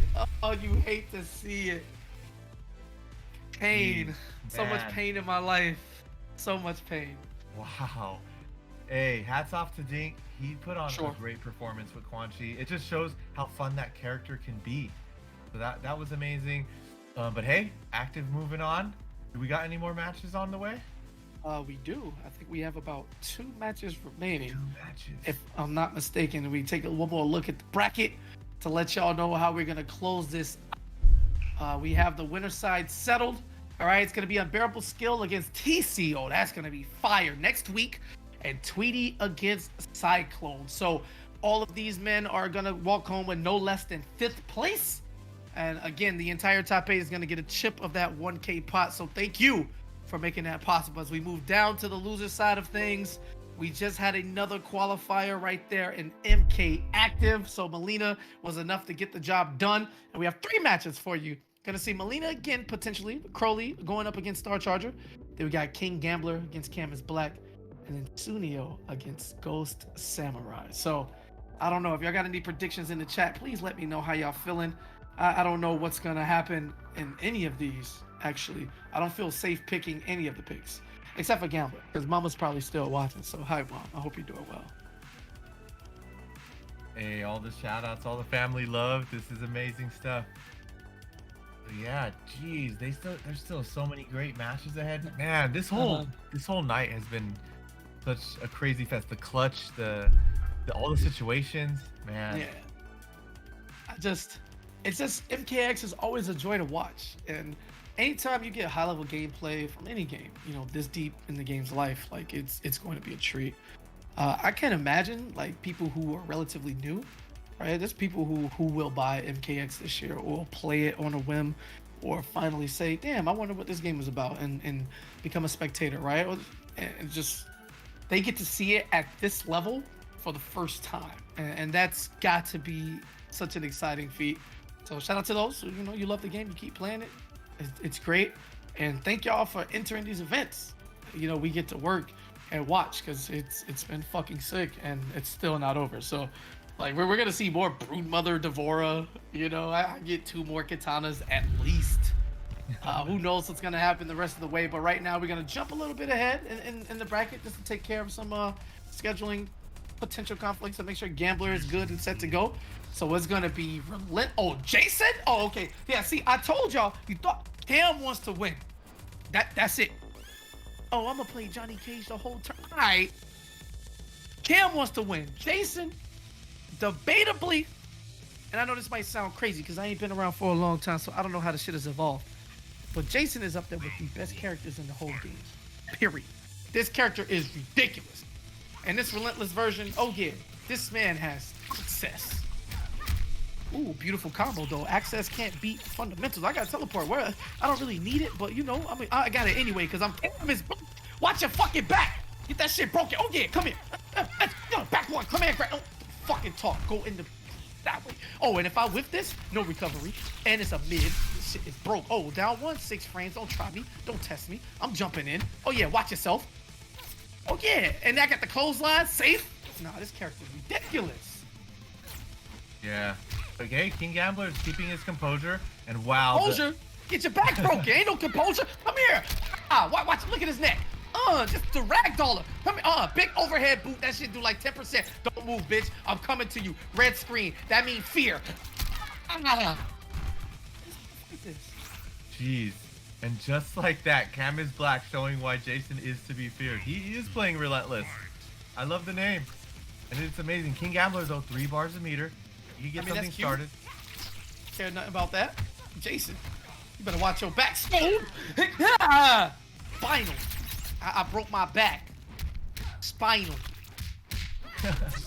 The Mike Tyson in there. Yeah, of course, baby. It's spinal. Just mind your business. All right, my back is broken. And King Gambler trying to do some backbreaking of his own. He has Camus Black in the corner, but Camus Black teleporting out. Keeping it mid-screen. Beautiful grab. Yeah, absolutely. Gambler still showing him different looks. After all that, he's still right here. This is the first game. Gonna keep you safe. Mind his business. Double pokes. And the armor and retweet. Look at that. 23%. Remember, as Jason's health gets lower, he does more damage. So, 25%. You lucky you have a bar overhead. Yo, this character is fucking broke. Oh, wow. He's going for it all. The stare down. Just like that, Camus Black making a statement. Yeah, the statement is King Gambler? He wants to win. You can hear them mashing the button for the rematch. Like, that's crazy. Yeah. Oh, Gambler, 0 respect, please. Go out of your way. Thank you. Appreciate it. All right. Nah, you got to do the P&D. You know what I'm saying? You got to do the P&D. They give you 2 respect, maybe 1. Because that's worse than 0. Horrible. Oh my god, it's so crazy. What a character, man. He's just something you got to deal with. They truly knew how to take a horror icon and make him horrific. Like, dog. Exactly. Yeah. He's something else. Remember when he was announced? We all wondered like how he could play and stuff, and even King would tell me like, man, I would think how are they gonna make Jason play? But they always do such a great job with the designs. They really did. 6 frame down 1, by the way. Looking for the anti-air grab is Cam. Yo, for somebody who was not playing, he looking kind of crispy with these grabs, my brother. Oh yeah, and Gambler trying to guess. He's just guessing wrong. Oh, so if no matter what, it's a full combo. Oh, choke a bitch. Wait, Brady taking him to the corner. Oh yeah, your turn. Look at me when I'm talking to you. And Gambler finding the proper button to get the interrupt. Oh my god, what a crazy move too. That red screen is unique. And it's such an insane setup. But D'Vorah, not to be outdone, she is one of the villains of the modern day scene, and especially hated after she killed Scorpion. Oh my god, you let this second year, you know what I'm saying, pro destroy the biggest icon of the history of the series? Ain't no way. Oh yeah, King Gambler turning it up. As I said before, you see the gameplay come out in the players when they're pissed. They go in. Oh yeah. Okay. Cam is black. He's still trying to figure it out with King Gambler. King Gambler playing so patient. It's D'Vorah right now. Okay. Now Cam is black trying to make his way in. King Gambler, geez, with all the rush down. No one has meter though. Uh-oh. Not at all. Now Cam is black puts. Oh yeah. Oh yeah, King you Gambler better in mash. the corner. Oh, you mashed the wrong thing. A lot of recovery on that down too. 27%, 2 kicks into grab. Yo, I hate it here. Oh yeah, in trouble. Can't get scooped. It's gonna be a guess off a back one, and then it's over. Unless. Oh, armor hyper. Oh! So, Jason goes into a hyper armor scenario there where he literally cannot be stopped. And the only way to get through that is, I think, X-rays print the armor, and there's a timer where he'll just eventually fall to sleep. But when you're at low health, you might as well just let him hit you, because he is not going to give up, and you cannot get away from him. Yeah, it's so intense. Like, it's like just like the movies. When he armors up, you want to run away, but there's nowhere to run. Cam is black doing such a great job. King Gambler though has Cam and black in the corner. No one has meter. Scoop. Oh. Don't need meter for this. One EX command grab is going to be death. Okay. Black got it. One more hit should do it. It's over, bro. It really don't matter. Like, where you going, bro? You gotta guess, bro. Like, you actually have to guess forcibly, and like you have to continuously guess time and time and time and time again. This is one of the better closeout moves you'll ever see in a fighting game. Period. And he took the mask off, and you know he ugly. Remember when they data mined it, or somebody broke the camera and they looked at the character model? It was super ugly. It was probably TQT 1995 before we knew who he was. You know what I'm saying? I gotta hit him up. But yeah, all the info. Yeah, for sure. For sure, baby. This is Jason Voorhees, baby. Oh, man, I remember when he first dropped, they was downplaying him. Who was playing Jason at your local? Was it King? There was Rio, Forever King Jr. Yeah. Yeah, we had Big D, so you already knew what that was. That shit was straight downplayed.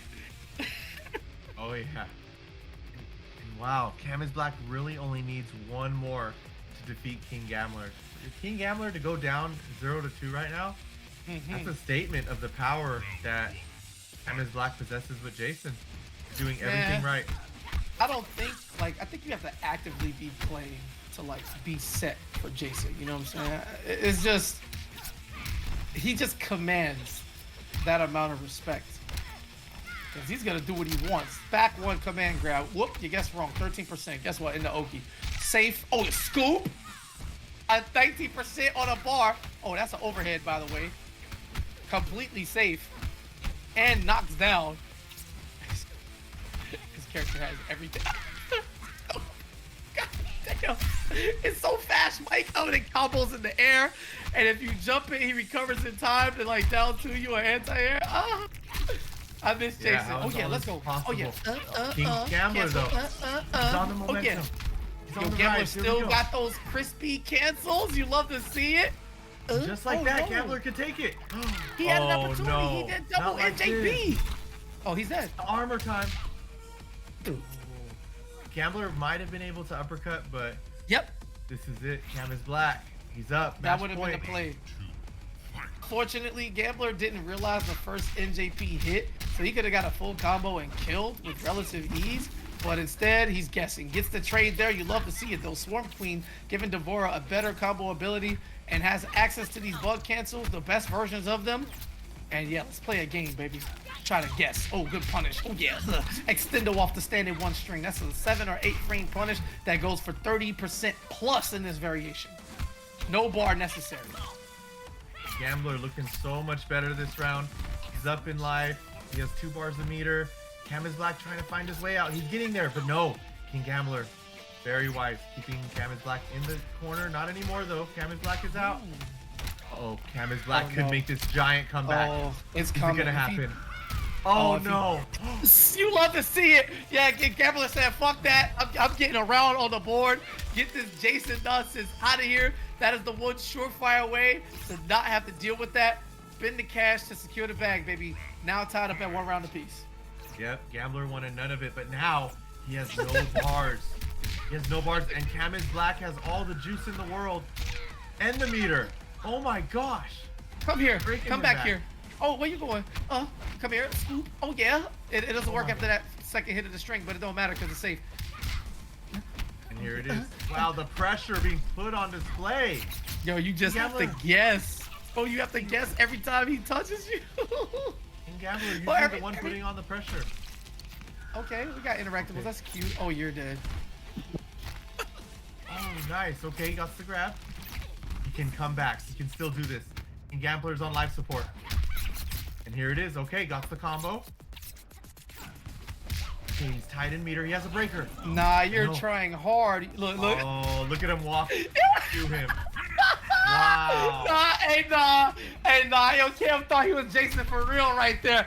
He Nah, did. bro, I can't. Nah. He walked up to him and then just socked him.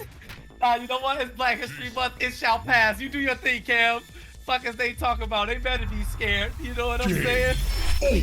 He really thought he was Jason right there, and I'm gonna let him have it. Yo, that is a 3-0 for Canvas Black. Gambler, always the great sport. Not really worried about it. You know what I'm saying? Just calling it about patrolling. And gonna let him go do his thing moving forward. But congrats to Cam. You will be seeing him next Saturday in the finale. I don't want to hear no Johnny Cage. Pick Jason, my boy. Just pick Jason, man. He's That's, dominating with him. I'm just saying, you ain't look as strong as you look until then. You clearly know what you're doing. You so comfortable that you can. I'm gonna leave it alone. I'm gonna just say congratulations, Mike. What did you learn from that match, boss? When you're dead against Jason. Cam is black. I never seen him play like that. He plays all these other characters the moment he picks Jason.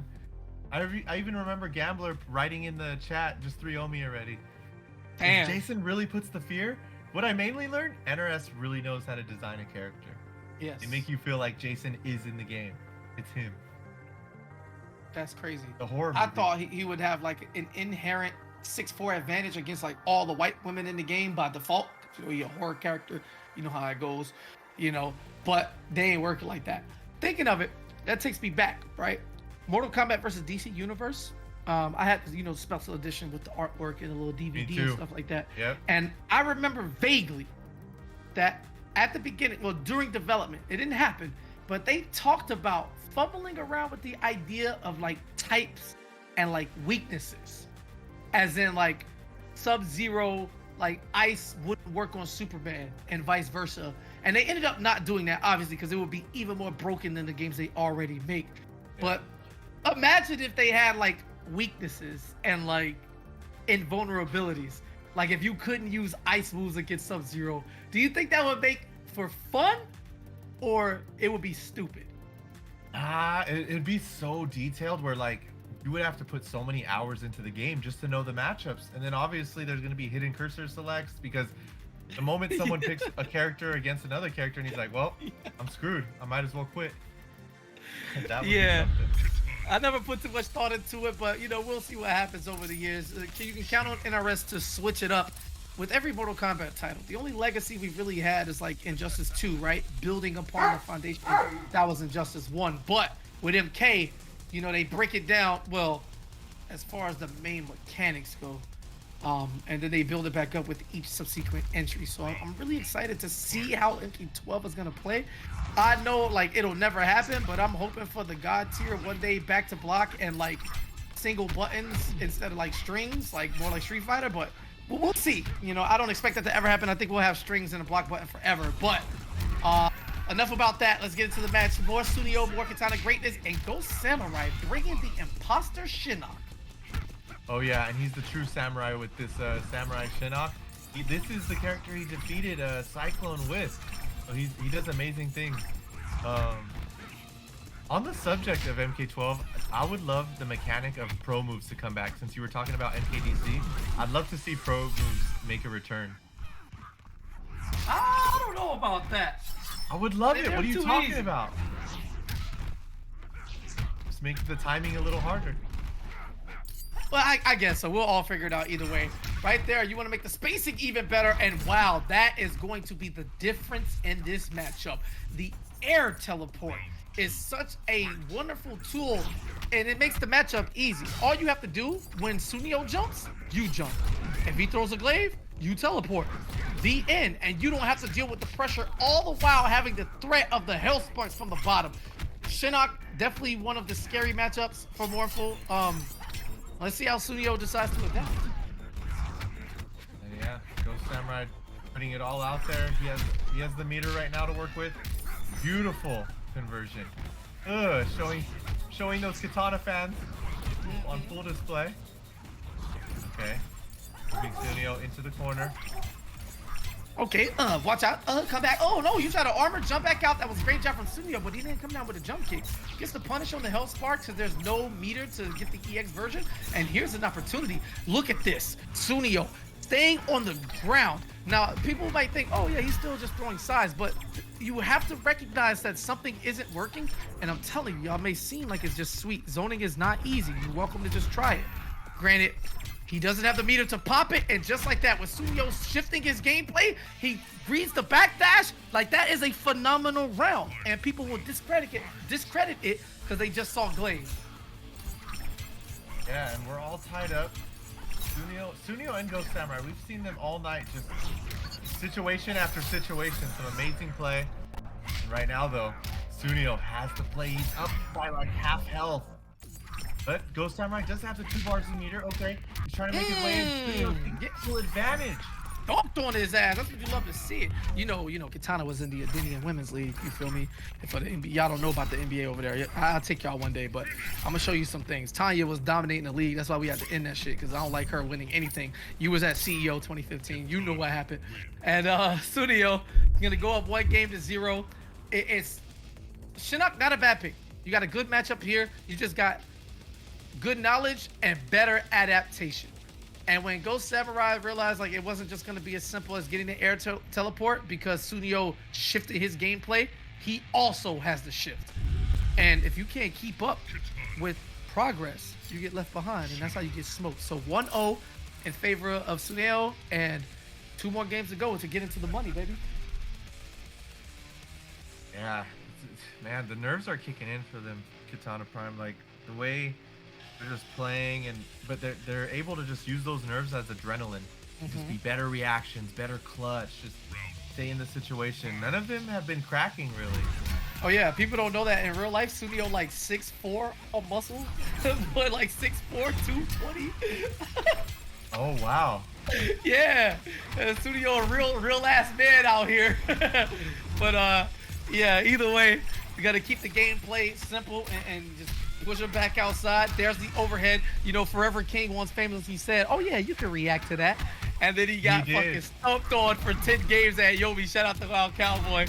But online, offline, you know, maybe on your best day, if you're looking for it specifically, you can catch it, but it's still an extremely fast overhead. Oh yeah, we've all suffered the wrath. Shout out to Cowboy Man, NorCal brother.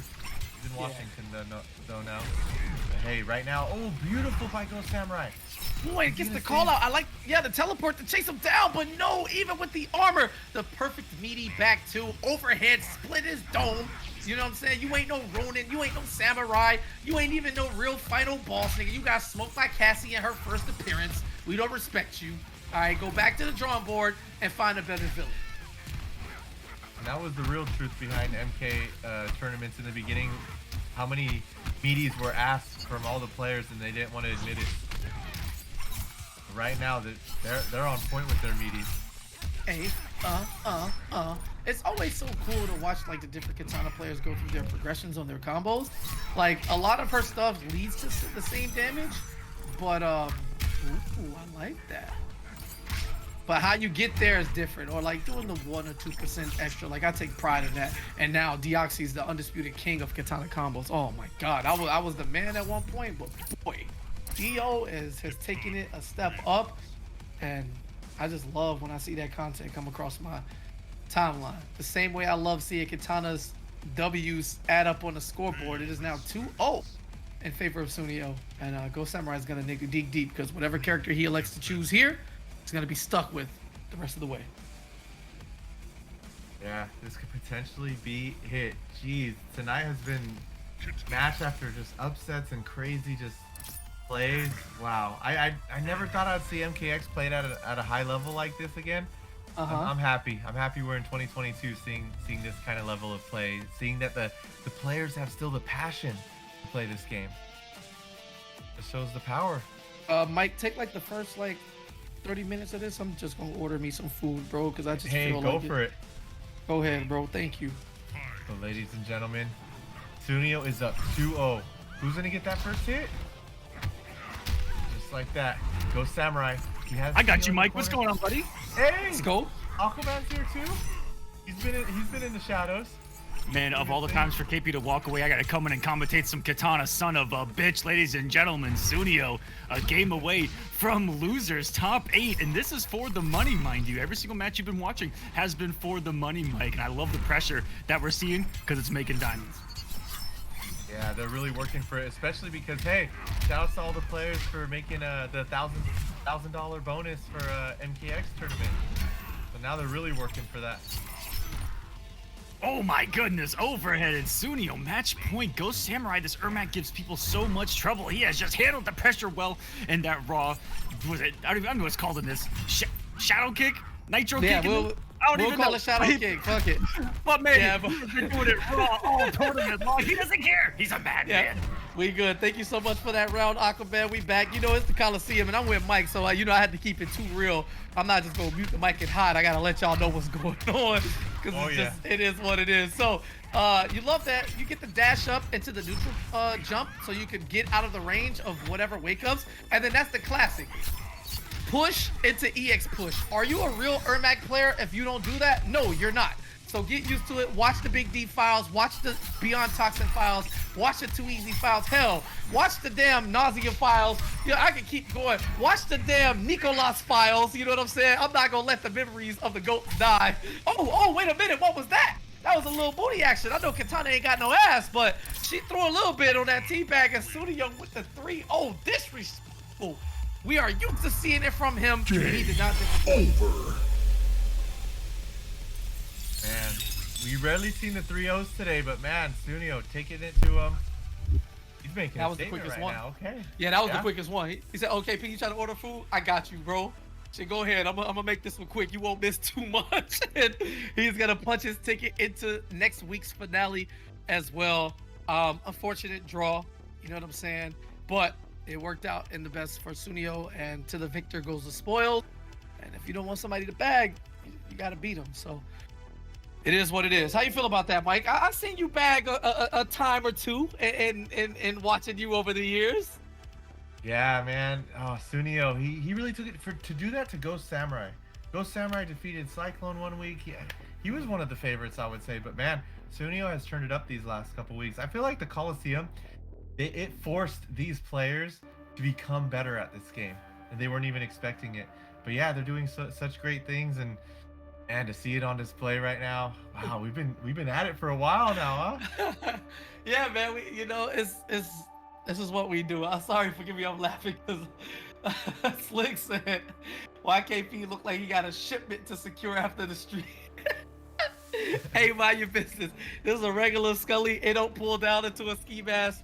I'm a clean man. I don't want no street life action. All those years is way behind me now. I'm a father, you know what I'm saying? We 30 plus. I got a family to take care of. I just like playing video games and kicking it with y'all. So no shipments. The only shipment is gonna be that Chinese food that hit here about 20 minutes. But other than that, Mike, yeah, that was one of the more dominating fashion. That was probably the quickest set we had at the night. Studio was like, okay, I'm ready to get out of here. You know what time it is, but we are not done. I believe we have one more match to close it out, if I'm not mistaken. And that should be... Bracket, please save me. Star Charger and Crowley.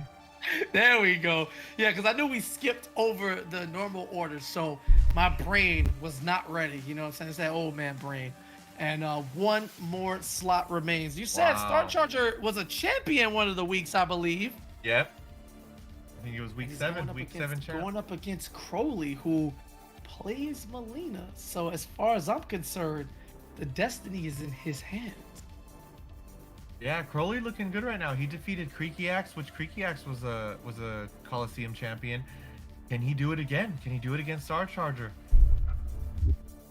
We'll figure it out just now. As soon as everything is getting good and ready to go, I'd like to thank y'all once again for tuning in. We did reach our goal, but that doesn't mean we have to stop. If you would like to contribute a little bit more to that prize pot for the finalists that you will see right here on this very channel next Saturday, hit the link. You understand? Exclamation point Matcherino. And everything, man, whether it be 50 cents or $500, man, it is what it is. It all goes to the players. 100% of the pot is split unless Aquaman decides he wants to just become one of those guys and take the money and run to the Bahamas. It happens to the best of them. You never know. But as far as I know right now, Aquaman is good money, so you ain't got to worry about that, all right? Matcherino, donate, and we'll see what happens. God, it'd be so easy though. It'd be so easy. It would, but it wouldn't be worth it for one event. It really was. It really wasn't. Like, all right, you ran off with the money. All right, cool. We'll find you, bro. Like, you gotta run off forever. Are they gonna send Kim Jason? Because I'm fucking petrified. If I'm being honest with you. Be something else. It's all good, but. What's going on, Crucifix? How you doing, and everybody out there? Let's close it out with one for the record books. Hopefully, a classic match. This is something that traumatized me when I was a kid, back in the arcades, or the laundromat, I should say, that had arcade cabs in there. MK2, where I could never beat Melina as Kitana, and little did I know, Melina was the best character in the game, and she cooked Kitana in the matchup, and that went on to be true for every single game up until MK11. I can't really tell you because I haven't played it enough. Woo! Okay. Just by design. Traumatized right for now? 25 years, Mike. 25 years. Hey, Star Charger making Katana look great right now against Melina. Absolutely. So don't have that PTSD just yet. All right, well, we're going to keep it safe. That doesn't work against Melina at all. She has the ball roll, so there will be no EX flutters coming after those rising fans. However, that quick assassin dash, 2 hits of armor on his Star Charger, is able to get through that forward 1, which is only 2 hits, by the way, absorb it, and secure that round. Now, you see Star Charger's made the switch to assassin, right? This is his favorite Katana variation. He will play whatever he needs to for the matchup, but in the case of Melina, he just wants to hurt her. So having access to the parry and making sure he's getting all of the damage from every single hit. Oh, doesn't go for an unbreakable route. Instead, wants to force Melina off of the meter early. I respect it. That's just a part of his game plan. One fan at a time. Man, and Star Charger, his percentage of just when he wakes up and actually landing the wake up as opposed to the opponent blocking it is probably the best in the Kolosseum. He just knows when to wake up and when it's gonna land. His intuition on wake ups is the best I've seen. All right, well, how about an anti-air? A little bit of reaction for active this time. No panic. Still very much in this. Gets to jump over clean. and tries to chase her out. Gotta watch the legs. Not looking for any fans, and that was a perfect teleport. Unfortunately, Star Charger recovered in time. And for somebody who plays on stick, Star Charger's fans are pretty instant, baby. That is years of practice. You know, when usually new players come in the game and they'll ask a Katana player like, yo, how do you get your fans so low? It's literally just practice and muscle memory, baby. Put in the work, you can achieve the results. Exactly. KP with the knowledge, man. Knowledge is power. Man, look at this replay. Look how instant it is. Look at that. He's just so on fire right now. It's gonna be hard for Crowley, man. Star Charger's one to be reckoned with. You know he wants to place. He doesn't want to go out. And what's it gonna be? Oh, my fault.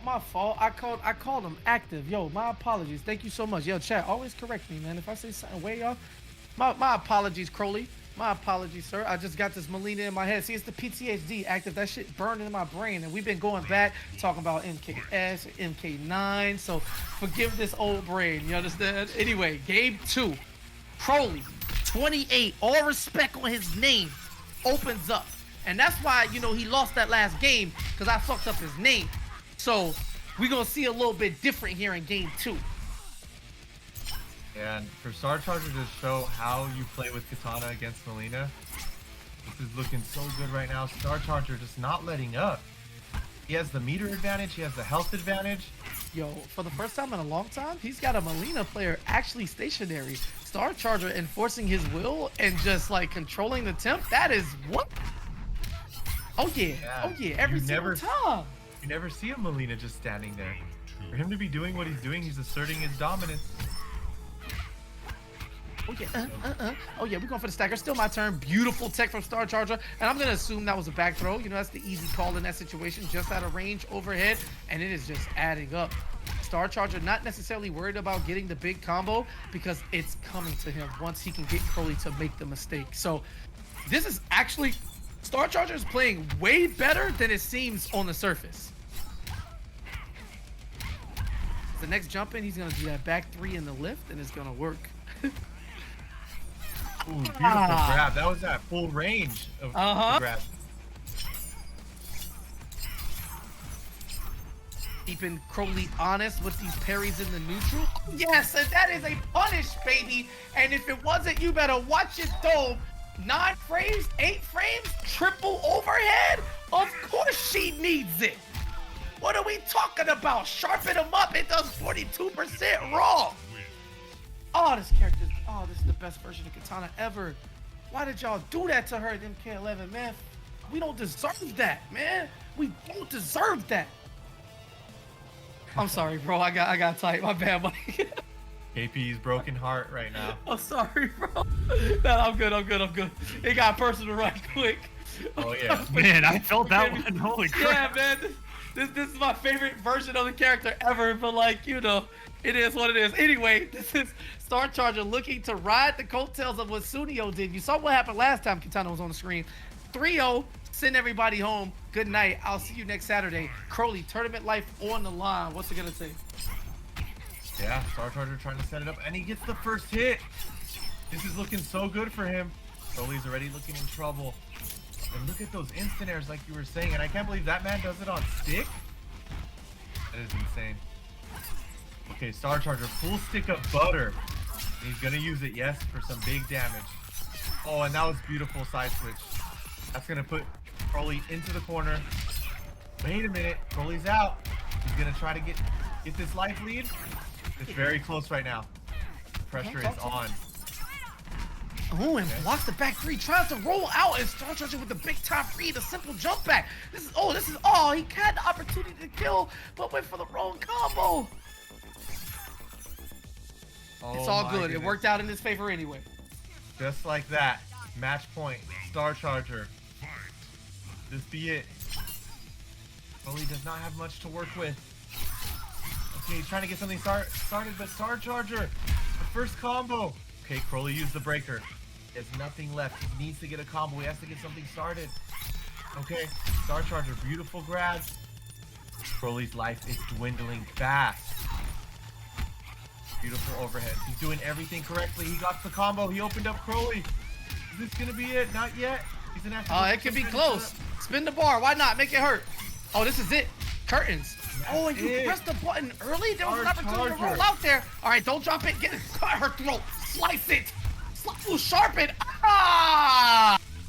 Okay, you love to see it. Okay, Star Charger, congratulations. Sunio and Star Charger both closing it out. Back-to-back katana victories. You love to see it. Unless it's the chat, then y'all hate to see it. Because I already know how y'all feel about the princess. And I ain't mad at you. She is annoying as hell this game. Nobody want to see a top-tier katana except for katana players. Anyway, congratulations. That is going to finalize our chart. Everybody in the money. We got 1,000 plus in the Matcherino. Man, y'all reunited me with Mike. I'm happy, man. We chilling, bro. This was a great We time chilling. with you, KP. Yeah. It's always amazing, man. Just to be reunited. It's been so long since I talked to you. We did a lot of things, man. We did a lot of things. And a lot has changed over time. But, you know, we still here. Somehow. Still here. So, before we get enough of that, let's take one final look at tonight's bracket to get a recap for everything that is going on across the Kolosseum Season 2 in MKX. It's going to set up Unbearable Skill against TC. That's going to be fire. Tweety versus Cyclone. That should be fire as well.